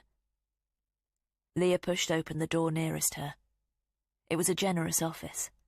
The Trents were both retired, and this was clearly where they ran the household from. Box files were arranged neatly along a shelf, and below it was a computer monitor and keyboard. The swivel chair was empty. The cat meowed. Leah thought she identified the room it had come from and walked to the door on her right. "Come on, Puss. Where are you?" "Find the cat." She pushed the panel hard and the door banged. Was this where the couple slept? There were 2 single beds next to each other. But there was no clutter on the shelves beside each, so she assumed she was in the guest room. The cat meowed nearby. This time, it echoed. That had definitely come from the door in front of her. Leah didn't give herself time to hesitate, and pushed on that door too. She was outside the main bedroom. A large double bed was fixed to a large grey padded headboard, and there were spectacles perched on a Kindle on the cupboard beside it. The bed was empty and neatly made, 2 corners drawn back ready for the couple to climb in. Leah surveyed the rest of the room. There were 2 large wall-to-ceiling doors on runners to her left. The cat meowed again, mournfully. Leah identified where it was coming from. There was a door to the right of the bed. Looked like the ensuite. That was why there was an echo. She crossed the terracotta rug in front of the bed and stopped outside the door. It was open, about half a foot. "What are you doing in there?" But she couldn't misdirect herself with the idea that she was only searching for the cat. The animal was silent, but she heard a squeaking sound. Leah put her fingertips against the panel, and it gave easily. 1 slight nudge would open it wide. The noise came again, like a wet finger running down a polished surface. "Puss, Puss." She exerted pressure on the door, put all her fingers against it and shoved. "Find the cat." The animal was looking at her and made a guttural sound as it was revealed. Leah's hand went to her mouth as she saw what was wrong with it. Chapter 43. 2.5 hours earlier. Tate parked his silver Nissan in the small car park for the bowling green again and entered Minster Street the way he had the previous night, avoiding the cameras. He walked on the side of the road opposite Leah's house. He didn't look across to it and tried to appear as casual as possible. He passed 2 occupied cars, but resisted the temptation to peer directly into them. Even though he'd just driven from Eddington Park and made a note of the officers who had watched for his surrender at the gates, he guessed they might have posted at least 1 here. He didn't cross the road until he came to the right turn he'd used to access the rear of the properties. Would there be officers positioned there now? If there were any present, he'd just keep on walking. There wasn't a sign of anyone in the street, however, so he slipped down the lane and picked his way through the brambles. When he reached Leah's slightly open gate, he crept past it to the next one. Would her neighbours be in? He hadn't dared look up their driveway to see if there was a car there. Not if there were police watching. But before he could touch the panel of the gate, he could hear activity from the other side. Metal over gravel. He stood stock still as the methodical sound got closer. He looked up and down the pathway. Nobody coming either way. If the neighbour came out, he had the privacy to deal with them. A few moments later, he could hear an approaching set of footsteps over the sound, which abruptly stopped. "Thanks," a male voice said, then slurped from a cup. "Why don't you use the leaf hoover?" "Sucks up too much of the gravel. The rake's better," the male neighbour replied brusquely. Tate hadn't been able to get a good look at them through the window last night, but they sounded elderly. You're not playing for time down here because the log burner needs cleaning? I told you I'll get to it, he snapped. Less of the tone. You've asked me 6 times this morning, and I said I'll get to it. There was a pause as the male neighbour slurped from his cup again. Tate moved closer to the mossy green panel of the gate and calculated he was about 3 feet from the couple. He put his fingers on the handle. She's still not back next door, the female neighbour reported. The raking started, then halted. You going round there when she is? Just to make sure she's okay, she assured him. Must be serious if the police are involved. Tate could hear a scratching as the male neighbour thoughtfully stroked his beard bristles. I knew things were getting worse between her and Elliot, she continued. How? Heard them arguing when they had the kitchen window open last week. That's what not having children does to you. The male neighbour sighed. It's none of our business. He dragged the rake across the gravel a couple of times, then stopped again. I'm sure I've seen that girl that dropped Elliot off before. Maybe she worked in the Black Horse at one time. Got a good memory for that sort of thing, have you? He carried on raking, didn't reply. What about her man who sneaked out last night? The female neighbour pushed. Tate stiffened. They had watched him leave. The male neighbour stopped raking again. Not seen him before. Very embarrassing. Their secret flames almost passed each other in the driveway. Maybe they're not a secret, the male neighbour speculated. Elliot definitely didn't want that girl hanging around. You saw that. There was a trace of glee in her voice. It's none of our business, he repeated and started raking again. I'll speak to her when she comes home. Doesn't look like Elliot will be. He had a bag with him when he left. Perhaps she's thrown him out, she wondered breathlessly. But Tate knew where Elliot was. Exactly where he'd left him. Still don't know why the police would have turned up like that, though. Her feet crunched as she started to head back to the house. Should he put them out of their misery? Tate tried the handle, but the gate was stuck. He booted the wood hard, and it opened with the second impact. He jerked the rake out of the old man's hand. 2 hard swipes, and the couple were cowering, bloodied on the floor. Get up. They struggled shakily to their feet, and she held up her hands as if he were holding a gun. Walk inside and lead me to the bathroom. Chapter 44. The ginger cat was trying to get out of the far end of the deep bath nearest the taps, its paws skating and squeaking on the buttermilk acrylic. But Leah saw the Trents first. They were face down on top of each other in the bath, 4 feet hooked over the end nearest her, one with a backless pink slipper hanging from it. Her brain reluctantly absorbed the details of what was in front of her.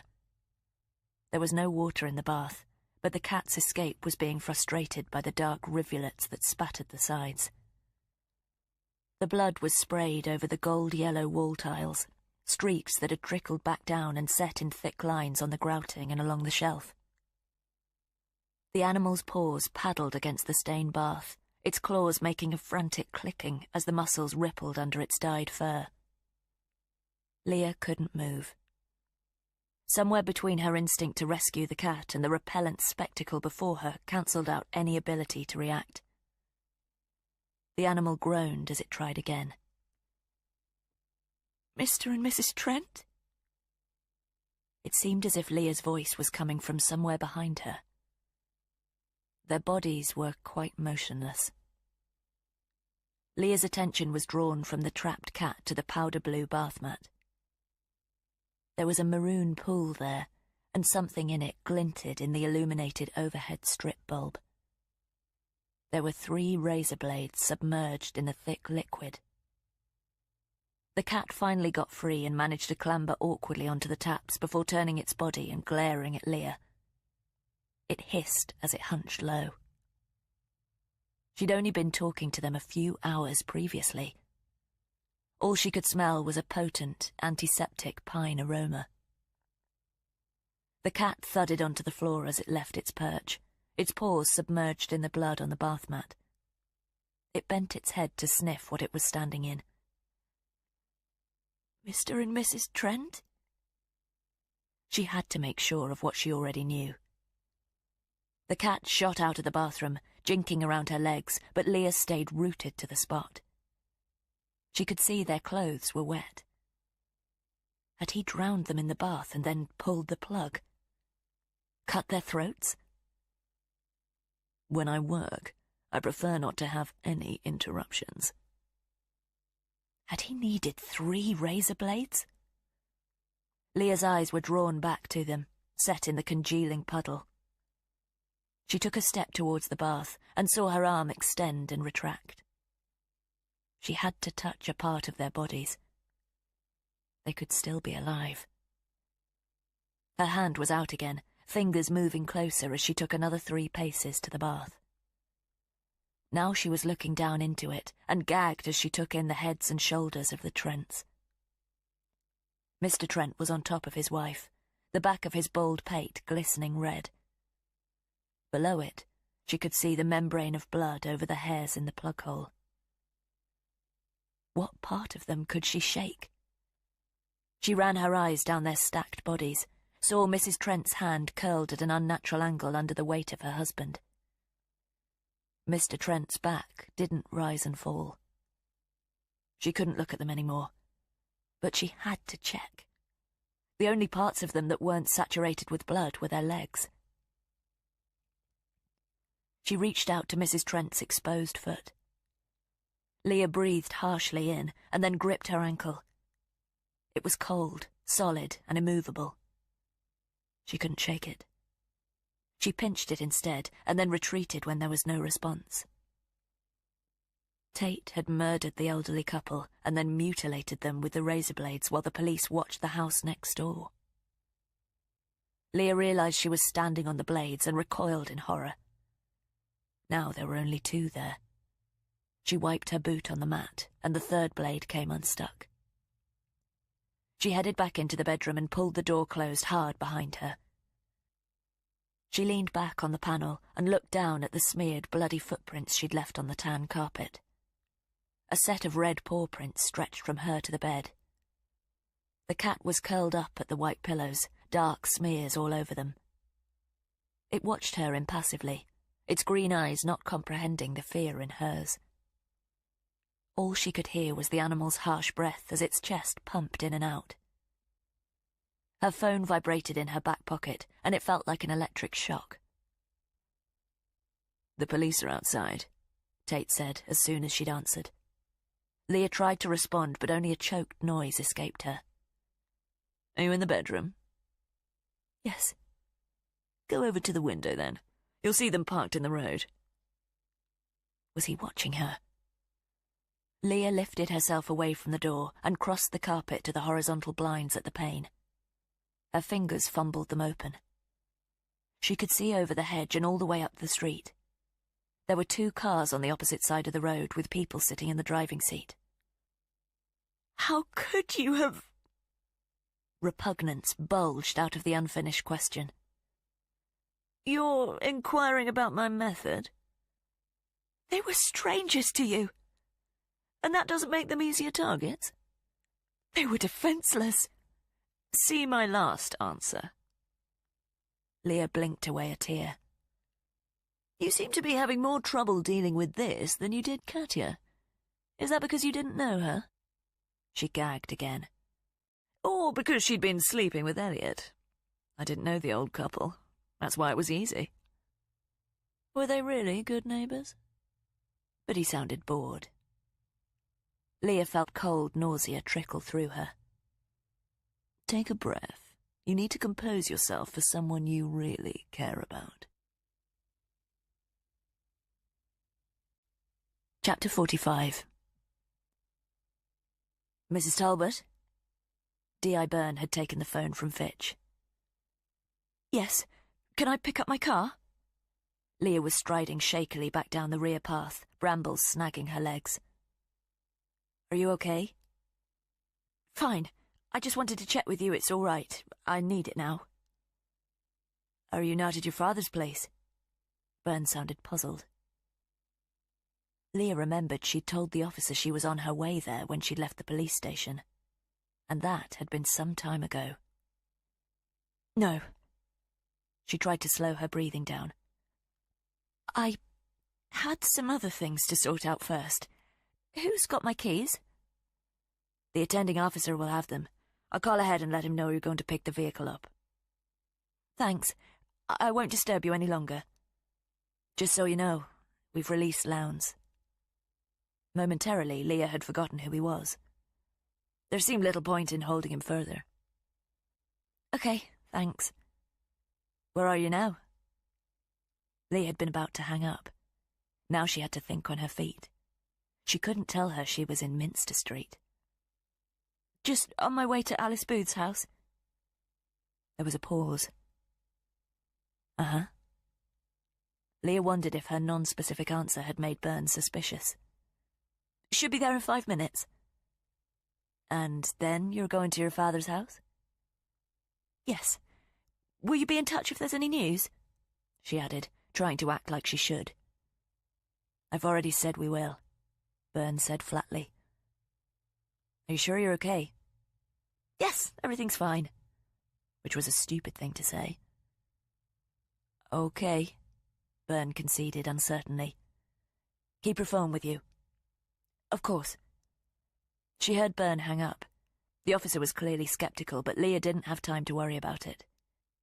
She had to get the car and drive to the location that Tate had just given her. 10 minutes later, she was walking back along the grass bank to the home of Alice Booth. She was still numb from her horrific experience in the Trents' bathroom. Her fingerprints had to be at Katya's place as well as her neighbour's house. Was Tate deliberately incriminating her? And was he nearby, observing her every move? If he was, she wouldn't linger long at Alice Booth's. She needed the car, but she had to avoid him thinking she was communicating with the police.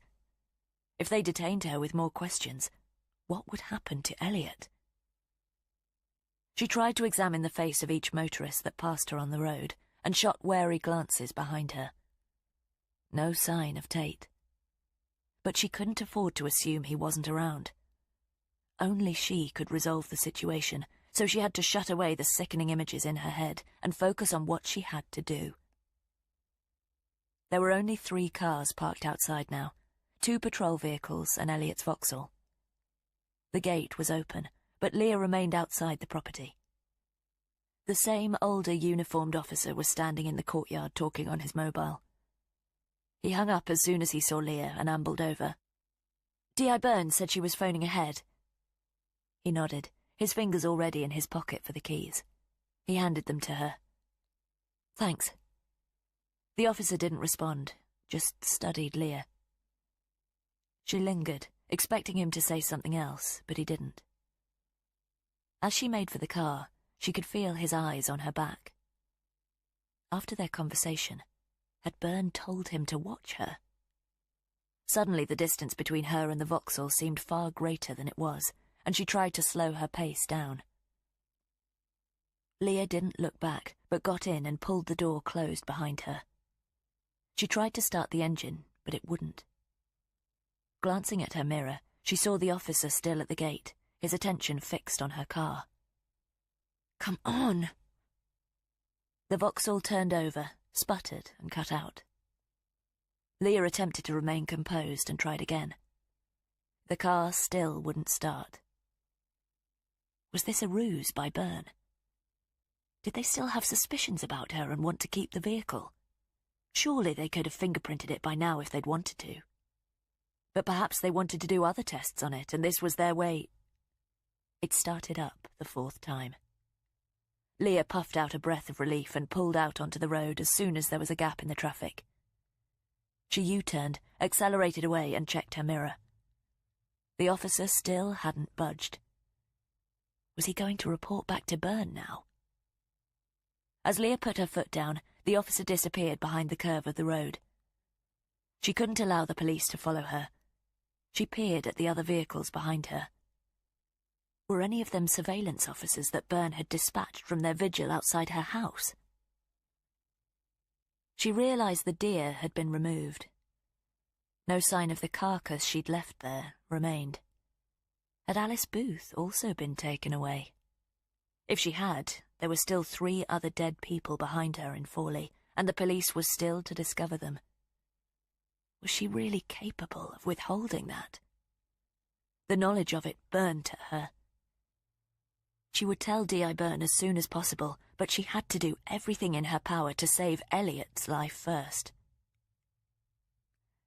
Leah grimly gripped the steering wheel and tried not to imagine what was happening to Elliot at that very moment. At least she now knew where he was being held. That's if Tate wasn't lying to her. Maybe he was sending her there as part of a game. She slowed down at the bend. If she wasn't careful, she'd crash the car before she got there. Stay calm. Just follow instructions. If Tate genuinely wanted her, if his feelings for her really weren't another lie, she could use them to get Elliot back. It was the only leverage she had. She knew there was a mini toolkit in the back, underneath the spare wheel. Leah was sure there was a crowbar in there she could use as a weapon. There was no time to arm herself with anything else. He'd said half an hour. Her watch told her it had already been 15 minutes since she'd left the Trentz's house after he'd told her where to meet him. The sign came into view. Even though it was just outside Fawley, she'd only ever used the front of the property to turn her car around on a handful of occasions. She stopped in the middle of the road. The cars behind her passed by. Would any of them be watching in their rear mirrors for where she was going? She couldn't hesitate.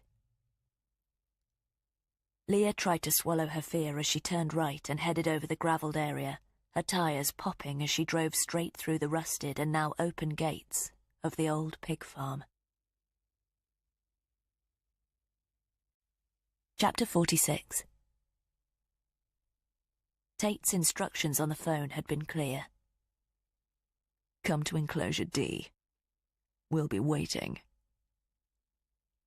As she passed through the third open gate, the space opened up, and Leah was surprised at just how big the pig farm was.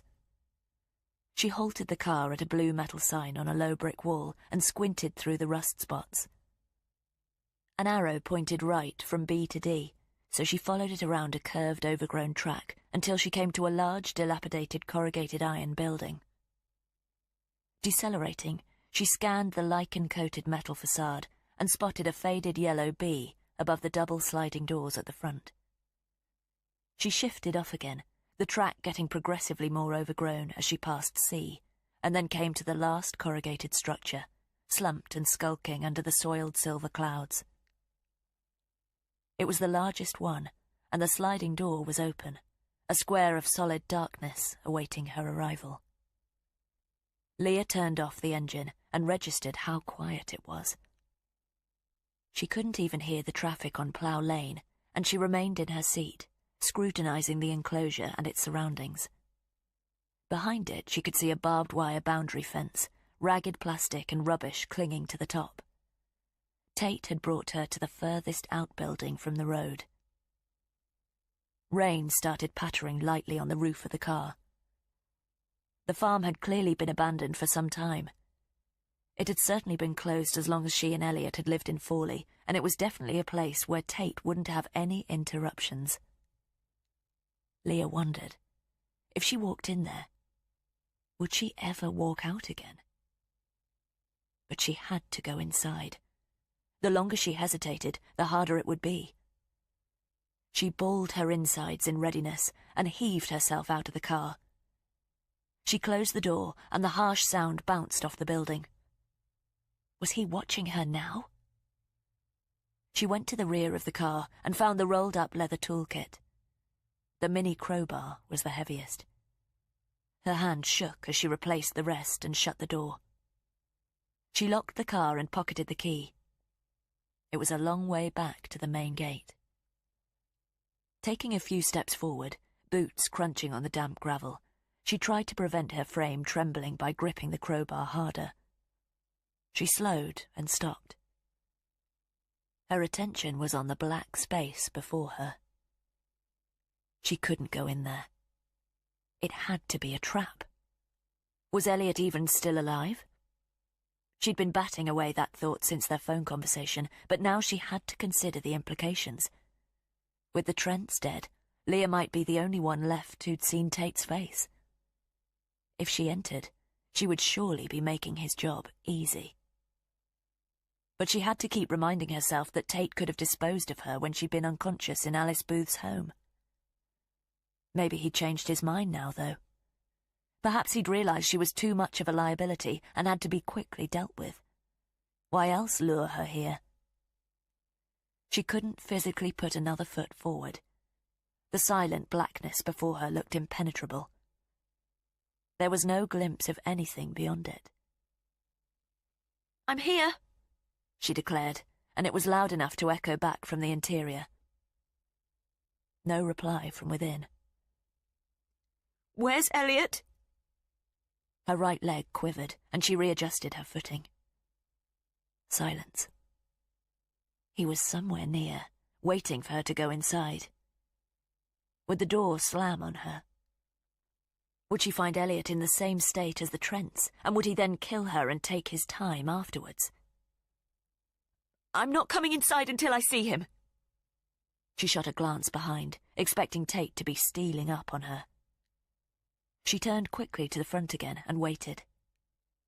The wind blew suddenly hard at her right side, and she twisted her head so her ear wasn't blocked by the blast. He wasn't going to respond. He'd told her where she had to go. It felt like a significant exertion to move herself forward, but she managed to cover another few feet.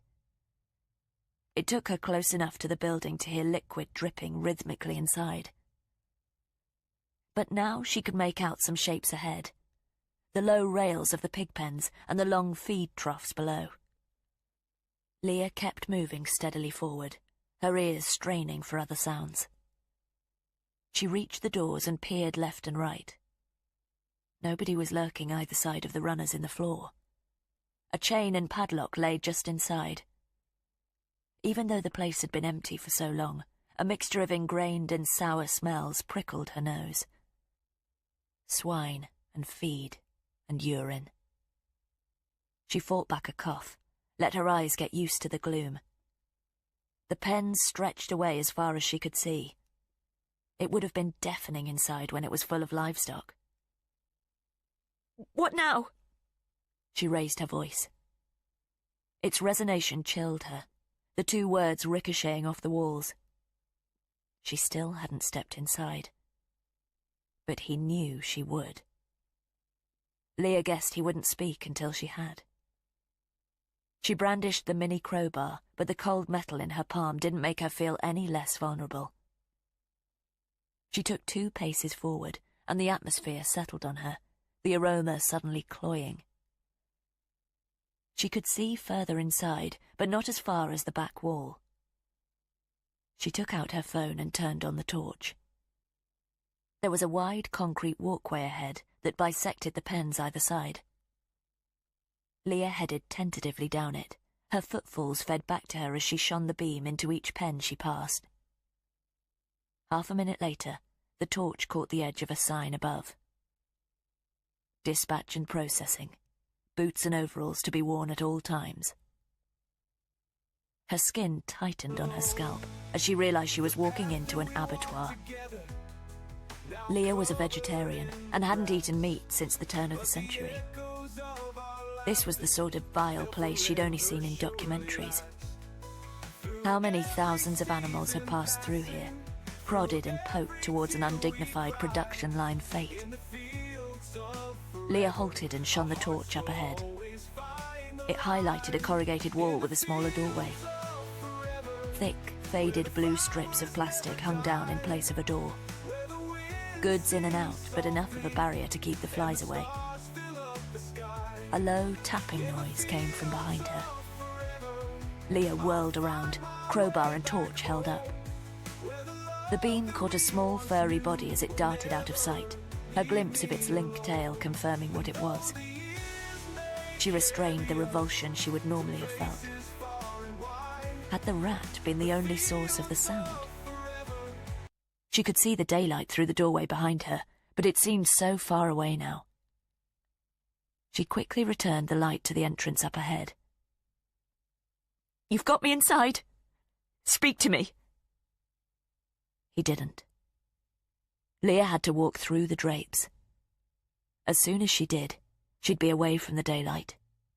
But even if he'd attacked her at the car, nobody would have heard. She was alone, with no choice. Leah could hear the circulation pumping through her whole frame as she continued ahead and put her hand on the cold plastic. Chapter 47. Leah passed through the drapes, her arm extended as she shone her torch ahead. There was a different aroma in here, a richer but gamier smell. She had to be near the back of the structure by now. The beam picked up the edge of what she initially thought was a table, but as she played the light over it, she could see it was a large circular conveyor belt. The torch caught some shapes above, and as Leah illuminated them, she realized they were rows of hooks. This was definitely where the animals used to be slaughtered.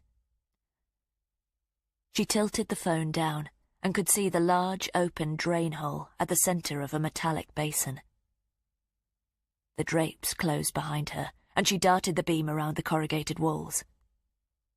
Any moment she expected it to pick out a face. His face. But as she breathed erratically with each movement of the light, she couldn't see any sign of him or Elliot. Beyond a large rusted white gas cylinder which was connected to a hose gun on a stand, she could discern 2 aluminium doors. They were part of a small box structure to the right of the space.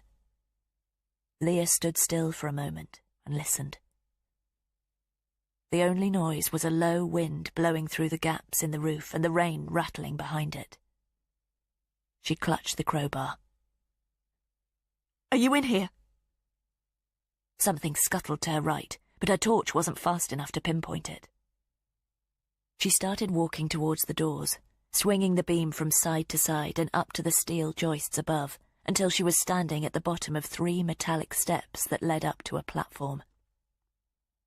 The steps complained as she put her weight onto them, and the platform wobbled slightly when she was standing between the 2 doors.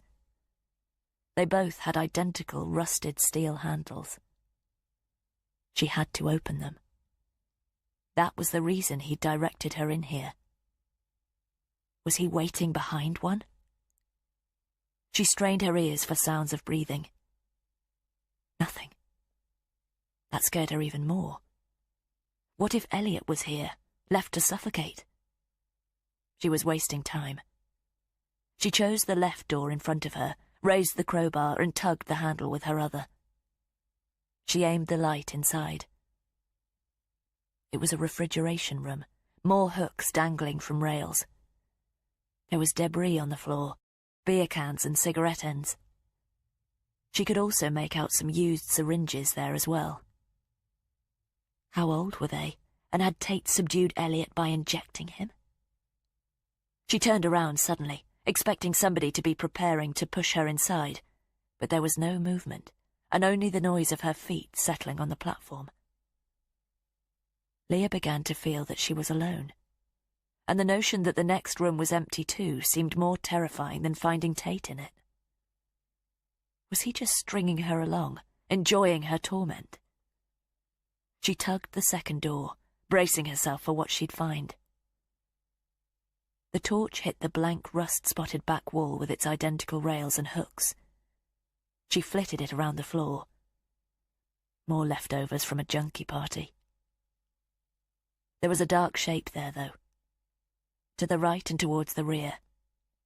Leah's beam halted on it.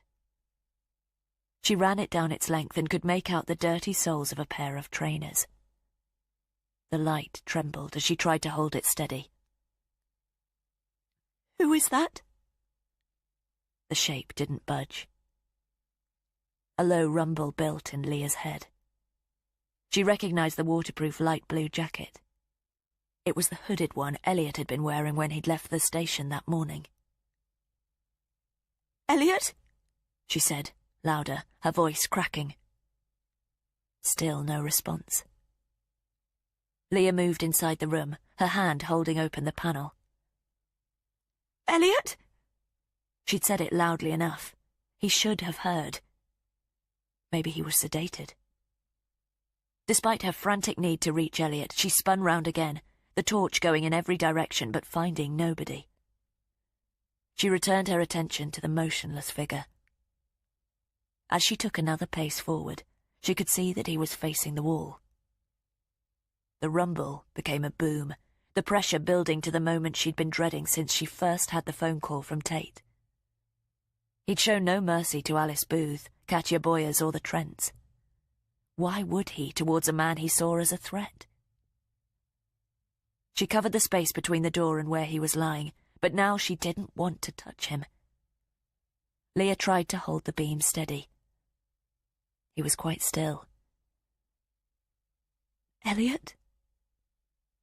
The door closed gently behind her, but she scarcely registered it. She leaned over him.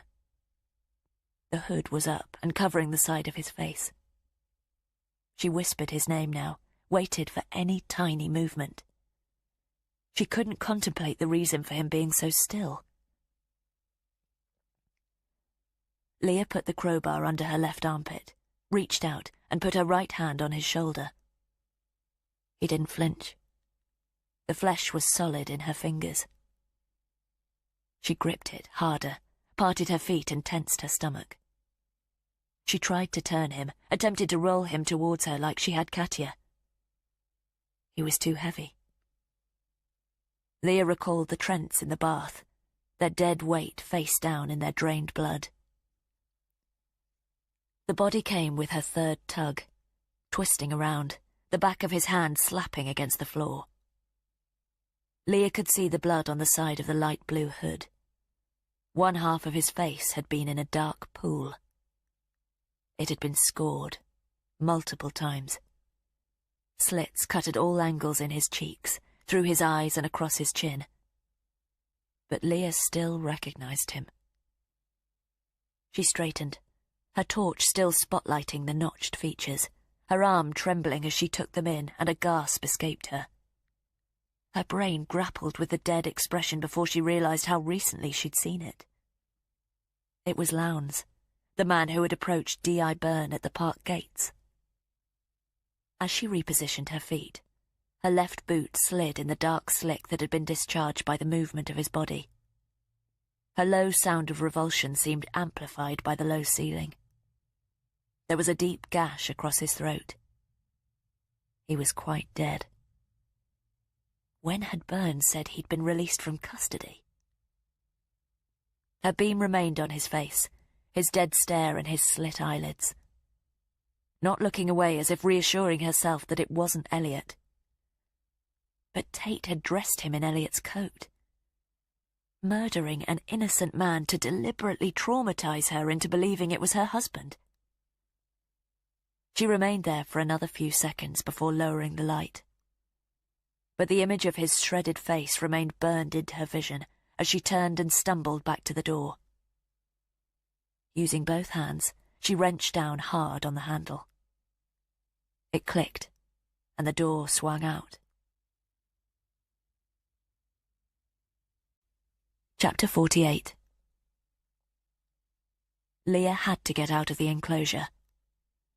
Lowndes and his mutilated face were behind her now, but every detail was settling in her mind. She was desperate to breathe fresh air. The darkness and the aroma had inflated a balloon in her chest that felt like it was about to burst. Gripping the mini crowbar, she staggered down the steps. Leah swung her torch from side to side and headed for the plastic drapes. Passing through them to the walkway, she anticipated footfalls behind her. Was Lowndes the only reason Tate had summoned her to this place, dressing him in Elliot's jacket to illustrate just what he was prepared to do if she wasn't obedient? Or was he still concealed somewhere nearby? And what had he done with Elliot? But she had to get out before the horror of the place overcame her. She started to run, the beam bouncing before her as she pumped her arms. The square of dirty white light at the doors grew bigger as she allowed herself to suck in a breath. If he was here, would he really let her leave? She was about 20 feet from the sliding doors when she heard the noise. She slowed, whipping the torch behind her and confirming there was nobody there before she returned her attention to the entrance. A car was pulling up outside. Leah darted left and moved more slowly towards the door, using its edge as cover. Lurking in the shadows, she squinted against the daylight. It was a purple car, and it had just finished parking next to hers. As the door opened, she reversed a couple of steps. A pot-bellied, bearded man in a dark leather jacket emerged and quickly assessed his surroundings before quietly clicking his door shut. Leah shone the beam behind her again. The walkway was still empty.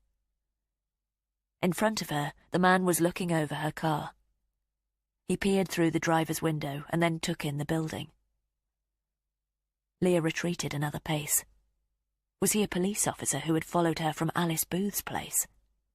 As if to answer her question, the man took out a radio from his inside jacket pocket and spoke into it. "Just driven to the last enclosure. D. Her car's parked outside." There was a response from the radio that Leah couldn't hear. "The door is open, so I'm assuming she's inside." Another incoherent reply. "Okay, we'll hold fire until you arrive." The man put away his radio, but started strolling towards the building. Leah fought the impulse to approach him. She reminded herself that, if she did, she might never see Elliot again. The man hesitated as he reached the doors, his expression nervous. Leah slunk away, pointing her light at the floor and finding the rail of the pen. She could run her hand along it and use it as a guide. She swiped off the torch and looked back. The police officer's figure appeared at the door, but he seemed reluctant to enter. Leah crouched where she was and didn't make a sound.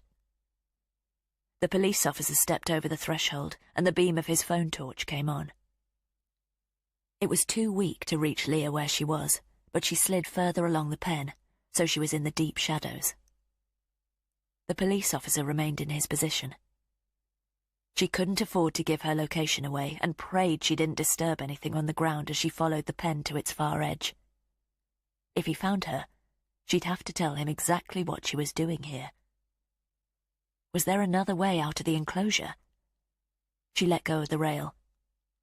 Extending her hands, she carefully shuffled forward until her palms connected with cold, damp, corrugated metal. She was at the wall.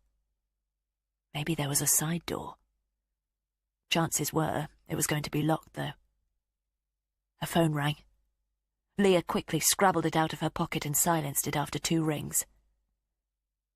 "Who's that? Mrs. Talbot?"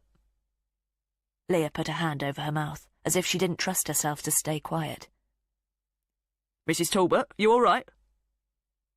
She clenched her palm tight to her lips. "I'm Police Constable Miles. Are you okay?" His voice echoed around the space. Leah watched him take 3 steps inside and swing his light around. She crouched until her knee touched the floor. "Do you need help?" When she still didn't reply, Leah watched his outline stiffen. "Okay, backup's on the way. If you can hear me, walk to the front of the building." He tried to sound officious, but there was tension in his voice. She stayed put and watched him venture further in, his torch now pointed between the pens. The police officer paused. "If you can hear me, walk towards my voice." He waited. Leah guessed he was hoping he didn't have to go any further. After a few moments of realizing he did, the police officer started making his way down the walkway. Leah held her breath as his beam moved into her line of sight and then went beyond it. Should she risk trying to leave via the front entrance, or would he see her silhouetted there and quickly intercept her? Mrs. Talbot? He briefly shone his phone back behind him before returning it to the path Leah had just followed. He was now halfway along the walkway. Soon he'd be entering the dispatch area where Lowndes was. Leah stood upright and crept towards the entrance. If she stayed in the shadows, she could sidle right up to the door and only be visible when she slipped around the edge. Mrs. Talbot? He was at the drapes now. Leah didn't wait to find out if he was brave enough to enter. She strode towards the door, clenching herself as the daylight eventually fell on her face. Chapter 49. When Leah got outside, she swiveled back and saw the officer's torch beam playing over the drapes. Looked like he was in two minds about whether to enter. In minutes he'd find Lowndes, and she had to be long gone by then. She walked delicately over the gravel towards her car. If she started the engine, he would definitely hear her. How long would it take him to exit the building? Time enough for her to get off the site, or would he be able to catch up to her in his car? It sounded like his colleagues were about to arrive. If she went on foot, she could skirt the enclosures and stay out of sight of police vehicles coming the other way. Was she meant to stay on the pig farm? She quickly checked her phone. It was a missed call from her father. Leah looked back again. Had she missed something else in there? Something the officer was about to find? Surely if Tate had been lying in wait, he would have made himself known to her before she'd left. Maybe he was giving her time to find the body before he called her with his next instructions. Being in the daylight did nothing to shift the spectre of Lowndes and his carved-up face. She had to get away from the officer. Couldn't afford to have him delay her and start asking questions while Elliot was still a prisoner. Leah cringed as she used her fob to unlock the car doors, but then a thought struck her. She peered in through the officer's window and spotted his keys still in the ignition. She painstakingly opened his door, slid them out, and then pocketed them. She'd hand them back when this was all over. She got in her own car and threw the crowbar in the back. Once she started the engine, she'd have to shoot out of there as fast as she could. There was plenty of room in front of the enclosure, though, so Leah calculated she could easily exit in one arc and not have to slow down. She took a breath. Suddenly, there was the buzz of an approaching engine. Leah froze and listened. It was definitely coming towards her. Must be the backup the officer had mentioned. Should she go regardless? The track in had been tight. They could easily block her escape. She swiftly got out of the car. Scrambling behind it to the bushes there, she skirted the edge until she came to the side of the road leading in. Leah pressed herself to a fence post. The engine got louder, and a few moments later a yellow car entered the area in front of the outbuilding.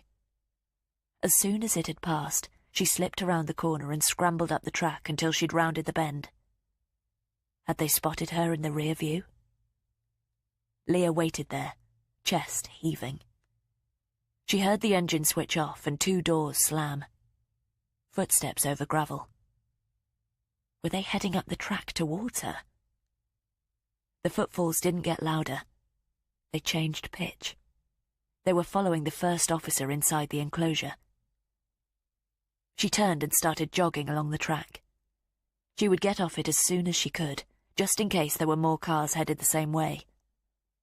Get behind the next enclosure, stay out of sight, and decide what to do next. Leah's phone buzzed in her hand. Dad. She didn't have time. But what if he'd had another fall in the shower? She would answer him quickly, find out if he was okay, and tell him she'd call back. Olivia? No, Dad, it's Leah. Yes, he dismissed grouchily. Is your mother with you? Leah briefly closed her eyes. There was no time for the usual conversation. No, she's not. Well, she's not here. There was accusation in his voice. "I'm in the middle of something, Dad. I'll call you back as soon as I can."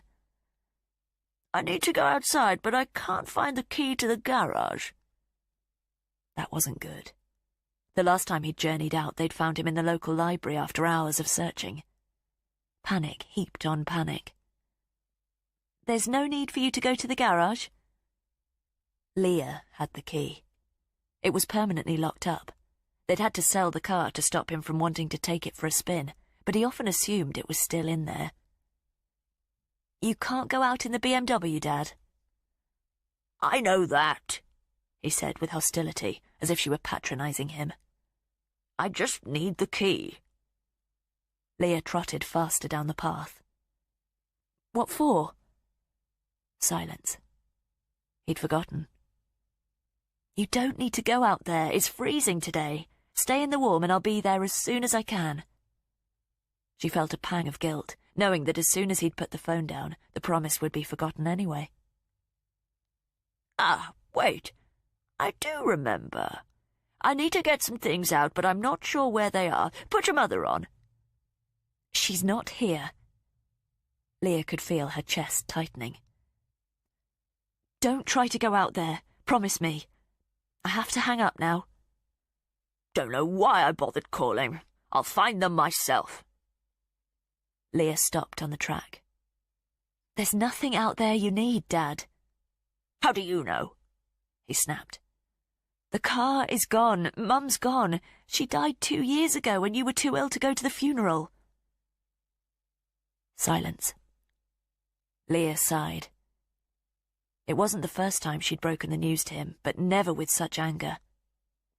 It would be forgotten, but for the following moments it would be as raw to him as the first time she'd told him. "Dad." "I remember that. I know—" But his voice was small, his confusion barely concealed. She steadied her voice. "I'll be coming as soon as I can. Just see what's on TV till I get there." He sniffed. "Now you've got me upset in front of my guest." Leah started to shake her head, but froze. "What guest?" "Your friend. The one who wants the things from the garage." "What friend, Dad?" The booming in her head was back. The phone clunked. A low voice spoke to her father. Leah immediately recognised it. He breathed in before he addressed her. "Now, this is the sort of place that I can really inhabit. Care to join us?" Chapter 50. Leah's stomach lurched, and Tate's presence in her father's world struck her briefly dumb. "Did you find Lowndes?" "What are you doing there?" "I needed somewhere intimate. His cottage is really something. Chocolate box." "Don't you dare hurt him." How had he inveigled his way in? "Why don't you rustle up that coffee you were talking about?" Tate said away from the phone. Leah heard her father say something incoherent, and his footsteps shuffle off to the kitchen. "Get out of there, now!" She couldn't restrain her anger. "But we've made ourselves at home." "We?" "Elliot and I." Should she be relieved, or was he lying? "Put Elliot on." "Unable to. He's still in the car." Leah imagined him tied up there. If he was there at all. "I'm not doing anything until I speak to Elliot and you get out of that house." "The kettle's on again. It would be rude of me to refuse your father's hospitality." "Why have you involved him?" But she already knew the answer. "Making sure you know what's at stake. With all Elliot's done, I wouldn't blame you for leaving him in my tender care. But your father, he seems like a good man." Hatred coursed through Leah now. "He's got Alzheimer's." "Yes, Elliot told me. Pretty advanced, too. I told your father I'm Elliot. I could see he doubted that when he opened the door and I introduced myself. But I think he's playing along because he's not sure." I'll meet you anywhere, do anything you ask. You've promised that already. And I've done it! Sorry, do you have sugar? I should know by now, her father said from the kitchen. No sugar for me. What do you want from the garage? Leah demanded. Said I needed to borrow his tools. Tate lowered his voice. He's been very helpful, but he can't find the key. I have the key. It's in the drawer at home. Not much use there, then. I'll have to improvise with what I can find in the house. Tell me where you want to meet me. Her plea dried in her throat. I think he is good. We have privacy. Oh, thank you. Leah could visualize Tate accepting a cup from her father. Go and take the weight off and we can have a good catch-up, Tate said to him. A few seconds pause. Anything I should know to put him at ease while we wait for you to arrive? I told the police I was going to visit him, she blurted. A moment's silence. Why would you tell them that? He asked sceptically. You were going to the pig farm, like Mr. Lowndes. I told him he could have the rest of his money when he met me there. I don't think he could have been trusted to spend it wisely, though. Leah repelled the image of his mutilated face. Before I left the police station, I told them I was going to the cottage. They took the address from me. That's very convenient. But there was doubt in his voice. I always visit him on Saturday afternoon. Maybe I should ask him. You can, but he may not remember. She could already hear Tate's footsteps moving across the lounge floor. Expecting your daughter today? Olivia? Yes, her father responded confidently. That's my sister. He often thinks I'm her. I visit every Saturday. That's why I gave the police the address. You'd better get out of there. They're here at the farm. They must have followed me.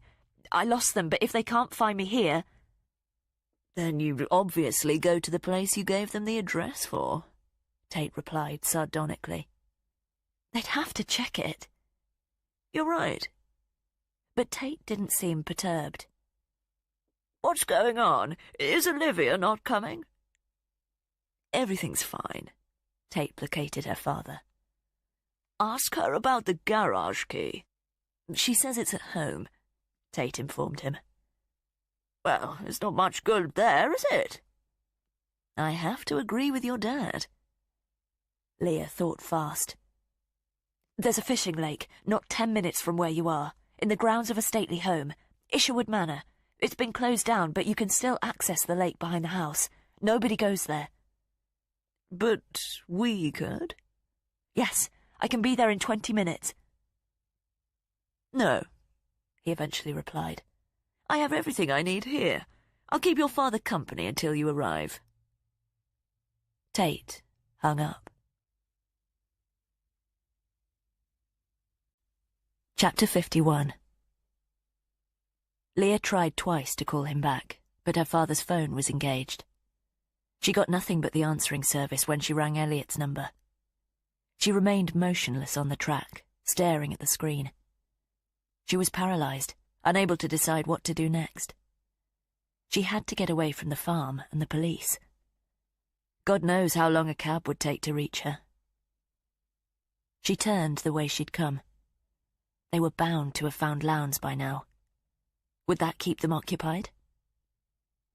She hurried back to the enclosure and slowed her pace as she reached the entrance by the bushes. She couldn't hear any voices. Leah stole into the gravelled parking area. 3 cars in a row now, but nobody in evidence. Should she risk it? If they caught up with her, she would be in a worse position than she was now.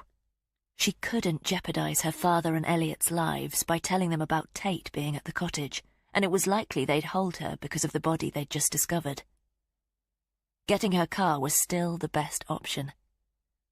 She listened and could just make out low conversation from inside the building. Go now, before it's too late. She crept over the gravel, her attention on the open sliding door. No sign of any movement within.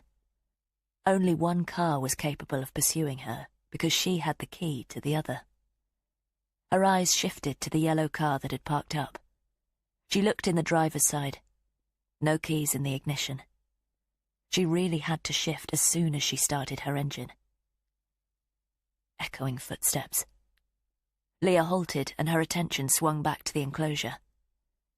The footfalls sped up. At least one person was about to walk out.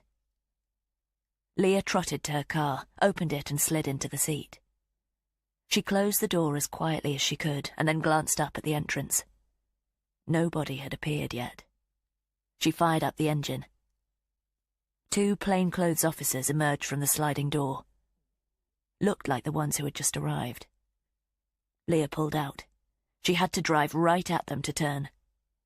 One of them held up his hands. Leah accelerated hard. "Out of the way!" As she closed the gap, the 2 officers stood their ground. "Move!" She kept her foot on the pedal. She could see their expressions clearly now. Didn't look like either of them believed she would keep going. The other waved his arms. "Go!" She thought of her father and Elliot and prayed they realized she was serious. The 2 officers parted and dived in opposite directions. Leah wrenched the wheel and aimed for the exit. The back of the car skewed and she fought for control. Behind her, she could hear shouts and knew they'd be running for their car.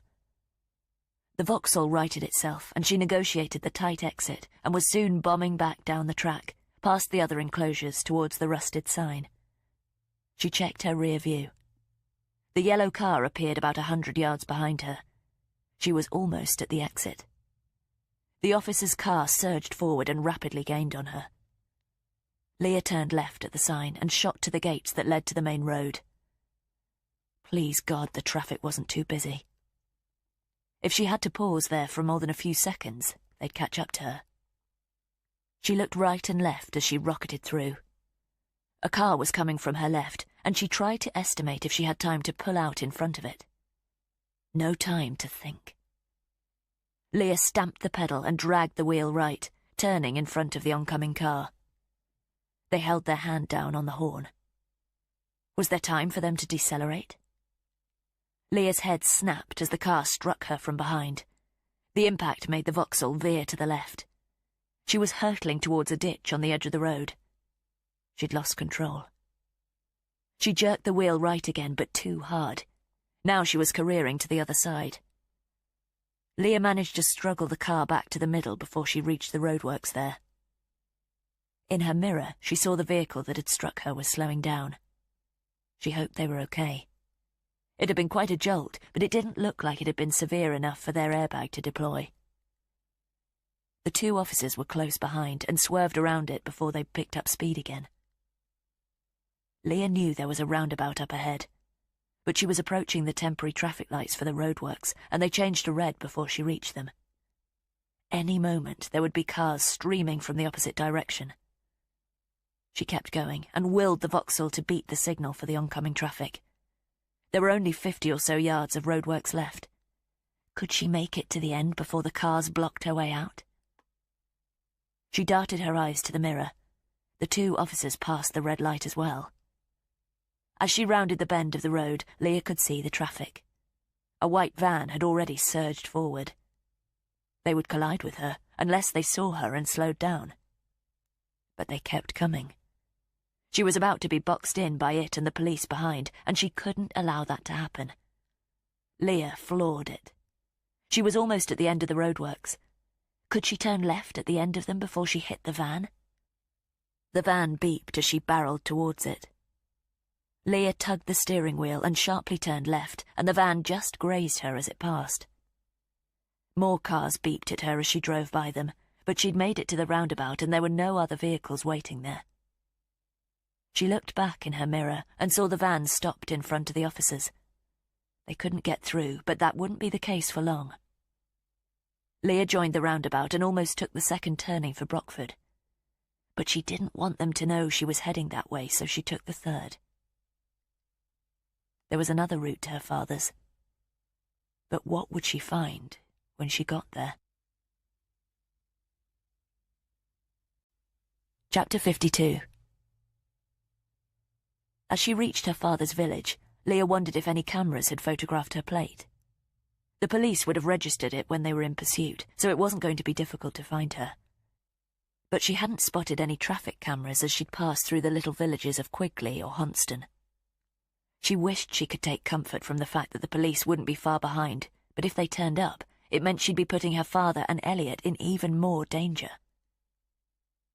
Regardless of what she did, wouldn't the police send an officer to the place she told Byrne she was visiting that day anyway? Or would it be the last location they'd think she'd go? The only thing she could do was try to get to the cottage as quickly as possible and plead with Tate to release her father and Elliot. That was probably exactly what he wanted, but she doubted he planned to let any of them go. A stark sensation of foreboding overcame her as she drove down the hill to St. Mark's Church and took the turning for Menthorne Drive. Hock Cottage came into view through the 4 bare apple trees at the front. It was a converted cider press that her parents had bought 9 years before her mother had died. She parked outside the single rusted green gate, which was half open. Leah regarded the mini crowbar on the back seat for a moment. She grabbed it, lifted her right jean leg, and slid it into her boot on the inside of her shin. Surely he would anticipate her bringing a weapon, but she couldn't go in unarmed.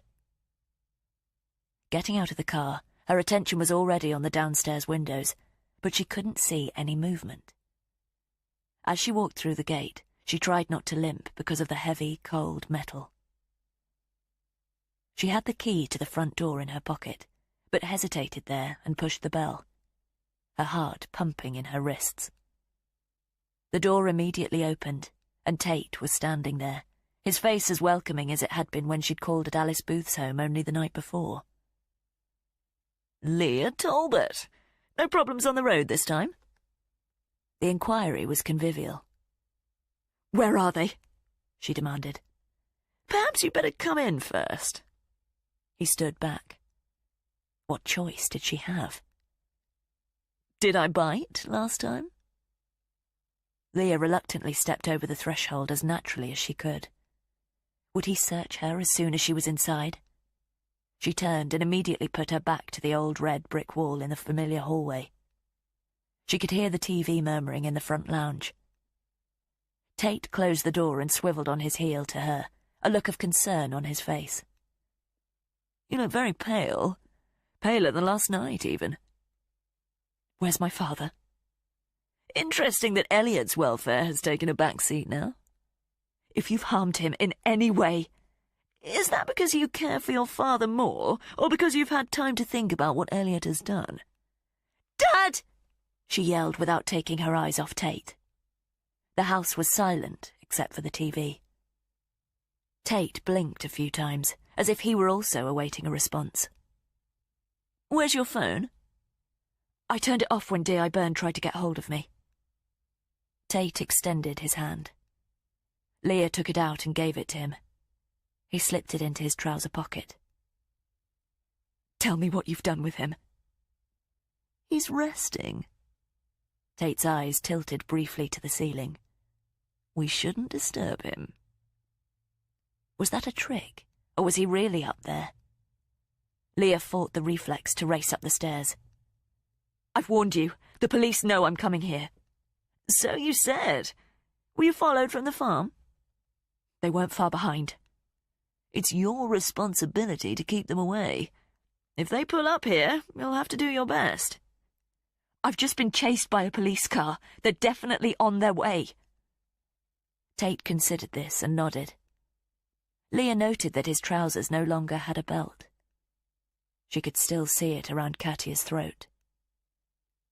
"Sounds like you might have led them here deliberately." Leah's face flushed hot. "I've done everything you've asked of me. Do you think I'd endanger them any more?" Tate's eyes darted as he tried to read hers. "Maybe you're not trying hard enough for Elliot. Maybe, as I said, you care less about what happens to him now." Leah opened her mouth to respond, but the hall phone rang. Tate turned in its direction.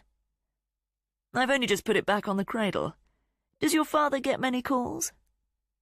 Leah shook her head. "Dad!"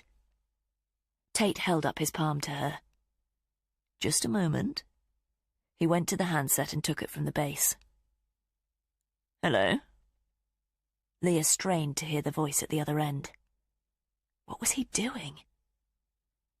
"Yes, speaking."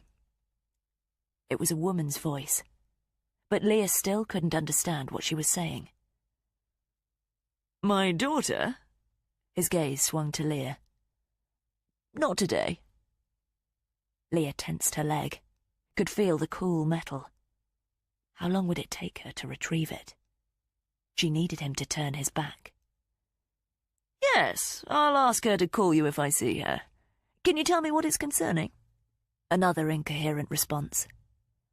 "Wait a minute, I'll write it down. I do forget things very easily, I'm afraid." But he made no move to the pad beside the phone. "Police? She's not in trouble, is she?" "Okay, as soon as I see her. So it's D.I. Byrne," he repeated and paused as if writing the name and the number that followed down. Tate's eyes were still on her. He frowned. Could he see what she was concealing? "I certainly will. Right away." Tate cut the call and carefully replaced the handset on the base. "That was to be expected. I don't think they'll be calling in any time soon, though." Chapter 53.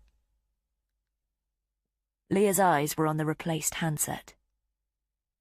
Had D.I. Byrne really believed she'd just spoken to her father? There was no reason why not, unless they knew for sure she was here.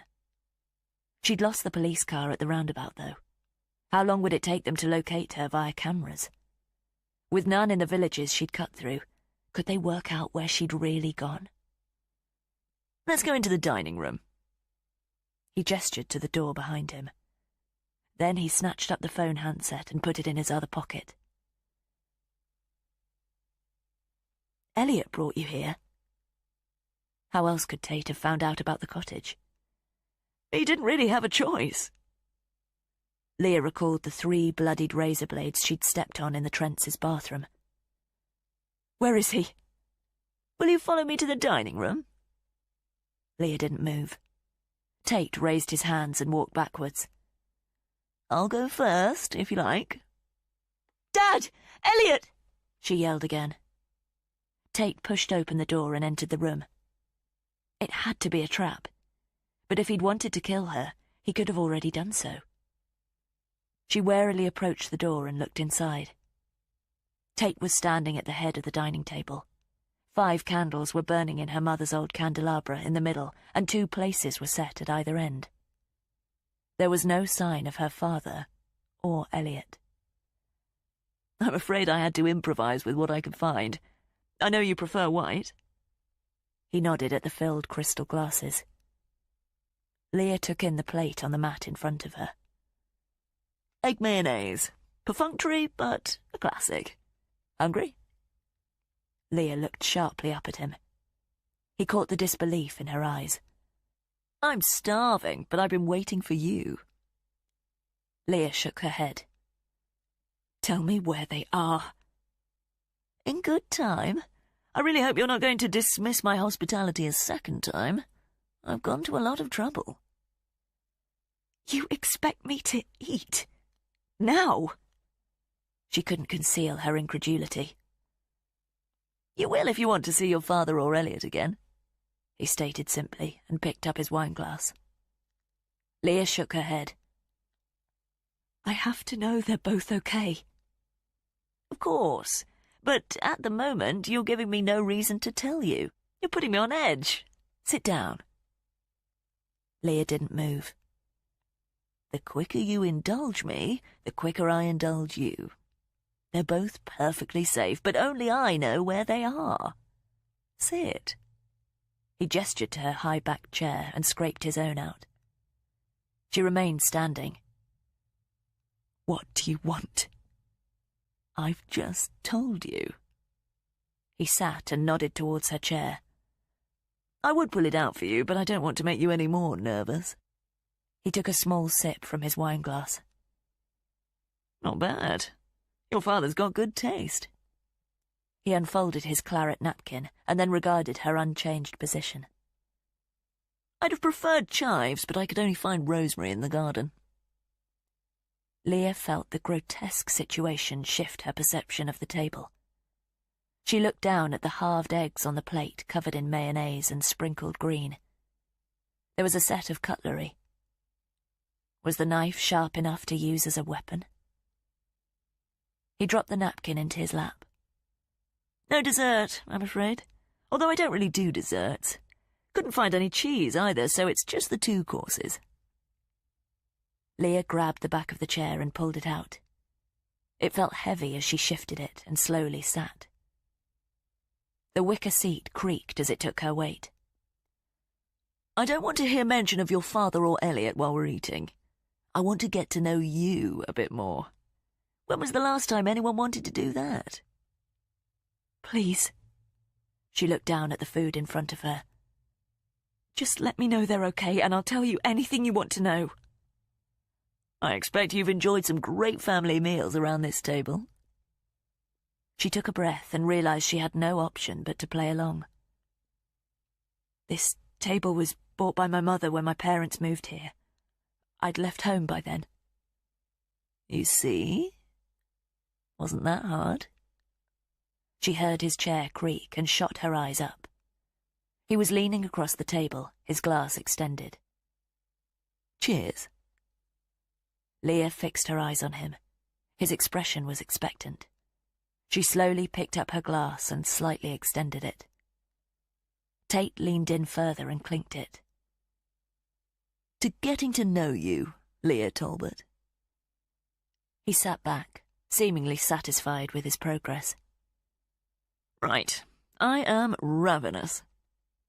He quickly sipped his wine, put down his glass, and picked up his cutlery. Leah's glass remained in her hand. It's not drugged. He cut a half egg with his knife and popped it in his mouth. Leah put down the glass. Here. He slid his across the table to her. Drink mine if you like. Pass me yours. She shook her head. I'm not thirsty. He sighed, leaned across and switched the glasses. I'd like you to have a drink with me. He chewed on his mouthful and then sprinkled some salt on his egg. He was about to take another morsel, but stopped and raised his eyebrows at Leah. Leah lifted the glass and put it to her lips. Chapter 54. This must be difficult. Tate chewed some more egg. Leah had a tiny amount of wine in her mouth. She replaced the glass on the table. Looking after someone who isn't the person they used to be. He nodded to a photo on the window ledge of Leah and Olivia with their father when they were kids. The rain clouds had darkened the view of the garden beyond. Leah watched him take a glug of her wine while he examined the picture. Had that been a trick? Was hers now the glass that was drugged? I hear it's like a death. Even though they're alive, the person you knew is gone. He's still my father. Tate met her eye. But you must often wish for a release. Leah knew what he was insinuating. No. When you're exhausted and you need Saturday off, you must have thoughts you're not proud of. He's still independent. But for how much longer? I don't ever think about that. No? Don't consider how difficult it's going to become in the future? How he's going to drain the savings you've been putting away for yourself? I only care about his well-being. I've had a drink with you now. Tell me where he is. That wasn't a drink. You barely wet your lips. He took another gulp from his. Mine's going to need refilling in a moment. I hope you're not going to make me feel uncomfortable. He waited, fork poised over his plate. Leah picked up her glass and tipped it back against her lips. She took a little, swallowed as loudly as she could. Very commendable. What you were saying about your father, that's not really the truth, is it? I'm sure it causes friction between you and Elliot. What does it matter to you? Tate put down his glass, a look of approval on his face, as if she'd asked precisely the right question. He filled his from the bottle, leaned across and filled hers almost to the brim. This, us, is an investment of time. All relationships are. My mistake in the past has been my inability to make an informed choice. It's something I have to remedy now. My energies and time have frequently been wasted on the wrong people, through no fault of their own, but it causes resentment in me. A resentment I, unfortunately, have to satisfy. Was he really making it sound like an apology? I decided to kill Alice Booth a long time ago. The days and months that I lost yearning for a future with her, when she was patently the wrong person, irked me more than her rejection. But I had to be as good as my word. If I'm not, I don't really exist. I'm just a hapless lump of flesh at the mercy of others. My word is my will, my control. So, are you really going to be as good as your word now? Are you lying about my father and Elliot? She looked swiftly down at her knife and then up again. No, I promise, I've never lied to you. You said you lived in Alice Booth's house. That was your assumption. He scraped his fork through his mayonnaise. You lied to the police about giving yourself up? But I didn't lie to you. He quickly licked the back of his fork. You're not eating. Just ask me what you need to know. She immediately regretted the outburst. Tate was impassive. So, the friction between you and Elliot, that makes the situation with your father even more difficult. Leah inhaled. No, that makes things between Elliot and me difficult. Because your husband is selfish? Leah didn't respond. Tate nodded. And demanding. Always has been, but you've always rationalised his behaviour because he has a lot to put up with. The spectre of Olivia's death, then your mother dying, and now your father losing his mind. She bit her tongue. What hadn't he learnt from Elliot? But when you shake it all down, you realise that Elliot has only been present for those events. He didn't actually support or help you. Leah's right hand slid from the table and into her lap. And on top of that, he's been having an affair behind your back, looking for his moment to escape you and the misery you've made him part of. Is this what you do? She had to distract him. Break down people's lives for fun? Tate looked genuinely affronted. People are easy to break down. They're such a rude construction. Not you, though. That's why I want to help you. I want you to see things as clearly as I do. I heard Elliot and Katya outside your house last night. Valentine's night. The night you'd been in a road accident. Did he care about that? Or was he too busy trying to think of a way to tell you he doesn't love you anymore? Leah's palm moved to her right knee. She could feel the top of the mini crowbar poking through the denim. And your father is just as demanding. I imagine your mother was the one who kept the family together. But with her gone, it's just you left to deal with two selfish men. Her fingers touched the two metallic points. In moments alone, every now and then, don't you wish them away? Leah shook her head. I've promised you I won't lie to you. I only ask you do the same in return. She gripped the metal hard.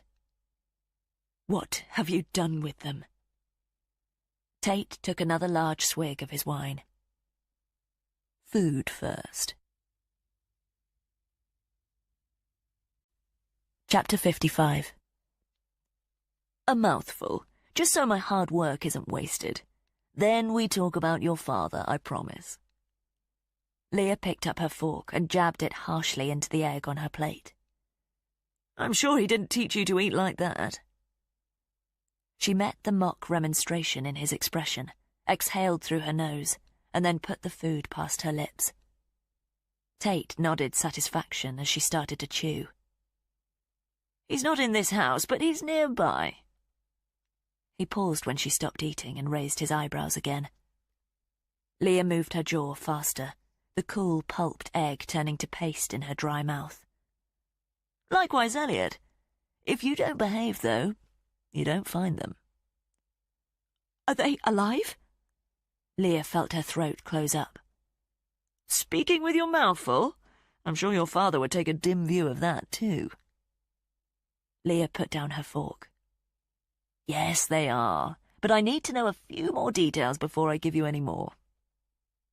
He looked pointedly at the fork. She picked it back up. Are you going to swallow? His green eyes were on her lips now. Leah briefly closed her eyelids and choked the egg down. Was that what he'd actually drugged? Tate leaned further back in his chair. How badly did it affect your father, losing Olivia? I know how it's afflicted you, what it did to your confidence when you were growing up. That wasn't a conversation she'd ever had with her father. What are you doing? Getting to know you. What has Elliot told you? Exactly what I wanted to hear, I imagine. To be fair, though, he did so under duress. What did you do to him? Leah felt sick as the food slid down to her stomach. I've told you, he's alive, although I'm not sure you'll want that to remain the case. Leah clenched the fork firmly in her fist. His gaze dropped to it. Thinking of using that? Or maybe the knife? She shook her head. We should really get that out of the way, if you're planning to. Leah's breath whistled from her nose a few times before she dropped it noisily onto the plate. You've finished, then? If you really knew me, you'd know that I love my father.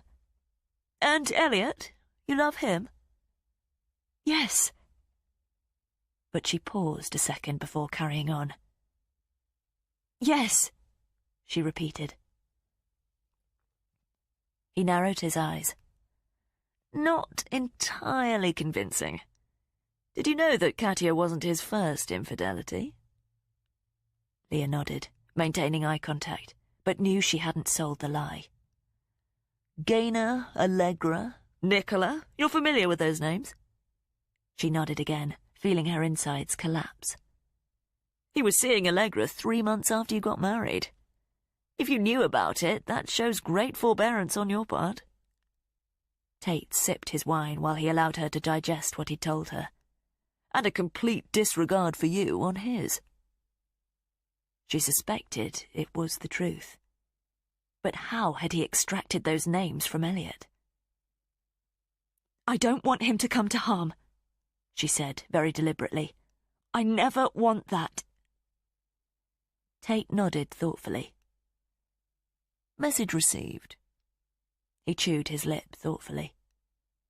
I just wonder what it would take to convince you that disposing of him is the best thing that could happen to you. Nothing, she said definitively. Leah watched his expression turn blank. She realized she had to leave herself something to negotiate with.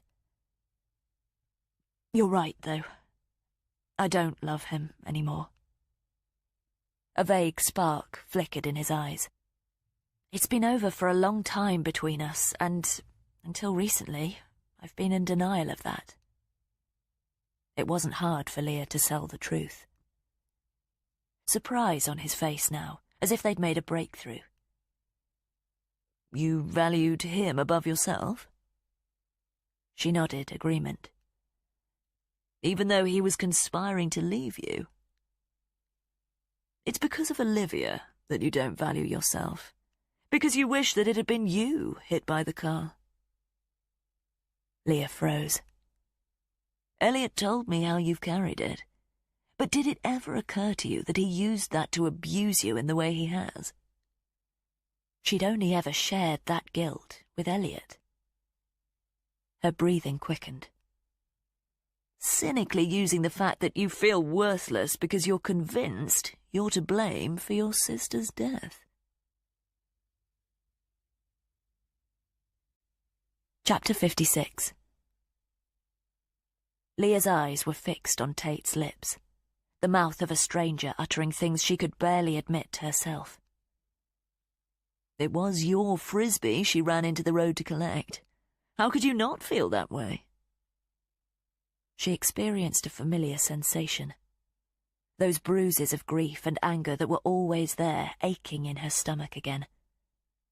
She was at the roadside, touching her sister's warm face before her father dragged her away. It was the last time she'd seen Olivia. She couldn't picture her expression, but remembered the last heat of her skin against her palm. Elliot told me that you can never forgive yourself. Is that why you can always forgive him? Despite how desperate she was to know if Elliot was safe, however Tate had learnt it, it still felt like another betrayal. I found a couple of steaks in the fridge. How do you like yours cooked? Leah's hands shot to the cutlery in front of her as soon as Tate rose. He regarded her with affectionate amusement. Medium rare? These are the little details I need to know. He dumped his napkin on the table and picked up his empty plate. He leaned over and took hers. I'll let you collect yourself, but I'll keep this door open so we can talk. Leah felt him breeze past her and flinched, but he carried on to the kitchen. She heard him put the plates on the side, the gas ring firing up and a pan clanging onto it. If you want to help out, fill our glasses. Leah's eyes shifted to the bottle. Could she knock him unconscious with it? Her gaze flitted about the room. Anything else she could use as a weapon? There were only books and photos. She turned in the direction of the kitchen door and expected to find him watching her from there. He wasn't. You didn't answer my question, he called from the stove. Very well done. She had to keep him busy out there. Without taking her eyes from the doorway, she put her hand to the crowbar. Could she slide it out in time? He appeared in the kitchen doorway. I'm blue, so I'll do mine first and let it rest so I can focus on yours. She nodded. I've salvaged a salad from the drawer. Slim pickings, but the meat's the star. He was gone again. As soon as she heard the sizzle of steak hitting the skillet, she leaned forward and started rolling up the right leg of her jeans. How are we on the wine? Nearly there. She exposed the top of the crowbar, which meant she could pull it out of her boot. She tugged it clear and placed it on the floor under the table. Then she frantically rolled her trouser leg down again. You sound suddenly compliant. What are you up to? As Tate walked back into the room, Leah was on her feet.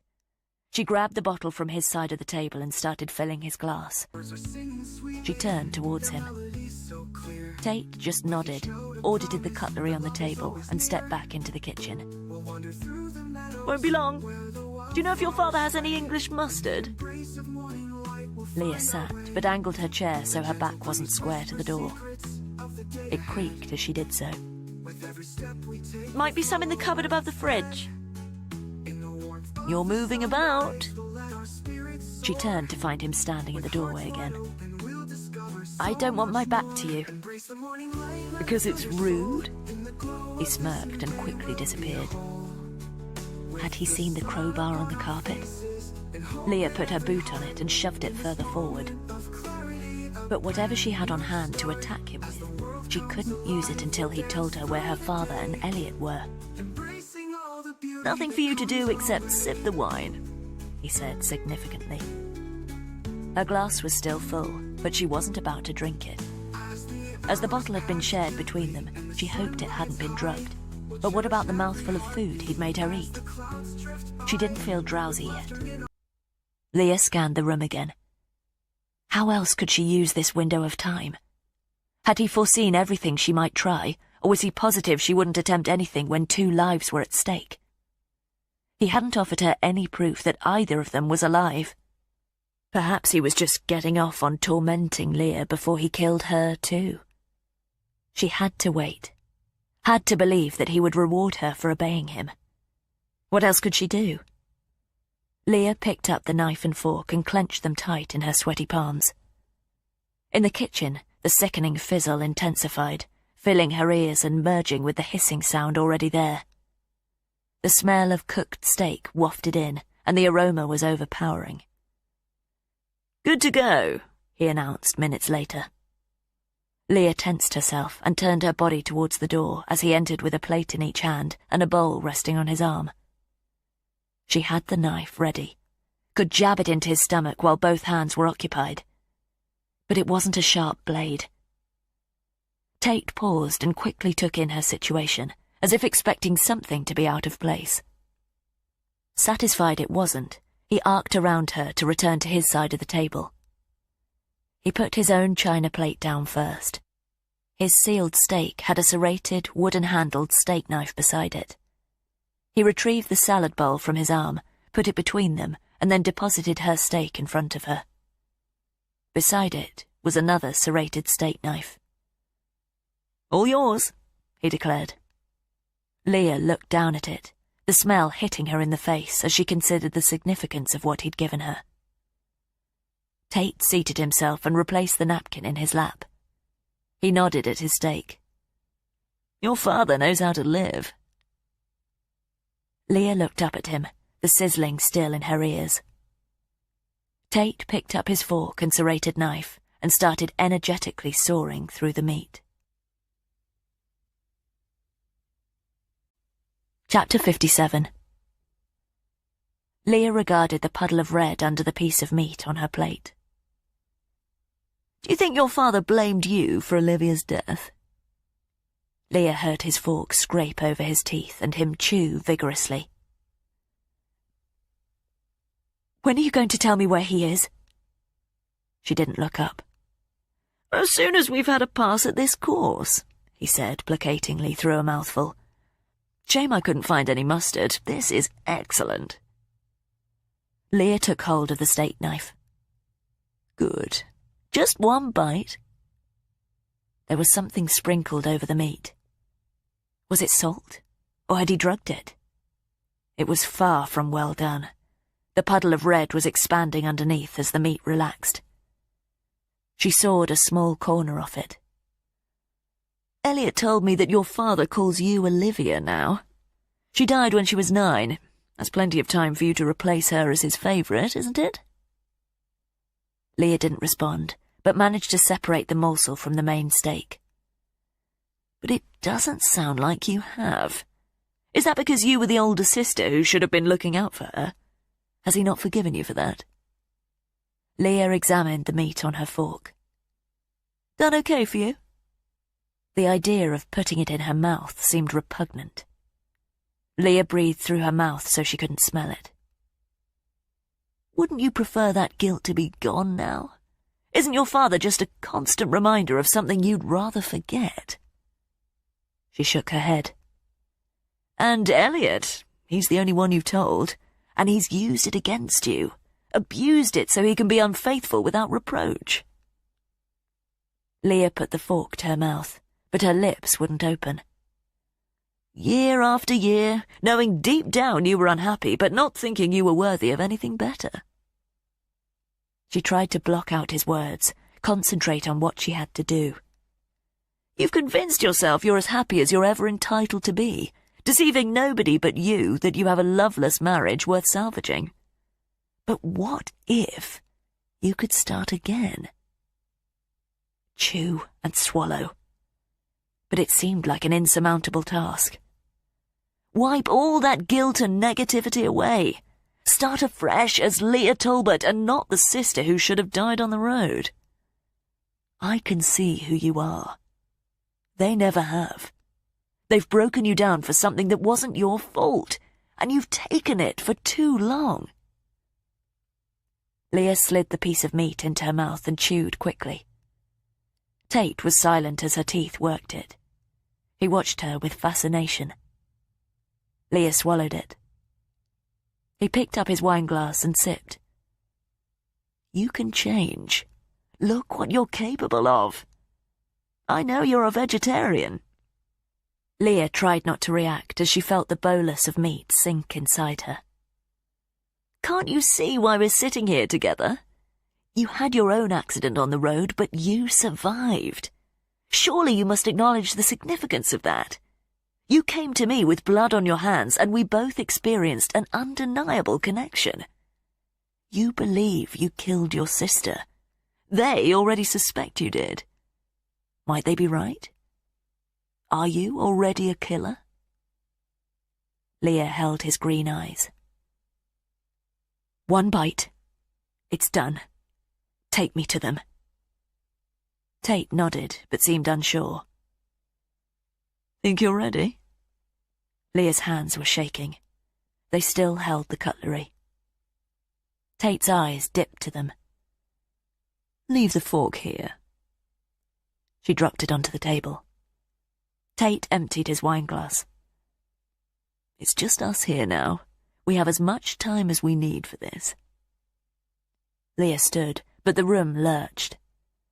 Tate remained seated, studying her. Did you drug me? He pursed his lips and shook his head.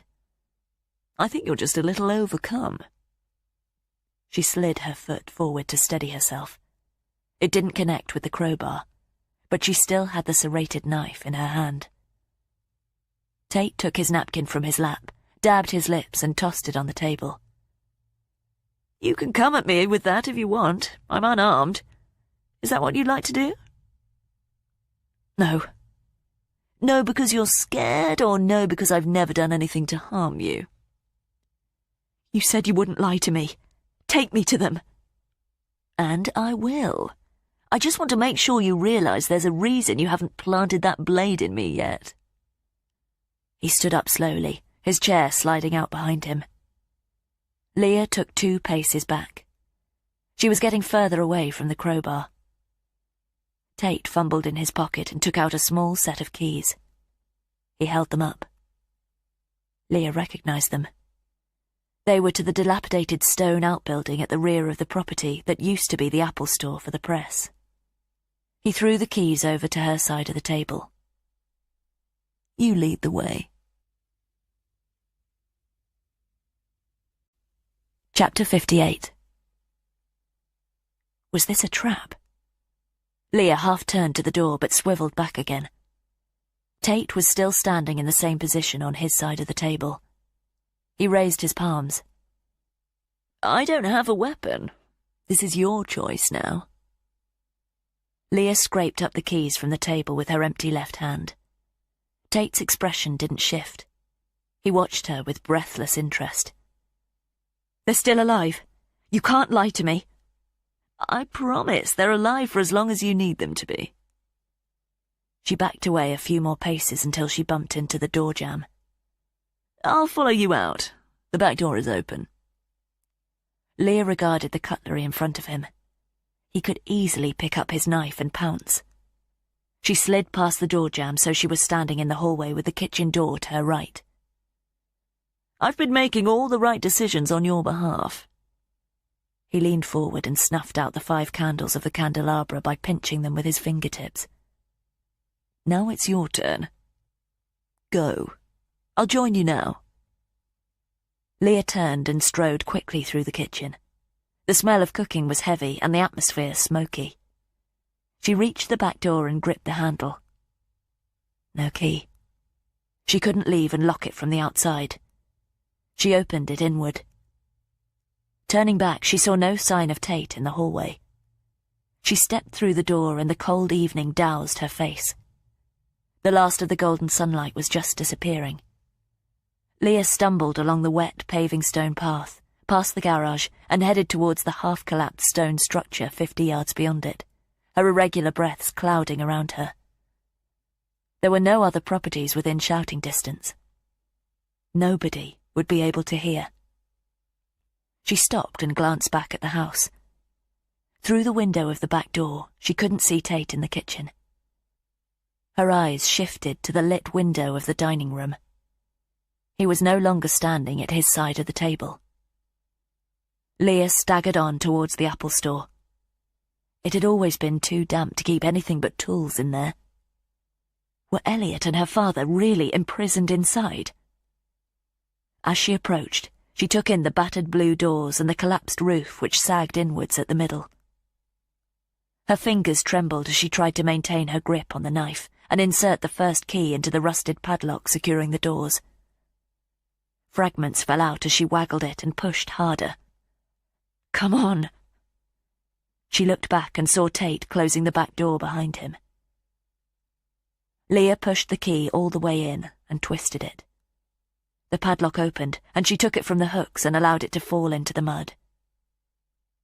Tate's footfalls made her spin back in his direction. He was striding in her direction, his eyes on hers. Leah pulled open the doors and let the failing daylight into the interior. The first face she recognized was her father's. He was sitting on a black metal garden chair. He was gagged with a length of green plastic hosepipe, and the same held his hands to the arms and bound his ankles together. "Dad!" His features were deathly pale, and his blue eyes rolled sluggishly up at her. Then Leah saw Elliot. He was seated on another metal chair and bound by the same. But his face was a mask of dark, dried blood. It felt like the breath had been sucked out of her chest, and her hand went to her mouth. There were deep cuts to his face, and Leah knew what Tate had used to make them. His jeans had been scored, the material slashed multiple times. There were incisions on the backs of his hands, and the arms of his tan shirt were threadbare and saturated red. "Elliot!" His head was on one side, his eyes closed, and there was no reaction to her exclamation. She went to her father first, attempting to loosen the plastic gag that was cutting so severely into the sides of his mouth. The knots at the back were too tight. Could she saw through them? Her gaze shot to the door, and she could see that Tate was only about 5 paces away from the Apple store. "Stay away!" She brandished the knife. Tate halted and held up both his hands. "I'll kill you!" "This is an understandable response," he said calmly. "I swear I will!" She held the blade out to him. He nodded. "But isn't this an overreaction?" Leah dragged her father back in the chair. Could she close the doors? She quickly took in the rusted tools hanging on hooks on the stone wall opposite her. There was a hoe, a rake, a long wire brush. Nothing sharp. "Haven't I already prepared you for this?" Her focus darted back to where Tate was still standing. "Katia, your nosy neighbours, Lowndes. You've seen them all in the last 24 hours. Haven't I desensitized you to this now?" "Elliot!" She turned to him, but he didn't stir. "He's lost a lot of blood. I spent more time with him than I did your father. Got to know a lot about you through my chats with him." Leah's eyes bounced between them. Was Elliot dead? His eyelids were stuck down with dried blood. "But considering he was your husband, I was done with him surprisingly quickly. Elliot didn't really know you, did he? Didn't care to know you, only what you could do for him." Leah's father grunted as he tried to move. "Just sit tight," Tate addressed him. "This won't take long." Leah got in front of the chair so she was blocking her father. "Stay back!" She arced the blade in front of the doorway. "I will, as long as you need me to, I promise." "Elliot!" Still no response. But with both of them tied up, she had to defend them from Tate alone. "Listen to me. Try to breathe. Try to calm down. This calls for a substantial paradigm shift, but I'm going to talk you through it. We'll get through this together."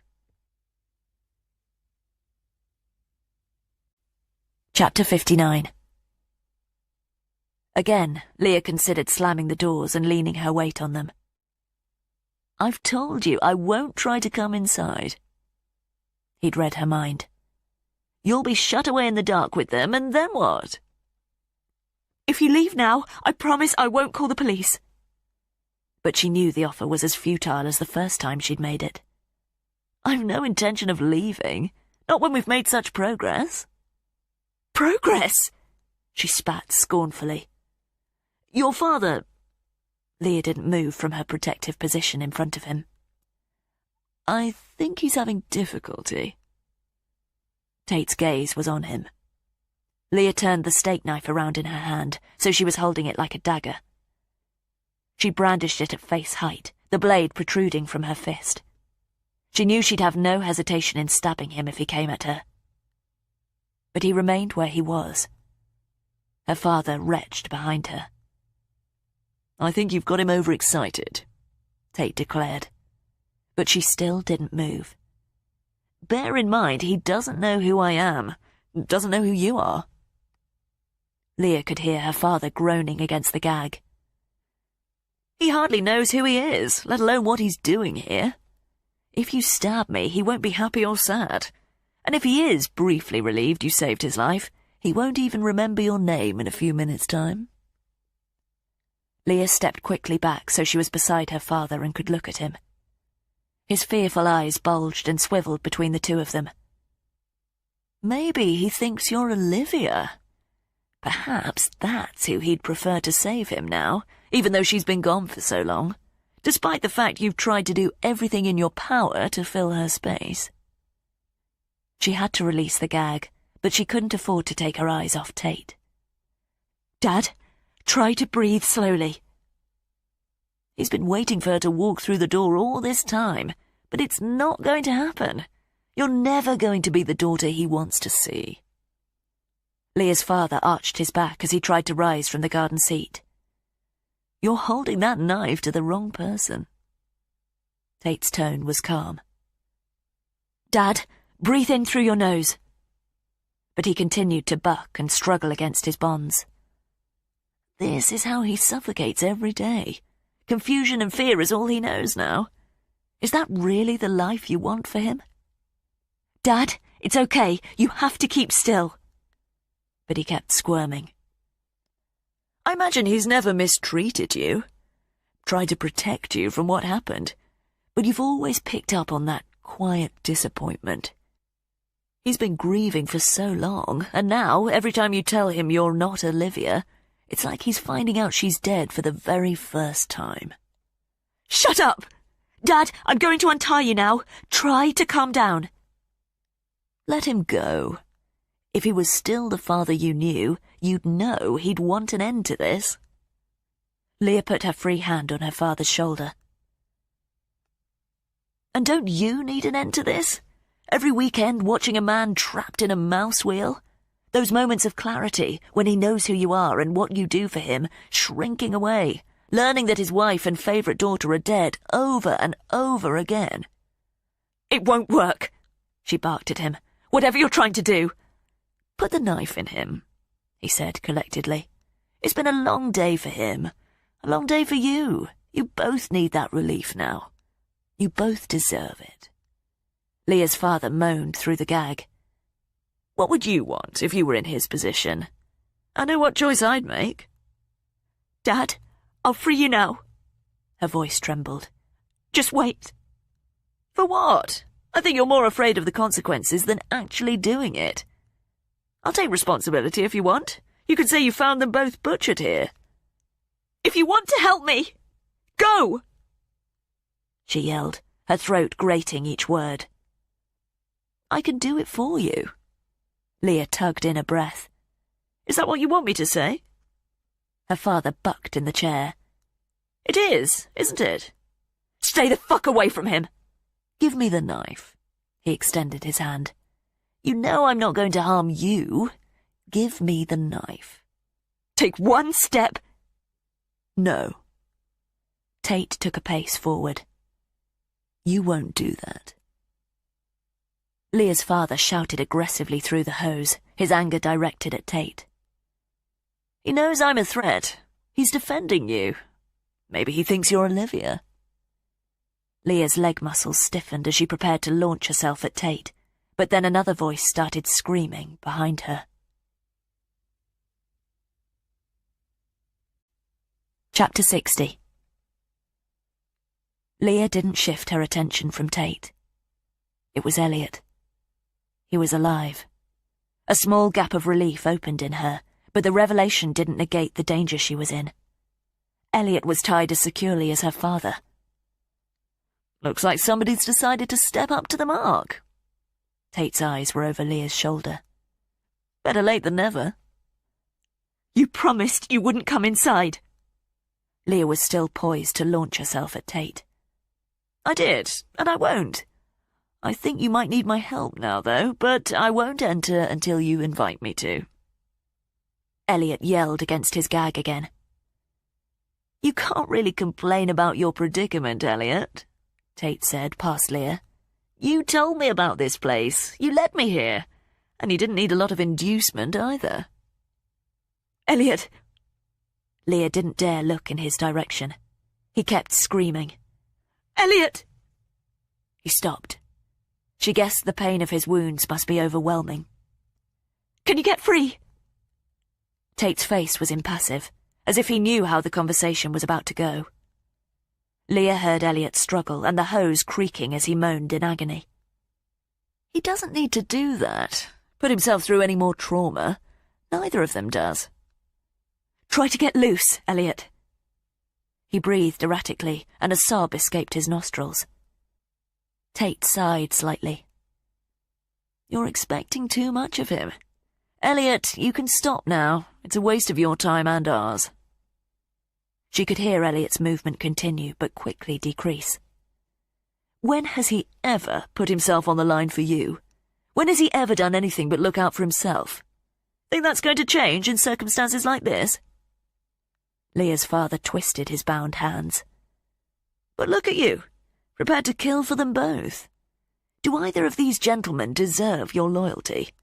What have they done to make you risk your life for them? Step back. Leah tightened her fist on the knife handle. He didn't. Do you believe Elliot thought of you when he was sleeping with Katia or Gaynor or Allegra or Nicola?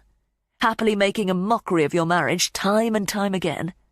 Do you know how easily he gave up those details to save himself, not realizing that each cut I gave him was a punishment and not an incentive to give me more?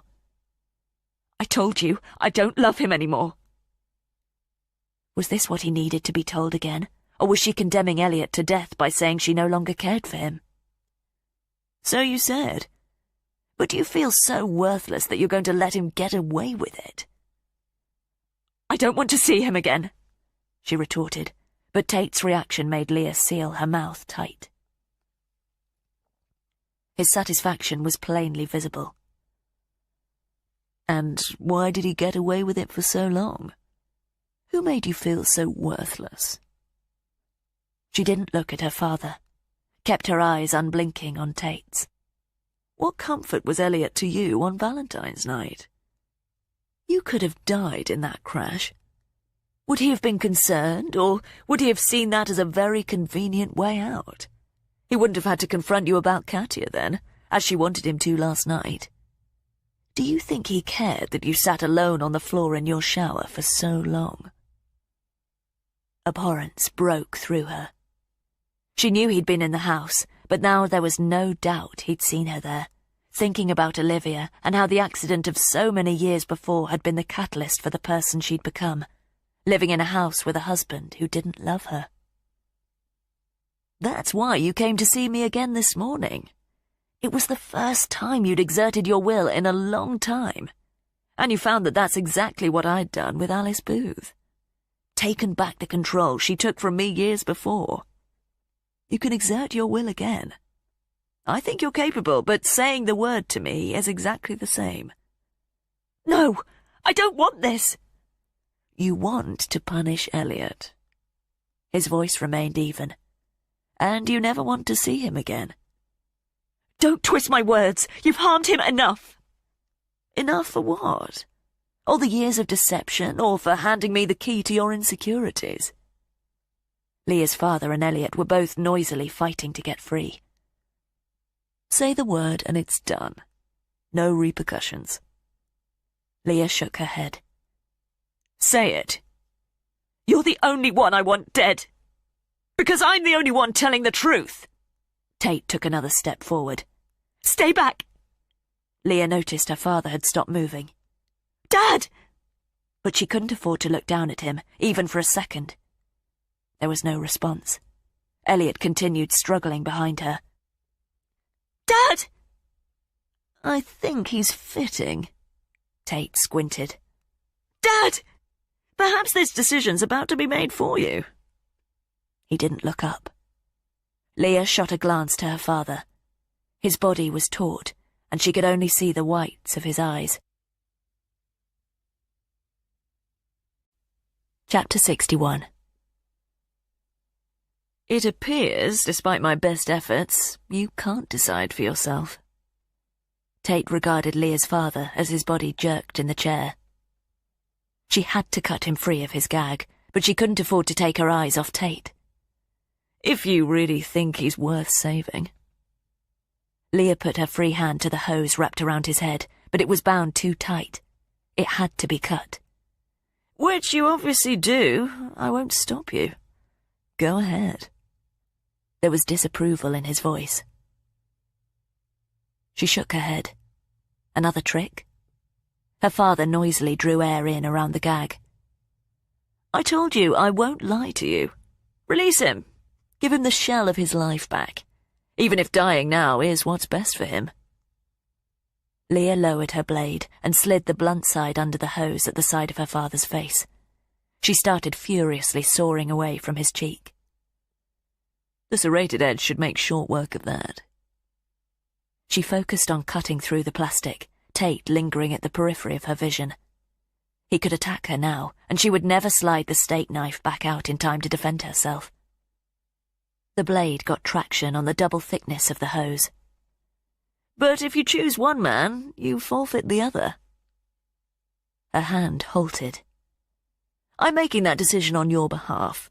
It really would be remiss of me to watch you throw this opportunity away.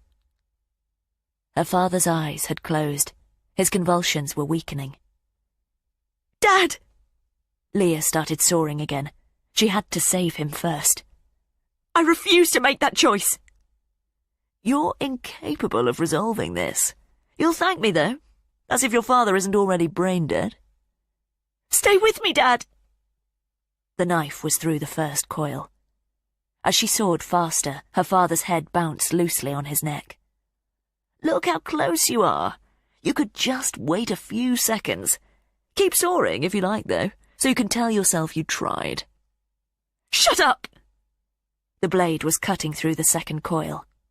She got her fingers under the hose and opened up a gap. Breathe, Dad! Maybe he doesn't want to anymore. Maybe there's a part of him that wants this as much as you. She sawed frantically, and Tate watched, motionless.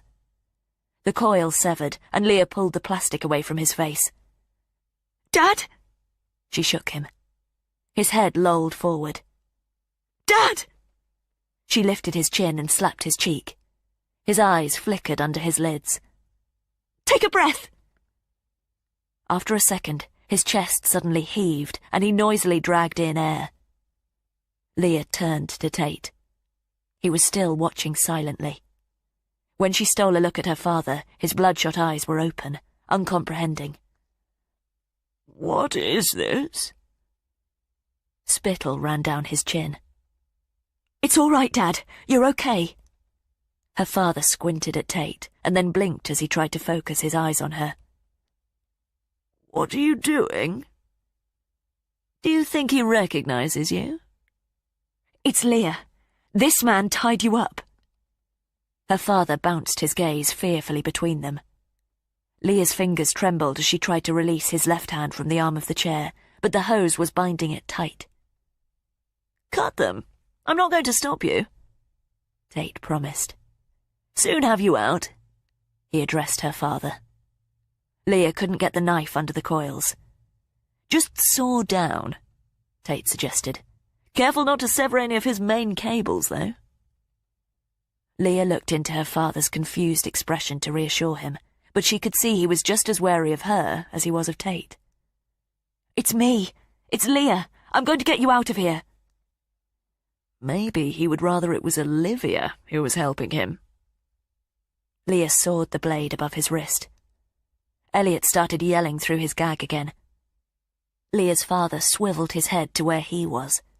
He turned back to her, eyes widening. I think Elliot is becoming concerned about the choice you've made. I haven't made any choice. Her arm worked furiously. It's not too late. You can still change your mind. What is he talking about? There was still no recognition in her father's eyes. Your daughter has to choose you or her husband. You remember Elliot? Just keep still, Dad. She had to cut him loose, give him a chance to defend himself if Tate attacked her. Elliot kept screaming. But under it, Leah could still hear Tate observe. Looks like she's just made up her mind, Elliot.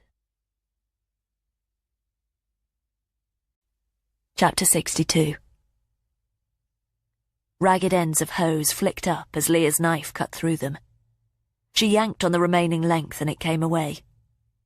Dad, use your hand to free the other one. He regarded her with bewilderment. But his feet were still tied, and even if he could get out of the chair, it was unlikely he could defend himself. Don't! Tate had advanced a step. Leah held up the blade to him again. His expression remained impassive. See to your father. Keep back! She swiped the steak knife. I mean it. I've no doubt you do. In fact, I'm probably the only man here who doesn't underestimate you. I can't move my legs, her father whimpered. See to him. Take him back up to the cottage. I'll finish here. Tate's gaze switched to Elliot. Elliot slid noisily back in his chair. Leah swung the blade again as he took another pace forward. Who else here has shown you the consideration that I have? I've laid it out for you, made it as easy as possible. My instincts are good. I refuse to believe I've been wasting my time. Dad, try to untie yourself. Her eyes were on Tate, but she could see her father made no move to free his other hand. Elliot grunted and rocked in his chair. I could have dealt with both these problems before you arrived, but I didn't want to be presumptuous. Don't! She raised the knife high as he approached. He was a couple of feet inside the Apple store. You have the potential, Leah Talbot, but it needs to be harnessed. By you? What is it you believe will happen after this? She had to play for time, distract him while she weighed up non-existent options. Enlightenment, he replied, as if it were obvious.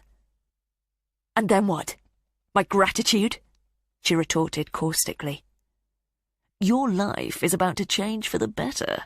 You may not see it now as I do, but once a situation becomes academic, the only path left will be the right one.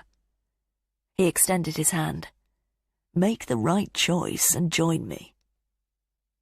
Leah brought the blade down, and it caught the pads of his fingers. He snatched them back, pain briefly registering on his face. He examined the cut. Leah caught her breath, could see drops of blood welling up on his middle finger. Tate seemed to check himself before he inhaled. Let me have the knife now.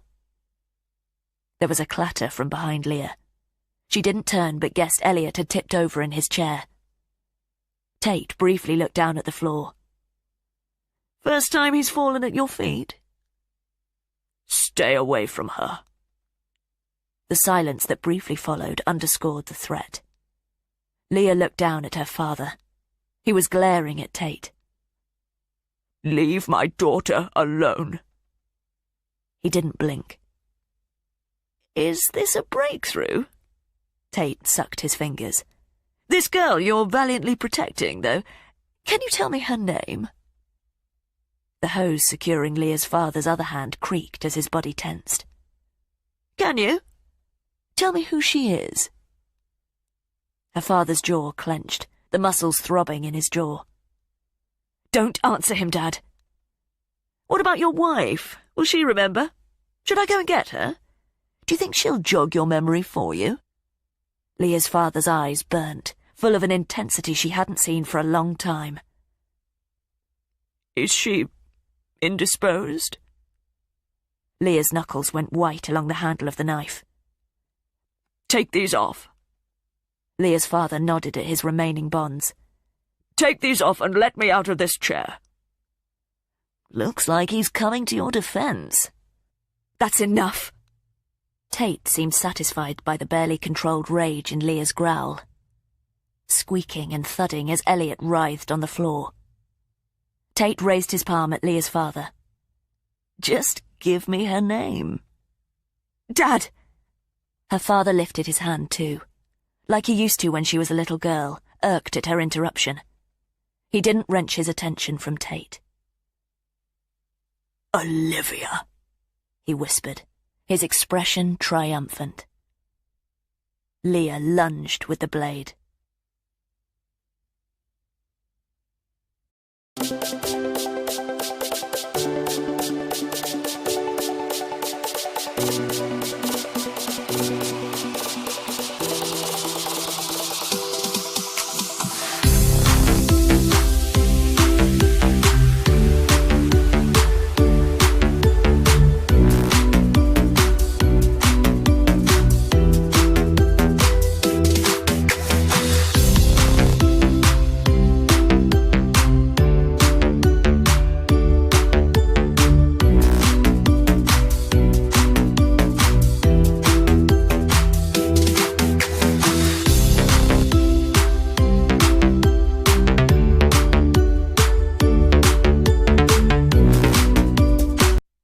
Chapter 63.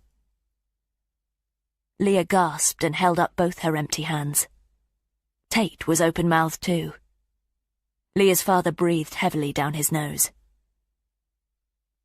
"You chose," Tate stated, but both words were whispered, almost in awe.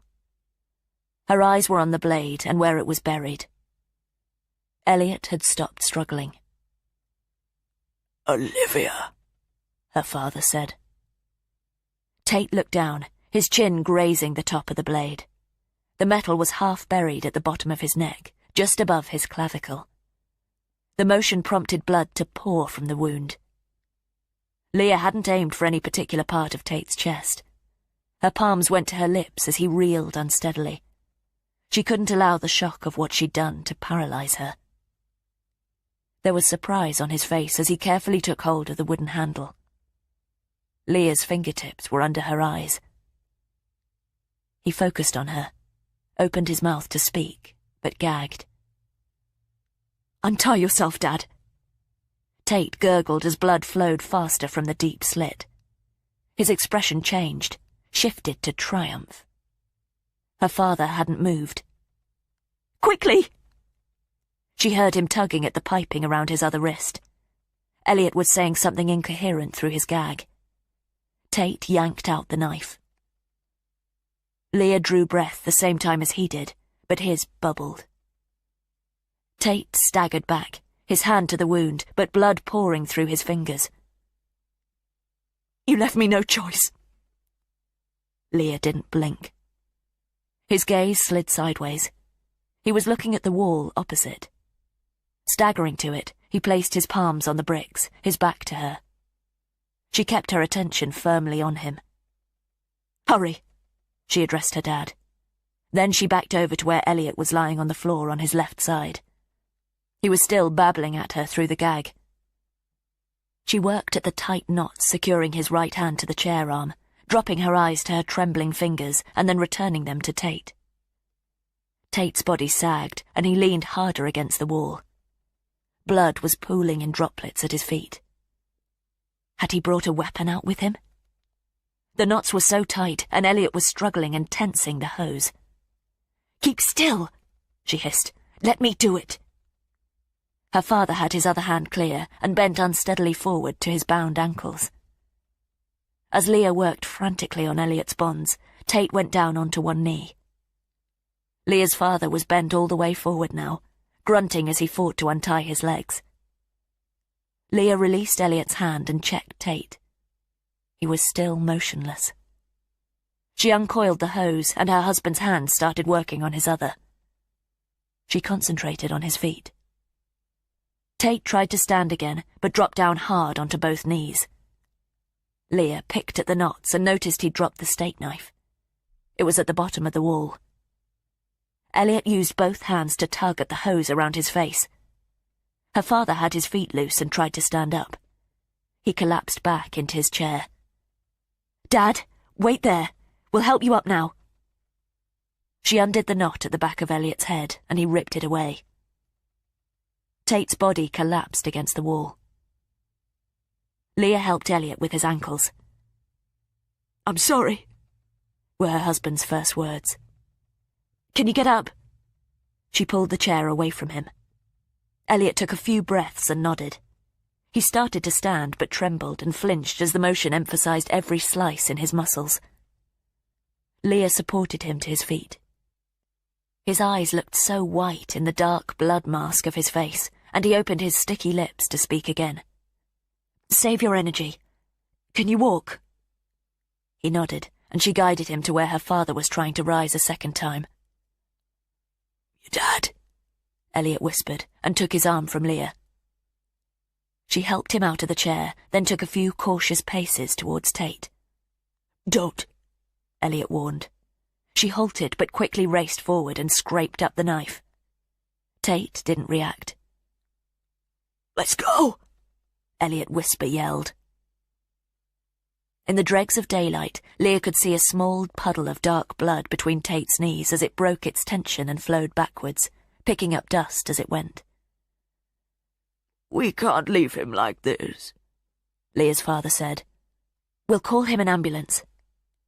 But Leah knew it would probably be too late. "Come on!" Elliot dragged her father out of the Apple store. Leah took one more look at Tate's hunched shoulders and followed them. "We get inside, lock the doors, and call the police."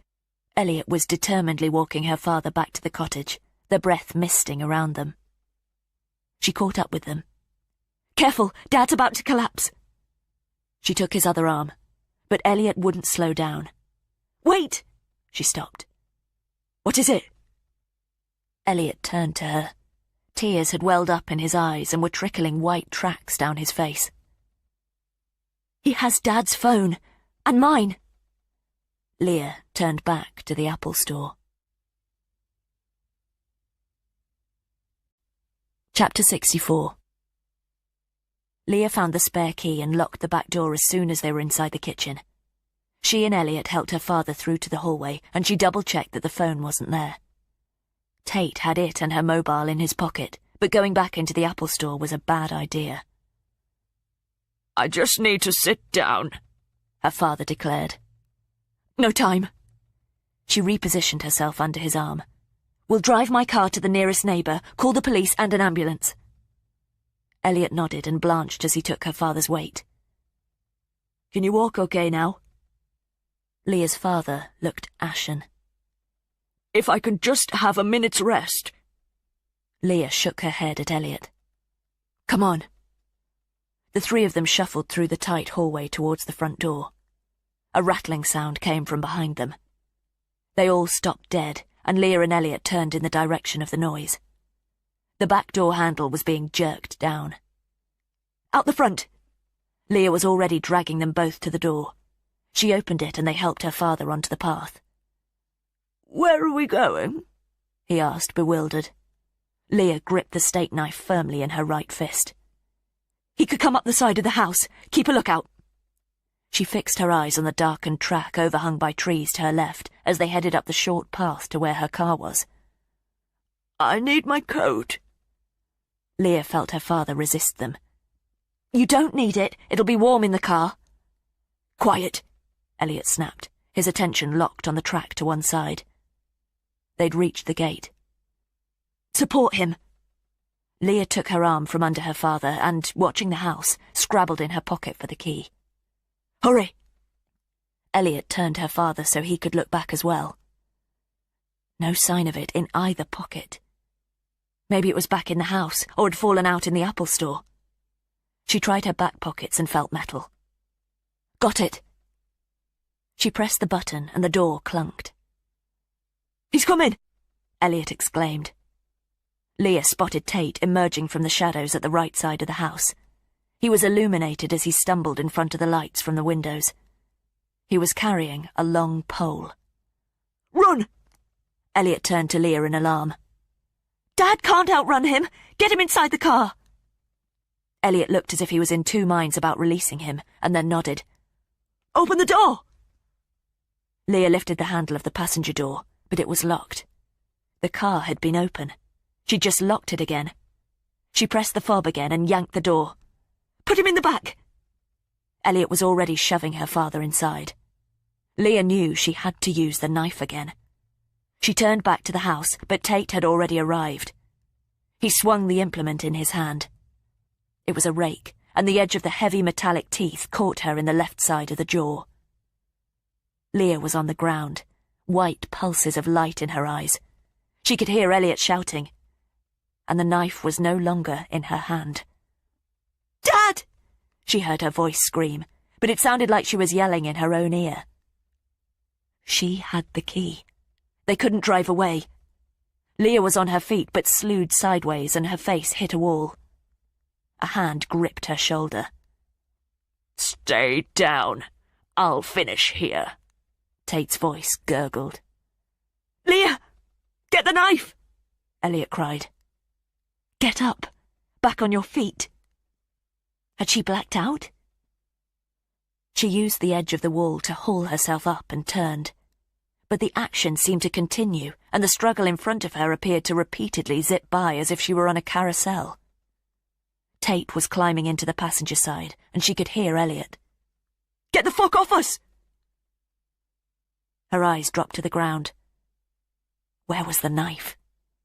But the dark dirt track lurched up at her, and she put out her hands. Was she falling again? She staggered, directing herself at the car. Her hands were around Tate's shoulders. The passenger door on the other side was open, and her father was lying on his back on the ground. Elliot was half out, his torso on the dirt, but his legs still inside. Tate had hold of them and was trying to pull them back in. "Let go of me! Leah, he's got the knife!" Leah climbed onto his back and put her hands around his hot throat. He tried to shake her off, but as hard as she squeezed, he wouldn't let go of Elliot's legs. She slid her hand further down and found the wound in his throat. She put 2 fingers inside its warm and moist interior. Tate bucked underneath her, rose and slammed the back of his head into her face. She was looking up at the car ceiling, realised she'd fallen, and turned so she was lying on her spine between the back and front seats. Leah could hear Elliot's feet pedalling in Tate's grip, striking him in the face. She hinged up and rolled over, preparing herself to jump on his back again, but her shin smarted as she put her weight on it and against something solid. She reached for it. It was the wine bottle. She gripped it by the neck. Leah straddled Tate and brought the bottle down on the back of his head as hard as she could. It clunked, and she felt the full impact reverberate painfully in her wrist. She hit him with it again. The third blow broke the bottle, but his hands were still on Elliot's thigh. Her father was motionless. The jagged neck was still in her hand. "Stop!" He wasn't going to. Leah fell onto his back and ground the bottleneck into the side of his neck. Everything froze. She pushed it further, heard the glass crunch inside him. Leah could smell the sweat in Tate's scalp, could feel his circulation pounding. Pounding, but gradually slowing. As Elliot slid free, she waited there. Waited until Tate's heartbeat had weakened and stopped. Leah didn't release him until the last clouds of his dying breath had floated away.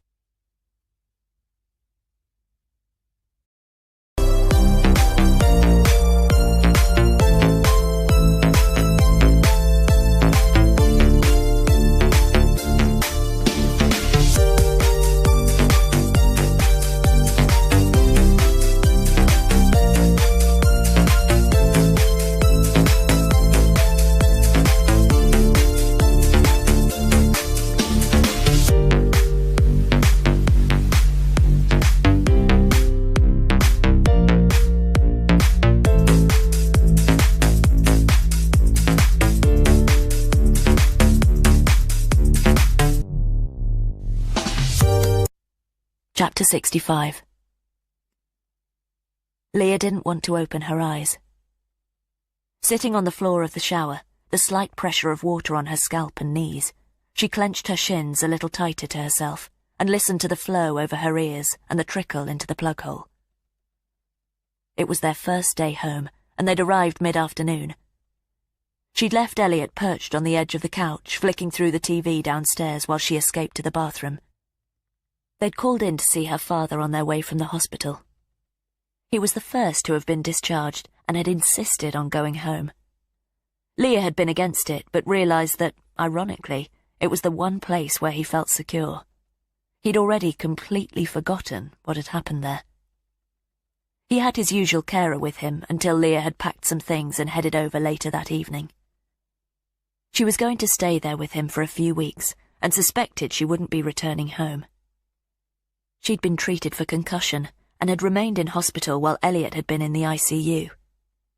Thankfully, his face only needed 6 stitches, with a further 14 on his torso. Most of the razor cuts Tate had made while he was torturing him would heal. Elliot's face was entirely concealed by bandages, though. Leah wondered if he was as glad of that as she was. Did he resent her for ever knocking on Alice Booth's door? They hadn't begun to process the consequences of that, and every exchange they'd had since what had happened at her father's cottage had been about nothing but practicalities. Once her father had been settled, once all the interviews with D.I. Byrne were over, and they were finally approaching a semblance of normal life again, where would they begin on themselves? How far would they have to go back to find the point when it had fallen apart? Years before the deer on Plough Lane.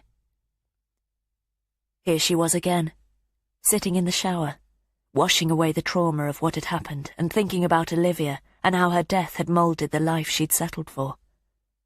Martin Tate had effortlessly perceived that. She opened her eyes and turned her head to the closed bathroom door, as if he might be standing there again. The droplets built up on her eyelashes and rolled down her face.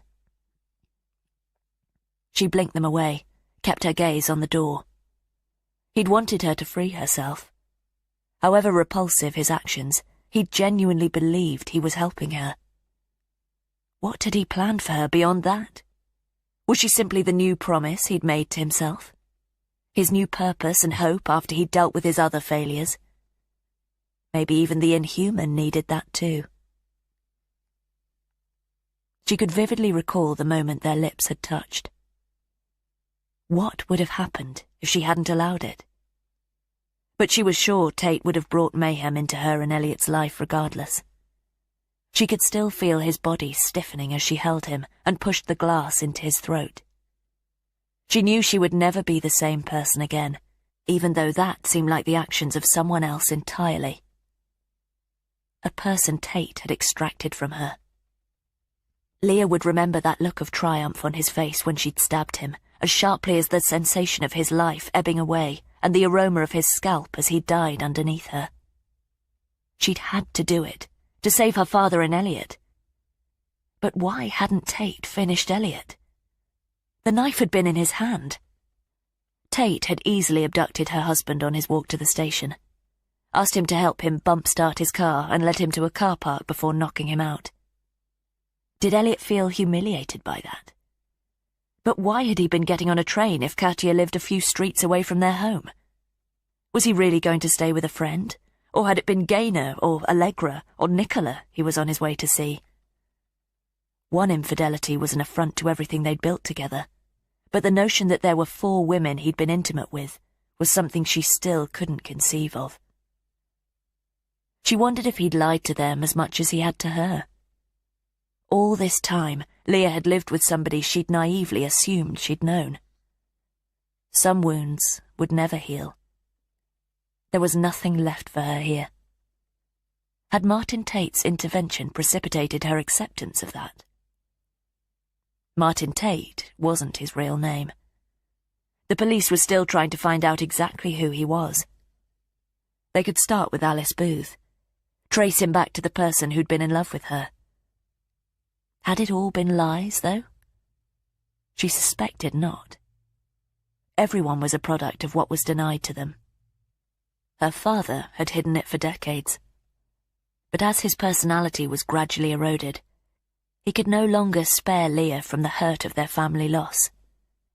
She had to honour all the years he'd done his utmost to spare her feelings, though, even if he hadn't always succeeded. Leah stood and turned off the dial. It was good to be alone, however briefly. She dried herself and slipped on her toweling robe, deliberately busying her mind with the packing she had to do and making a mental inventory of what she would need to set up her office at her dad's cottage. She walked barefoot onto the landing, but paused on her way to the bedroom. She could hear the noise of the TV downstairs, but something held her there. She opened her mouth but couldn't bring herself to call his name. Leah padded down the stairs. She crossed the tiles and runner in the hallway and entered the lounge. Elliot. Now she could say it. Elliot was lying motionless on his back in the middle of the room. She ran to him and knelt beside him. Elliot? She shook him and his bandaged head fell to one side. She took hold of his face and looked into his eyes. There was no life in them. She knew he was dead before she shook him again, tried to revive him and then checked his pulse. His hand was outstretched. A glass of red wine had spilt along the oatmeal carpet and rolled against the leg of the sofa. Leah looked over at the bottle on the table. This was Tate. She was certain of that. He'd orchestrated her presence at each crime scene he'd created, manipulated her the whole time. But now he was no longer the spectre she could point her finger at. Who would believe that Leah didn't want to punish Elliot for all the wrongs he'd done her? Was that why Tate hadn't killed Elliot during their struggle in the car? Elliot's eyes looked blankly at her from beneath the bandages on his face. Leah took his hand. It was still warm. She was back at the roadside, touching the deer, touching her sister before her dad dragged her away. The warmth ebbing, and her parents' love leaving with it. She released Elliot, as if doing so could prevent what had been triggered again. Chapter 66. 3 days and 3 hours earlier. Tate made his way along the track at the rear of Leah's house for the second time. In the morning light, he could see the stream on the left-hand side of the reeds clearly. There were ducks there, some of them on the bank, the others in the water. There was nobody at the rear of Leah's place, so he paused at her gate and recalled watching her through the bathroom window and then going inside the house. He scolded himself for being so impetuous, but the image of her sitting on the floor in the shower was still imprinted on his mind. Some ducks quacked noisily behind him, and he turned and spotted a hen surrounded by 3 drakes. They weren't too interested in her just yet. In spring they would be on her back, trying to mate and pecking her head until it was bald. He'd observed the brutality of that ritual before. He was about to open Leah's gate when a thought occurred to him. He climbed over the fence to the stream, and most of the ducks waddled away. One drake was defiant, though, and it was a drake he wanted. He grabbed the bird's body either side of its wings, his palms lightly compressing it through its fluffed-up feathers. It wasn't as plump as it looked, and it struggled a little, so he waited for it to realize it couldn't escape. Tate laid it on his chest and held it to his body with his left hand firmly over its neck. With his free hand, he let himself into Leah's garden again and briefly surveyed it in the daylight. He'd watched her go out in the car after Elliot had left for his run. Skirting the overgrown lawn, he made for the passage at the right side of the house that he'd accessed the night before. When he reached the end of it, the hedge along the edge of the front drive concealed him completely. He put his hand under the edge of the garage door and opened it sufficiently to slip under. Again, he entered the kitchen through the side door of the garage. There he deposited the drake, and it seemed unperturbed as it walked unsteadily across the tiles to the locked French doors. When she found it, Tate wondered if Leah Talbot would understand the significance of the discovery, of a new drake imposing itself on the territory. Then he saw the bottle of red wine on the counter next to the bowl of red and green peppers. About a quarter of it was missing, and the lid had been replaced. Could he? Tate took the syringe out of his jacket pocket and removed the cap from the needle. There was a full cylinder of yellowish liquid. A small amount of it was tasteless. He'd planned to administer it to Alice Booth to allow him to work on her, but it hadn't been necessary. Tate unscrewed the bottle lid and depressed the plunger into the wine. He knew Leah didn't like red. Only one person was likely to drink this. A double dose for Elliot. In fact, may as well empty the syringe. Tate replaced the lid, put the cap back on the needle, and slipped it into his jacket. Would Elliot be alone when he died here? Would he know that he'd lost Leah? That her new life would never again include Mr. Absentee Valentine? He considered how he would abduct Elliot and take him to the old pig farm. Maybe he'd let him escape. Maybe that was a gift he'd give to Leah. But after all that Elliot had done, he enjoyed the notion of him fleeing with his life only to lose it again to something as innocuous as a bottle of wine. Tate left the drake with the run of the place and slipped back out. That was The Good Neighbour by R.J. Parker. Read by Rose Robinson. Produced by Rosie O'Dowd at the RNIB Talking Book Studio, Camden. An audiobook from One More Chapter, a division of HarperCollins. Text copyright 2021. Production copyright 2021 by HarperCollins Publishers. All rights reserved. R.J. Parker asserts the moral right to be identified as the author of this work. Thank you for listening.